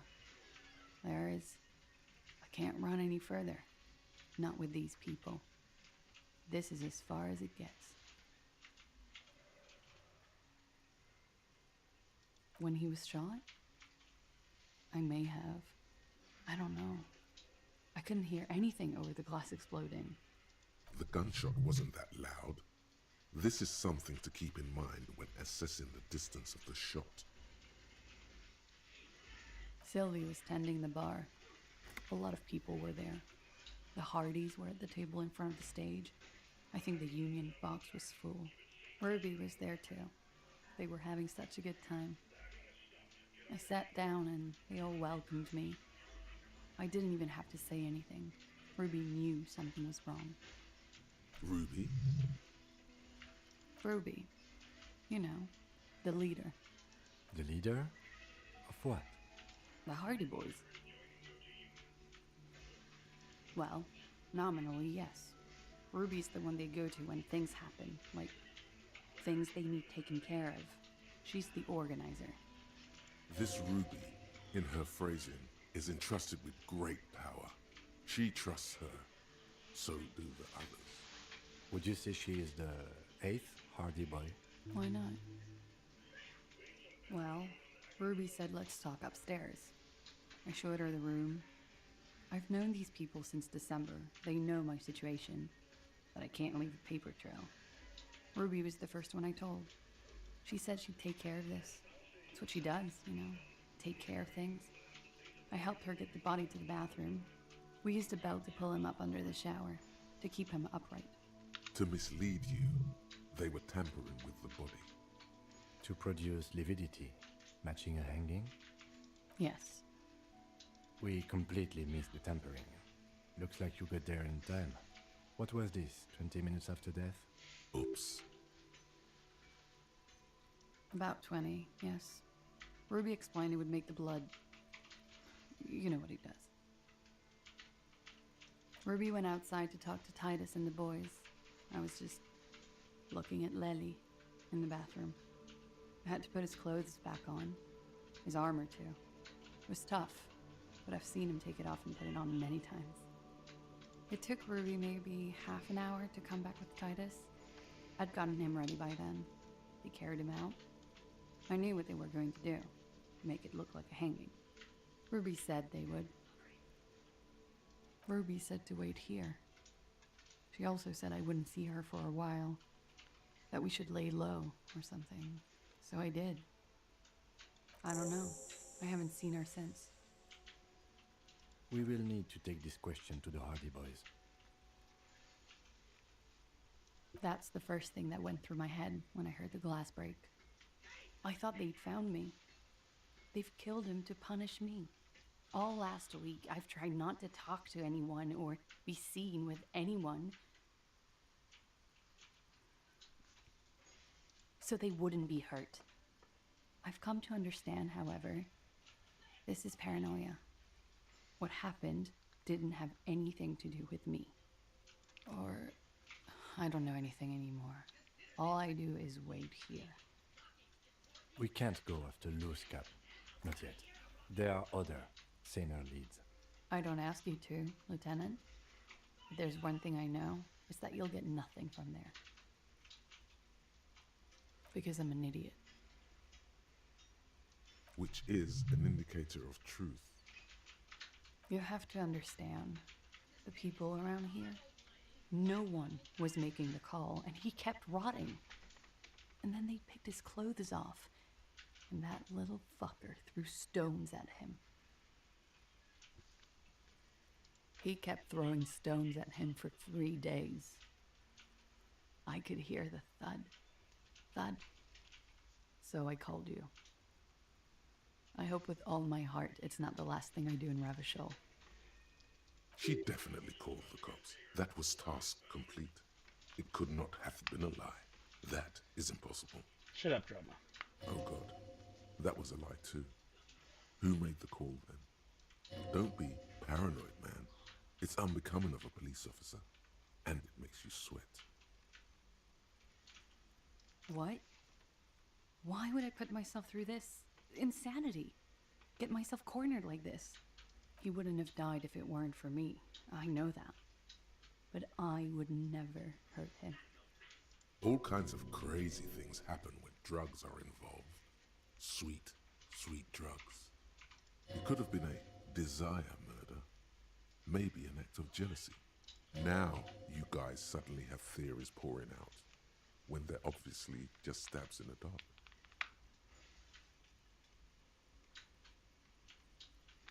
Like what? Last week, Angus and Titus's brother, I think he's called Tibbs, took care of it. You should have another look at that window after this. Reconstruct the scene. It's right there. Yes, you see the glass sparkling out of the corner of your eye. She nods silently. She doesn't even smoke.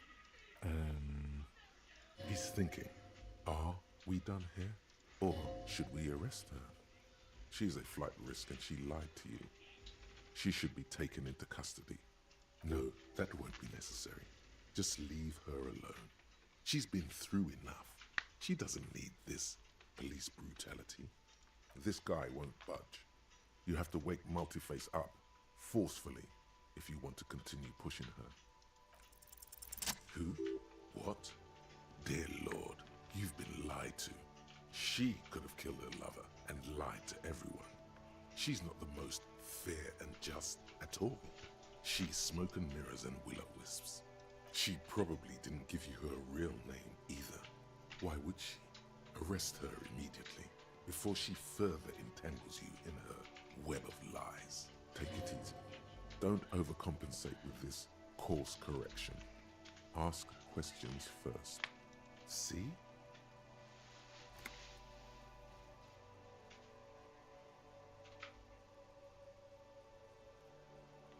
I agree. You wouldn't give us your real name, not when people are after you. Okay.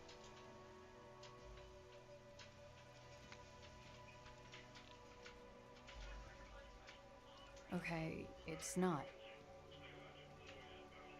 You log your work every week. It's all transmitted to Common, sir. I couldn't just beg you not to enter my name, so I lied. Like I lied before. Like I did at LCSB. I have to lie all the time. I'm so tired of it. No, it's submerged in a plastic buoy on the coast, in the reeds. It just doesn't say Clausia Amandu. It says Anouk Mea Smith. Falsified documents? Passport and visa. Given to me by my employer. I can't even use them. My employer probably leaked the name, Mea Smith, to hurt me. Why would they do that? I didn't show up to a rendezvous. They don't take that lightly. I didn't show up because I was afraid they'd do something to me. The job was finished. I'm just a liability now. She fears an arrest right here and now. This has been an awful turn of events for her. She nods, her back straight, ready for whatever is next. I did. What is this? I called your desk or whatever it is. The numbers are all over town.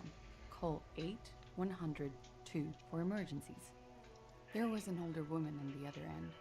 It sounded like she was smoking. She took my complaint. She coughed. That is the emergencies desk number.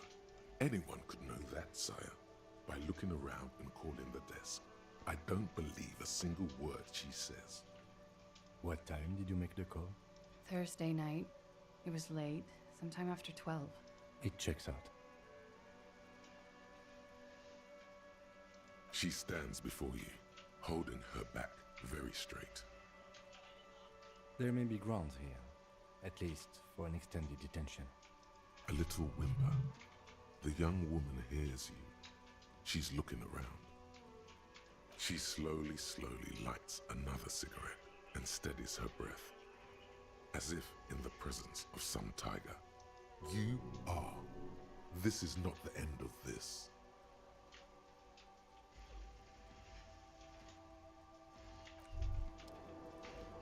As you look back, you think, so love did do him in, after all. If it weren't for her, he would not have been there. The shot would not have connected with his soft palate. She's silent, holding on to her coffee mug. No vapor rises from it. It's cold. Remember this silence. The lady is dangerous. People suffer around her. It appears this one has not been entirely corrupted. This may help. This may help the others see. Yeah. I'd like to think he didn't love me. Or that it was chemically induced and not real. Easier that way. I don't know.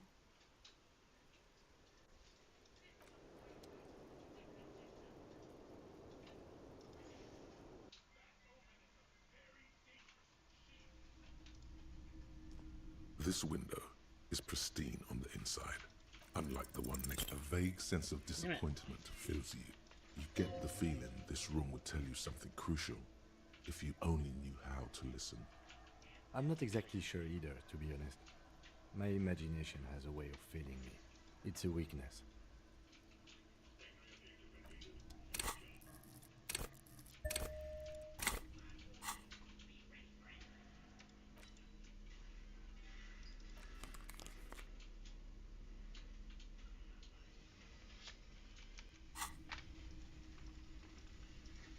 This window is pristine on the inside. Golden light melts away into the blue, glassy darkness of your mind. In it are two neon-lit shapes, a man and a woman on the single bed. A two-hearted spider. Like the witness said, the man is kneeling, the woman is on her back. It's the night of March 4th and a shot has just been fired. The man looks directly at the woman. The shot's possible directions converge in his mouth, a ray cast from somewhere outside, entering his brain. From the roof outside, location A prime. The glass fractures around the bullet hole. Shards face inwards like a corona behind the woman's back.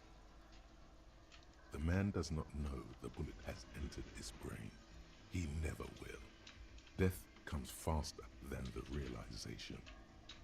The ray cast from the man's mouth unravels into a fan of possible directions, all on the roof at first. The shot could have come from any of them. This is composite location A prime, most likely of the origin points. 72%, with a weapon that fires jacketed ammunition, likely a rifle. This is a good short distance, but not too short. The perpetrator aimed with their back against the railing, or possibly kneeling for precision.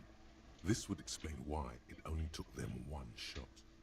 The lights were on in here. Outside it was dark. It was like shooting fish in an aquarium, a well-lit aquarium. The victim opened his mouth to let the bullet in. Neither of them would have seen anything outside in the darkness, too busy with their own bodies. Point X would contradict the woman's testimony, rendering the entire proposition void. These figures would be wiped out, detective. None that you've found thus far, but that doesn't mean there aren't any. That's a 28%, yes. In this model, the shot could have come from a greater distance. Nothing excludes the possibility. Should we extrapolate to include every possible point of origin in Martinez? According to your map of the district, this shot could have come from a wide angle of locations, starting with the northern edge of the abandoned boardwalk, ending with an islet in the bay. Let's call them B prime.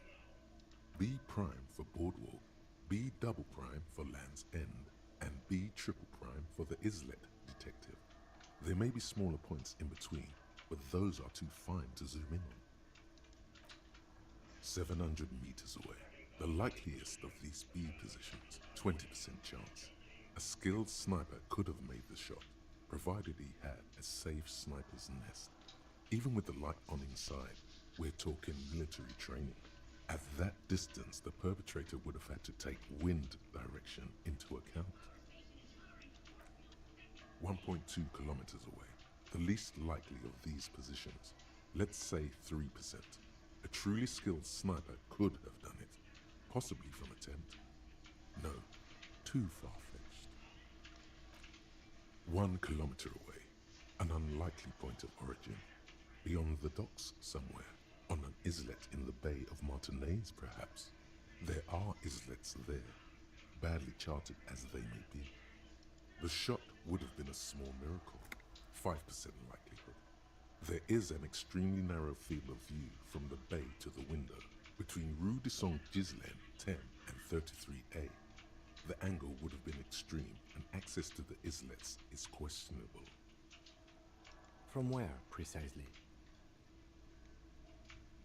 I see you have given this a lot of thought. Are those the locations you've singled out in addition to the roof? And what is the likelihood, in your opinion, that it came from a further distance? Okay, well, we should see if there is gunshot residue or sniper nests if we go down the coast. Rule these spots out one by one. It would be the diligent thing to do. Until then, personally, I'm going with the roof version. It fits the hidden path through the whirling. A simple hypothesis.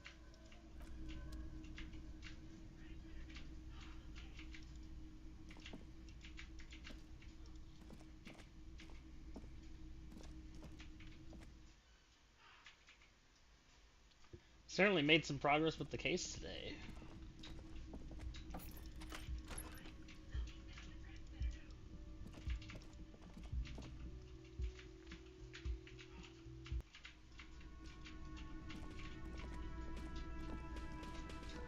Oh yeah. The questions are actually getting answered. It's you again. What is it?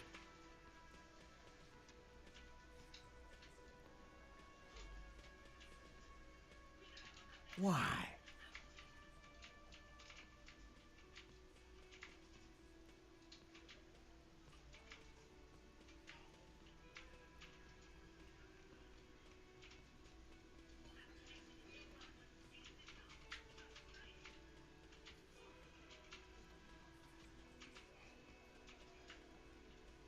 Sounds like you're making her a suspect in this. Not on my watch, you're not. Ruby's one of us. We're not gonna throw her under your moral intern steamroller. Fuck that shit. And fuck you too, moral Ruby is missing. If you hide from the police in a murder investigation, you become a suspect. You know how it works, guys. That's nothing. That's just legalese. You don't even have a sound theory. I don't want to be rude, but we're trying to get some R&R here. Think you could fuck off now? I think we'll keep sticking around, Titus. You'll be surprised at how quickly a theory presents itself if you keep looking.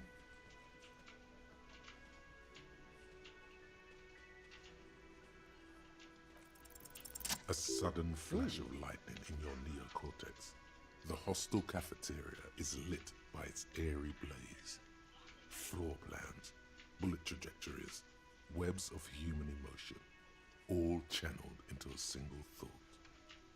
Because she was here, all night, with us. He's cobbling together shit so he can put her away. It's Cop 101. She was here all night? 11:30 to 12:15? She was here during all that time? Yeah, with us, drinking, near the stage there. No. All right. She took a fucking leak, okay? For one moment. Maybe went out too. She has an operation to run from her lorry. We're not getting into what that operation is again, Cop. That's probably for the best. Don't break your stride now. And just 'cause she was gone for 5 minutes doesn't mean she magically got to the roof and shot him. I've been through this. It's not plausible. All right, we're in. We got Ruby unaccounted for sometime during the window. This was crucial. Now let's place her on that roof. You got his attention. Now don't ruin it by making weird claims. Remember, you can still mess this up.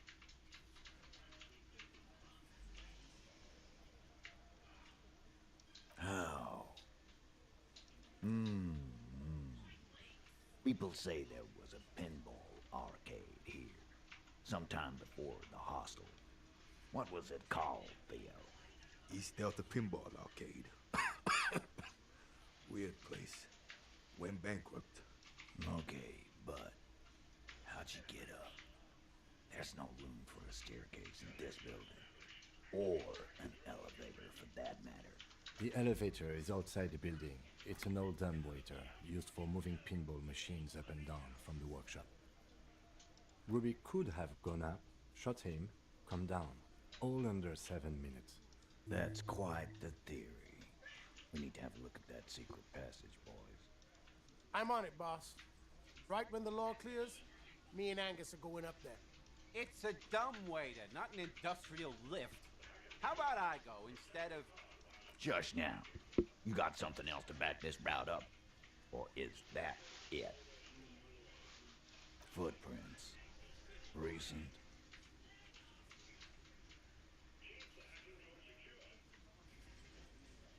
That close, huh?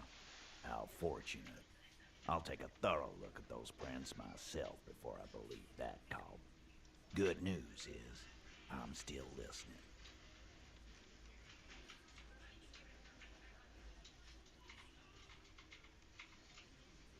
I don't like guessing, Cole. No one does. It opens the steel door in the kitchen, the one that leads upstairs to the roof. This key was right here, with you, all the time. Quit jumping to conclusions, Theo. You took that key. Did it look like it was recently put there? No, the ribbon was old, faded. It'd been there for 20 years at least. Why? This doesn't make sense. It's damn interesting, but it doesn't fit well, and you know it. It doesn't fit well, but it fits, and he knows it. Firmly doesn't go well with could've. There's a route to the roof. Me and the boys need to check it out. That's what we establish. But a route does not put that bullet in his head. A gun does that, and Ruby doesn't carry one. Phase 2. Murder weapon. Get a gun in her hand. If not that, then at least a shadow of a doubt. In the shape of a gun.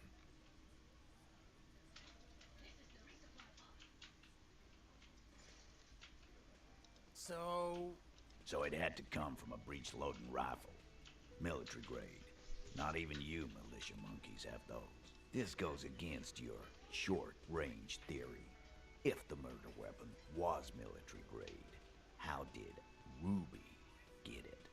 Carl, that's exactly what it means. That wasn't strong. You lost your gun? Tell me, did you lose it before the murder? Of course not. And Ruby didn't use your lost gun to kill him. Stop thinking about your lost gun, damn it. You'll get a heart attack. This was merely a thought exercise. He did not lose his gun. Let's move on. God damn. That's just about your favorite topic, isn't it? Every fucking 5 seconds. You were warned not to bring it up. Your best shot here is to just back out of it. Okay, cop. She's got connections. I could see how she could have access to a gun. That still doesn't mean she did. That's all you needed. Doubt. I don't know, cop. Why don't you find your lost gun first? Easy now, Al. This isn't comedy hour. Titus, we're not seriously considering it, are we? Ruby wouldn't do this. Why would she do something like this? Phase 3. Motive. The last component. The big one. Get this and they'll give her to you. Remember, don't piss him off. That never works. And I suppose you have a theory on that. Think about it. Why go through all that effort? It was her idea, wasn't it? The hanging. You went along, but she suggested it. She had, like, a fully formed plan and shit. Right when she came back downstairs. Really, Shanks? Closio wanted to talk to another girl, that's all. She was just the first one up there. I could have come up with that plan if I'd have been first. Time for a logics demonstration. He scoffs. Think. You kill him. Get up there. Shoot him. Get down. The man is silent. If she used us to cover her own shit up, well, that's a serious violation of the Hardy Code, boss. Which is why she didn't. She would never do that. Why aren't more of you defending her? This is fucking stupid, Titus. Glenn, I thought the same thing when she skipped town and left us in this shit. Oh, so he didn't rule her out completely. And she skipped town. This is good. Silence. He looks around the room. The old man in the corner nods. A very small nod. And a trickle of tobacco spit on his lip. This is the only option he cares for. Yeah, I see it. There's one more thing I've been wondering about. Ever since you asked me where she is. Add it to your list of suspicions, if you want. I don't know where she went. She just got up and left. Got real scared, too. Wouldn't tell me where. However hard I asked. Wanna know why? She was afraid I would tell you. Maybe she was right. By now, I probably would. She knew there's evidence on her, and she knew we'd find it. This is typical suspect behavior. Why fleeing is always incriminatory. Perhaps. Ask her if you find her. It won't be easy, though. She made sure of that. Friday afternoon, when you first arrived, I got word the RCM was in town. Then she came in to see me. Told me she was leaving. That's when we had our little conversation. I told you. You. Yes, you. The cop with the sideburns and the disco clothes. And a hole in his heart. That first.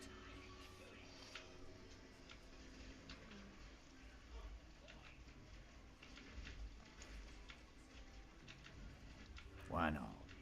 You suck on that gun like someone tore you a brand new asshole. How can I forget? You and I are going to dance in the moonlight under a billion stars. Thank you, horrific necktie. You know, when I first saw you limping here, I thought she was paranoid or sniffing her own supply. But now I'm not so sure. She said you have a funny taste in clothes and that you won't stop until you have something on her. She said she's heard of you from Jamrock, that you're a human can opener, that you play suspects against each other. Open them up like can. Fucking hell. Titus, did he just... Open Angus up like a can? Yes, he did. Now, we can whine about it, whack him, or we can go on with our lives.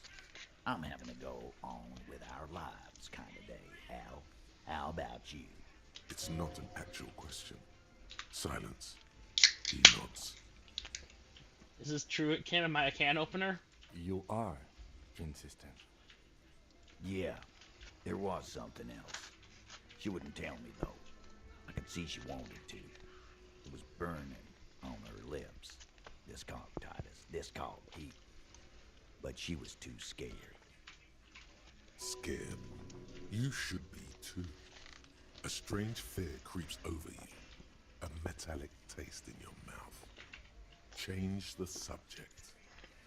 She's not far. We know that much. She didn't take her lorry, so she's on foot. Good fucking luck, man. She knows this place like the back of her hand. You'll never find her. Yeah, Al. And we won't either. She's not really a hardy candidate anymore, is she? She's not, Glenn. A little. On the coast. Where have you looked for her, more precisely? More precisely, on the coast, past the waterlog. She's not here, so I'm thinking she's there. Sure, there's some shit houses there, a cinderblock town. The fisherfolk there refuse to unionize, so that's one place we haven't looked. I hear they have a shack where junkies sometimes crash. Time for you to step up. We will start there. One more question. What does Ruby look like? Boyish. Hair's red. Dyed. She looks like a Lowry man. The what now? I have no idea. Boys? She said she's building a pale emitter. What? We were talking about radio equipment. She said she's doing Ulan frequencies and a pale something. I don't know more. There you have it. Pale something. It feels like you'll get to know soon enough. It'll have to.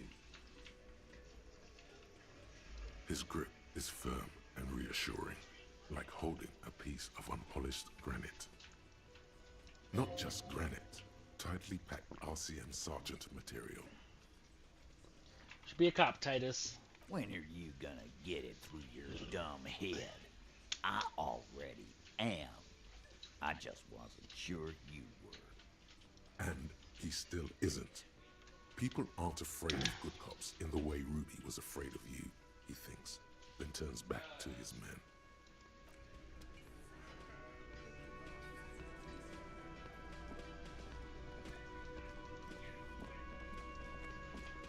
Alright, we'll talk to Clause one more time. There's one thing I want to do on the coast, and then we will be done.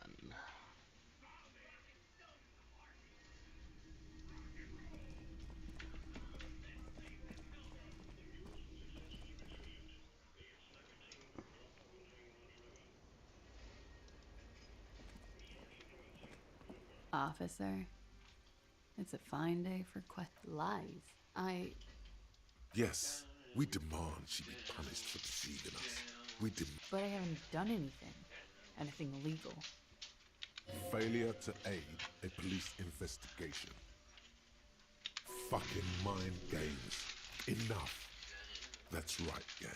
Stern and merciless now. Stern and merciless as we reel her in.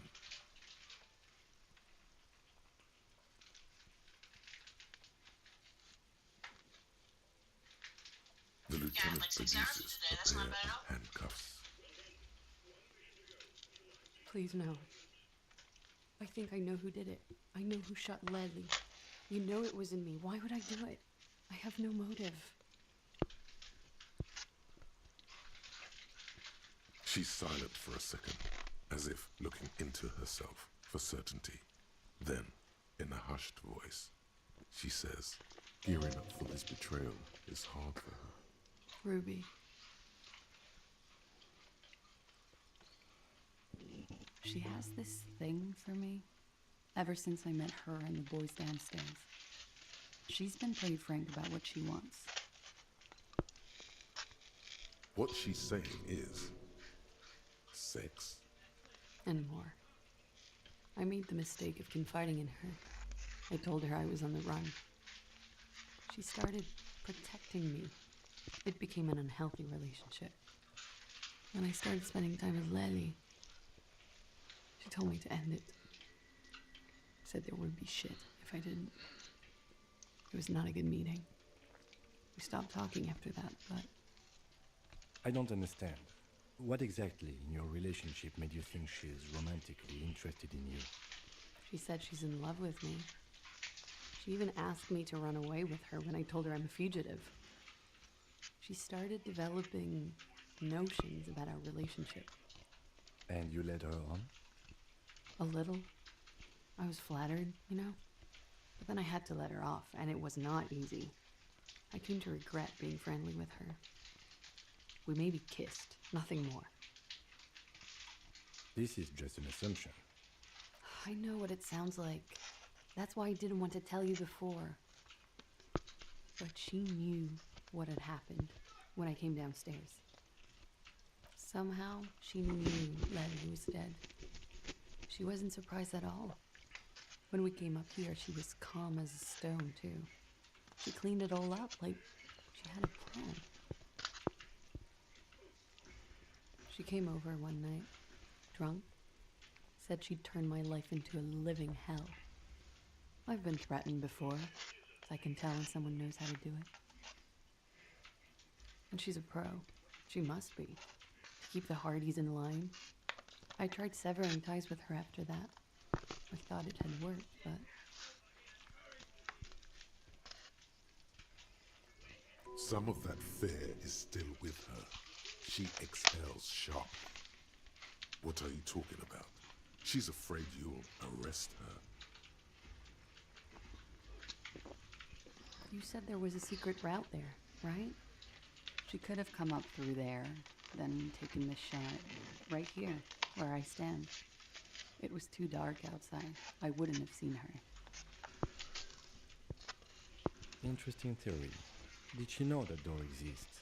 Had you been out there with her? Yes. She's been up here many times. She used to come to drink on the roof when...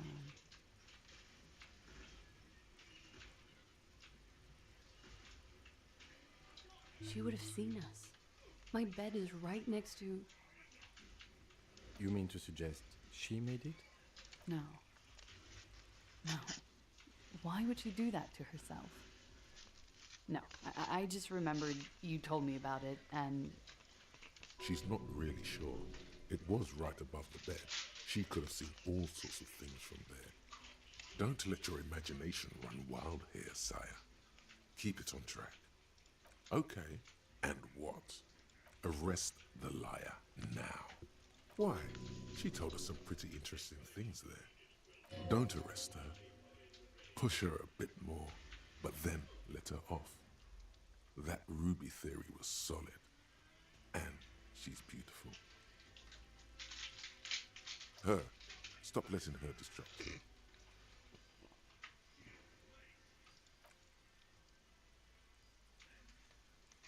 Thank you.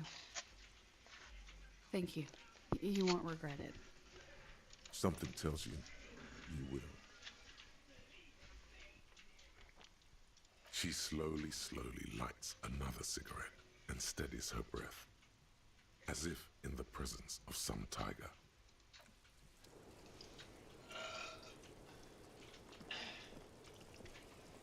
Alright, let's last that conversation for now.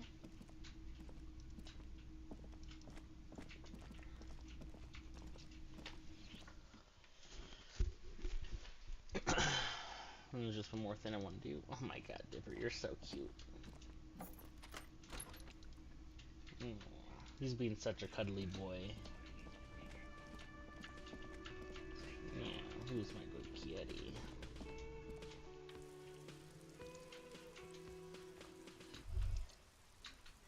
You think you have a pretty hot suspect right now, don't you? That ruby of yours? Notice how it came together without casting too much suspicion on Clasia. It was nice and ruby-centric in the end. Anything struck you a bit off about this mishmash?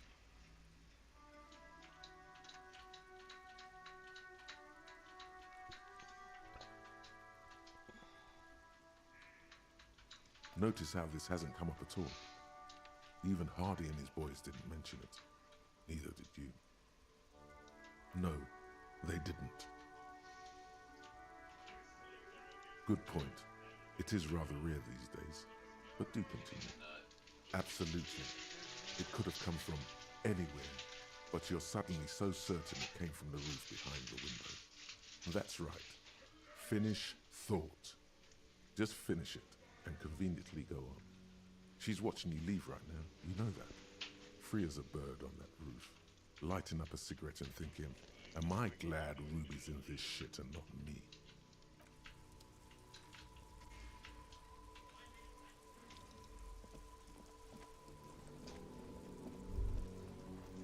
Cat, I can't see.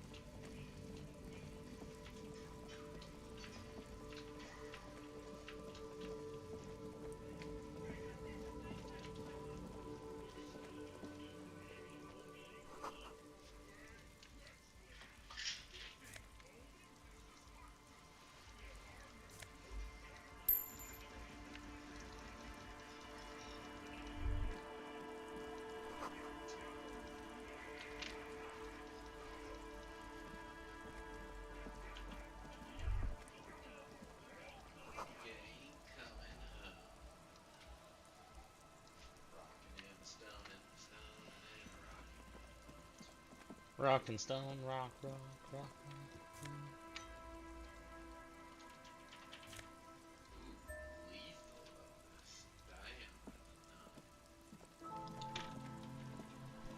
A banged-up motor carriage lies half submerged in the icy water, slowly sinking into the Insulindian Ocean. Only the cabin top, rear wheels, and the engine remain visible.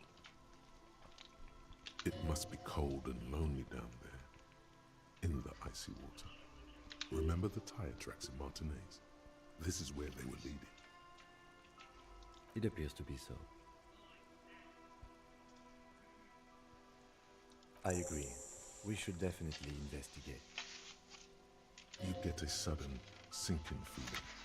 Stomach acid comes up as you look at the motor carriage in the deep, dark, cold water.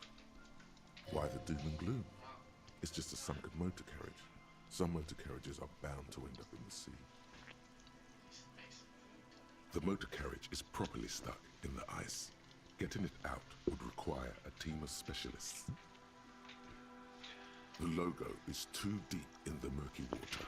You can't make it out, but you do see a monkfish float by.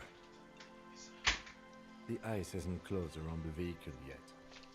My guess is it's been here since last Saturday or Sunday.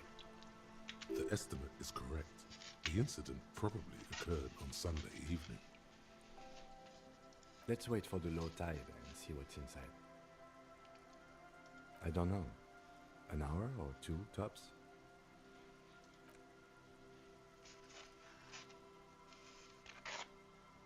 As you sit down in the old, rusty playground, the world around you becomes very silent. The hinges creak under your weight, dangerously so. Nothing but the sound of seagulls high above in the sky, echoing like distant laughter. Ice cracks around the blue motor carriage in the sea. Yes, it does. What's your favorite blue thing, Kim? Let me think about it. Spit flies from your mouth to your moustache, your chest, the ground before you. No sound though. Raining heavily here, Chief. Mind keeping it down a bit?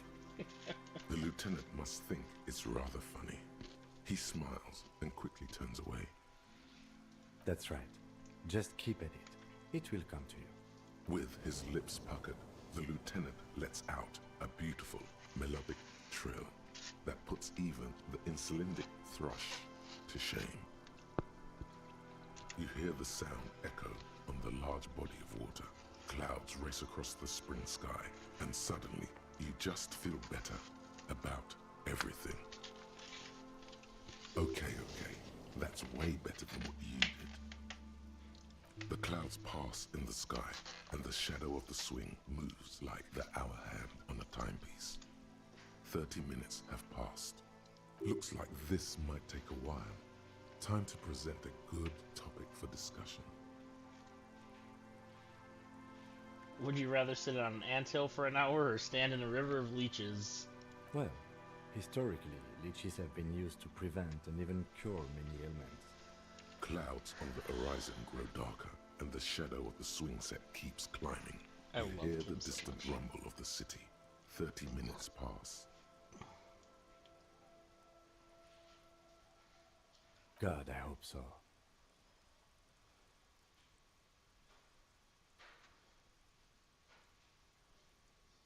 Your voice echoes on the water, strange and out of place in the environment. 30 more minutes pass. Detective, I've been able to make out the mark ever since we arrived. I find it odd that you haven't. It's a Coupris, Model 40. It is a simple and rugged machine, favored by working men, government offices, firefighters, animal control people. You know, those kinds of people. Yeah, those kinds of people. Yes, 41. What do you think it stands for?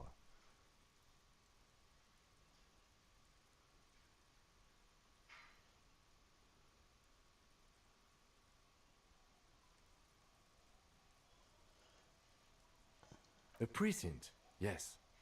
A police precinct. Precinct 41. Your precinct. A massive pit opens up in your stomach, and the most terrible feeling comes over you. Oh God, Harry. Oh God, Harry. What did you do? No. Just nope. Say no to this, Harry. Yes, your car is in the sea. Face it, so we can start dealing with this. The lieutenant just shakes his head.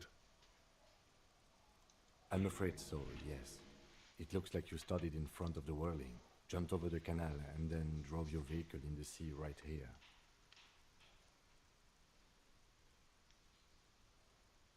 Detective, we don't. A rescue operation really isn't viable at this point. I'm afraid it will have to be there like that for many years. Look at it.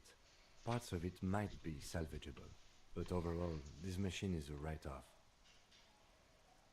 Maybe I was in pursuit of someone? Of whom? I don't think so. If anything, you were probably drunk. Probably. Try definitely. I can still fix it. That is very unlikely. All the electrics are toast. That goes for the electromagnetic steering and brake systems as well. You'd be lucky to find one undamaged component in there. In a few months, there will be nothing but rust left of this vehicle. It'll be cheaper to buy a new one. Well, not cheaper. This motor carriage costs 40,000 real. But in the long run, it still makes more sense to buy a new machine than try to refurbish this. Let's face it, this is a substantial loss to your district's budget. I mean, my station only has 4 other vehicles in addition to my kinema. The lieutenant adjusts his glasses and doesn't say anything. There is also a 4th thing you've lost. More precious than the gun, the badge, and the motor carriage combined. Lost forever into the deepest of seas. The X something.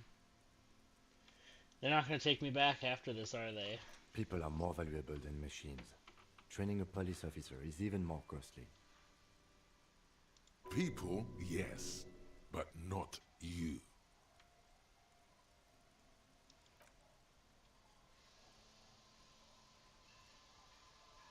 Yes, let's go take a look.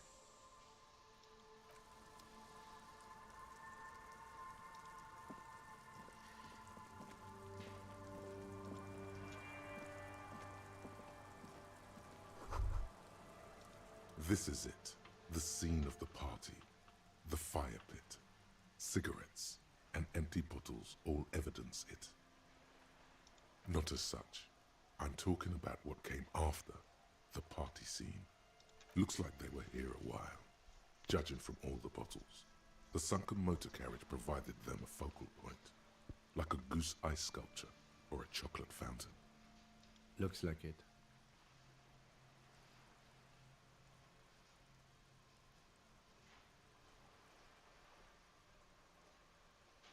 Hey, let's keep moving, detective. Somehow, he doesn't want to dwell on it.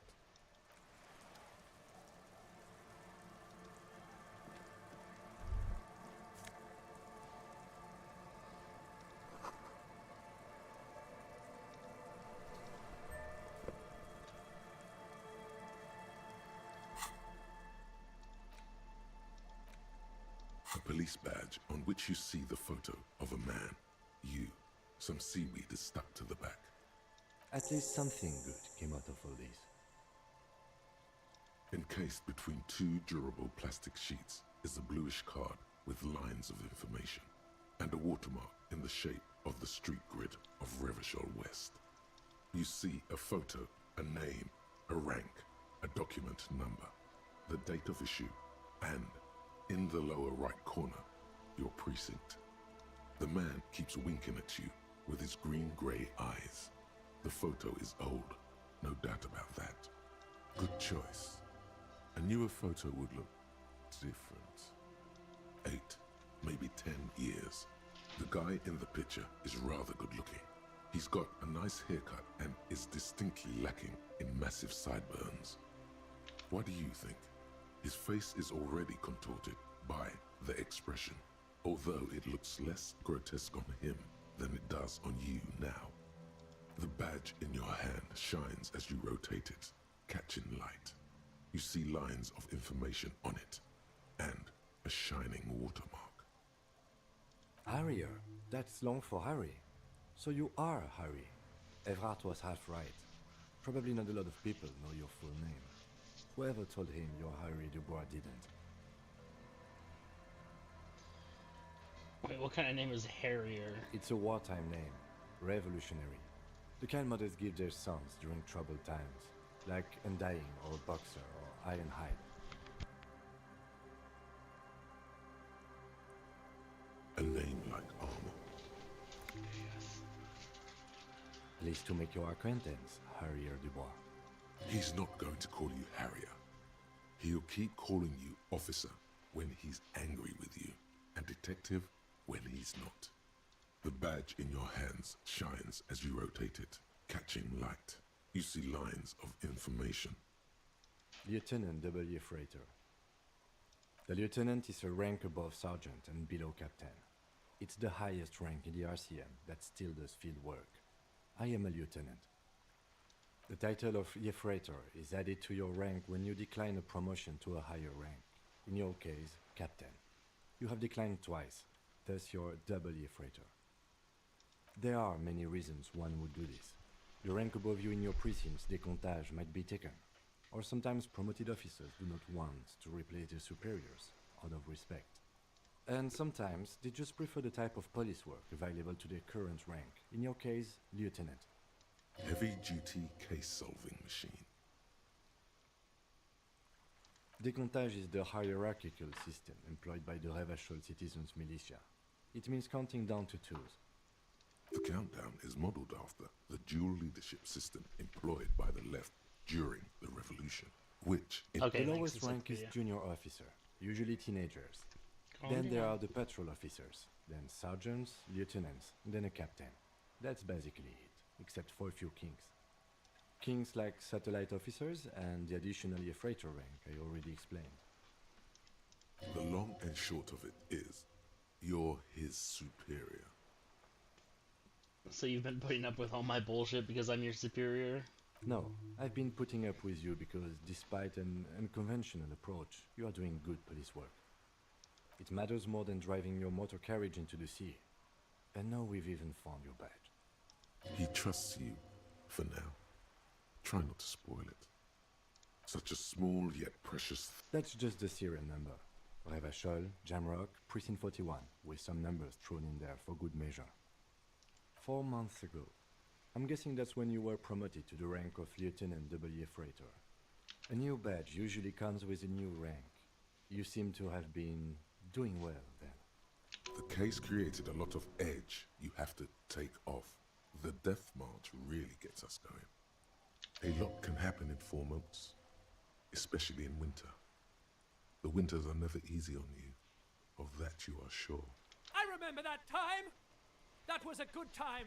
We had a good work-drink balance going. What happened, man? Pump it up! Thanks, Necktie.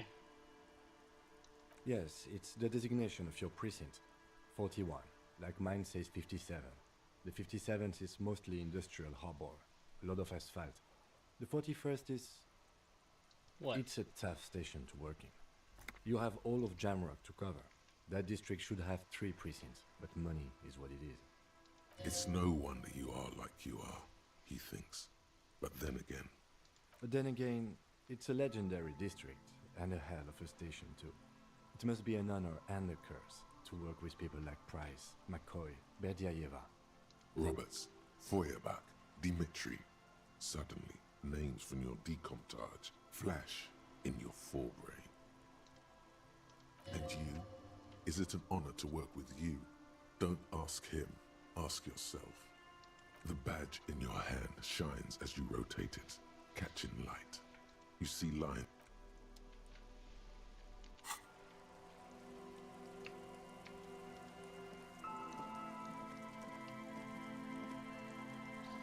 Alrighty, I think this is where we will call it.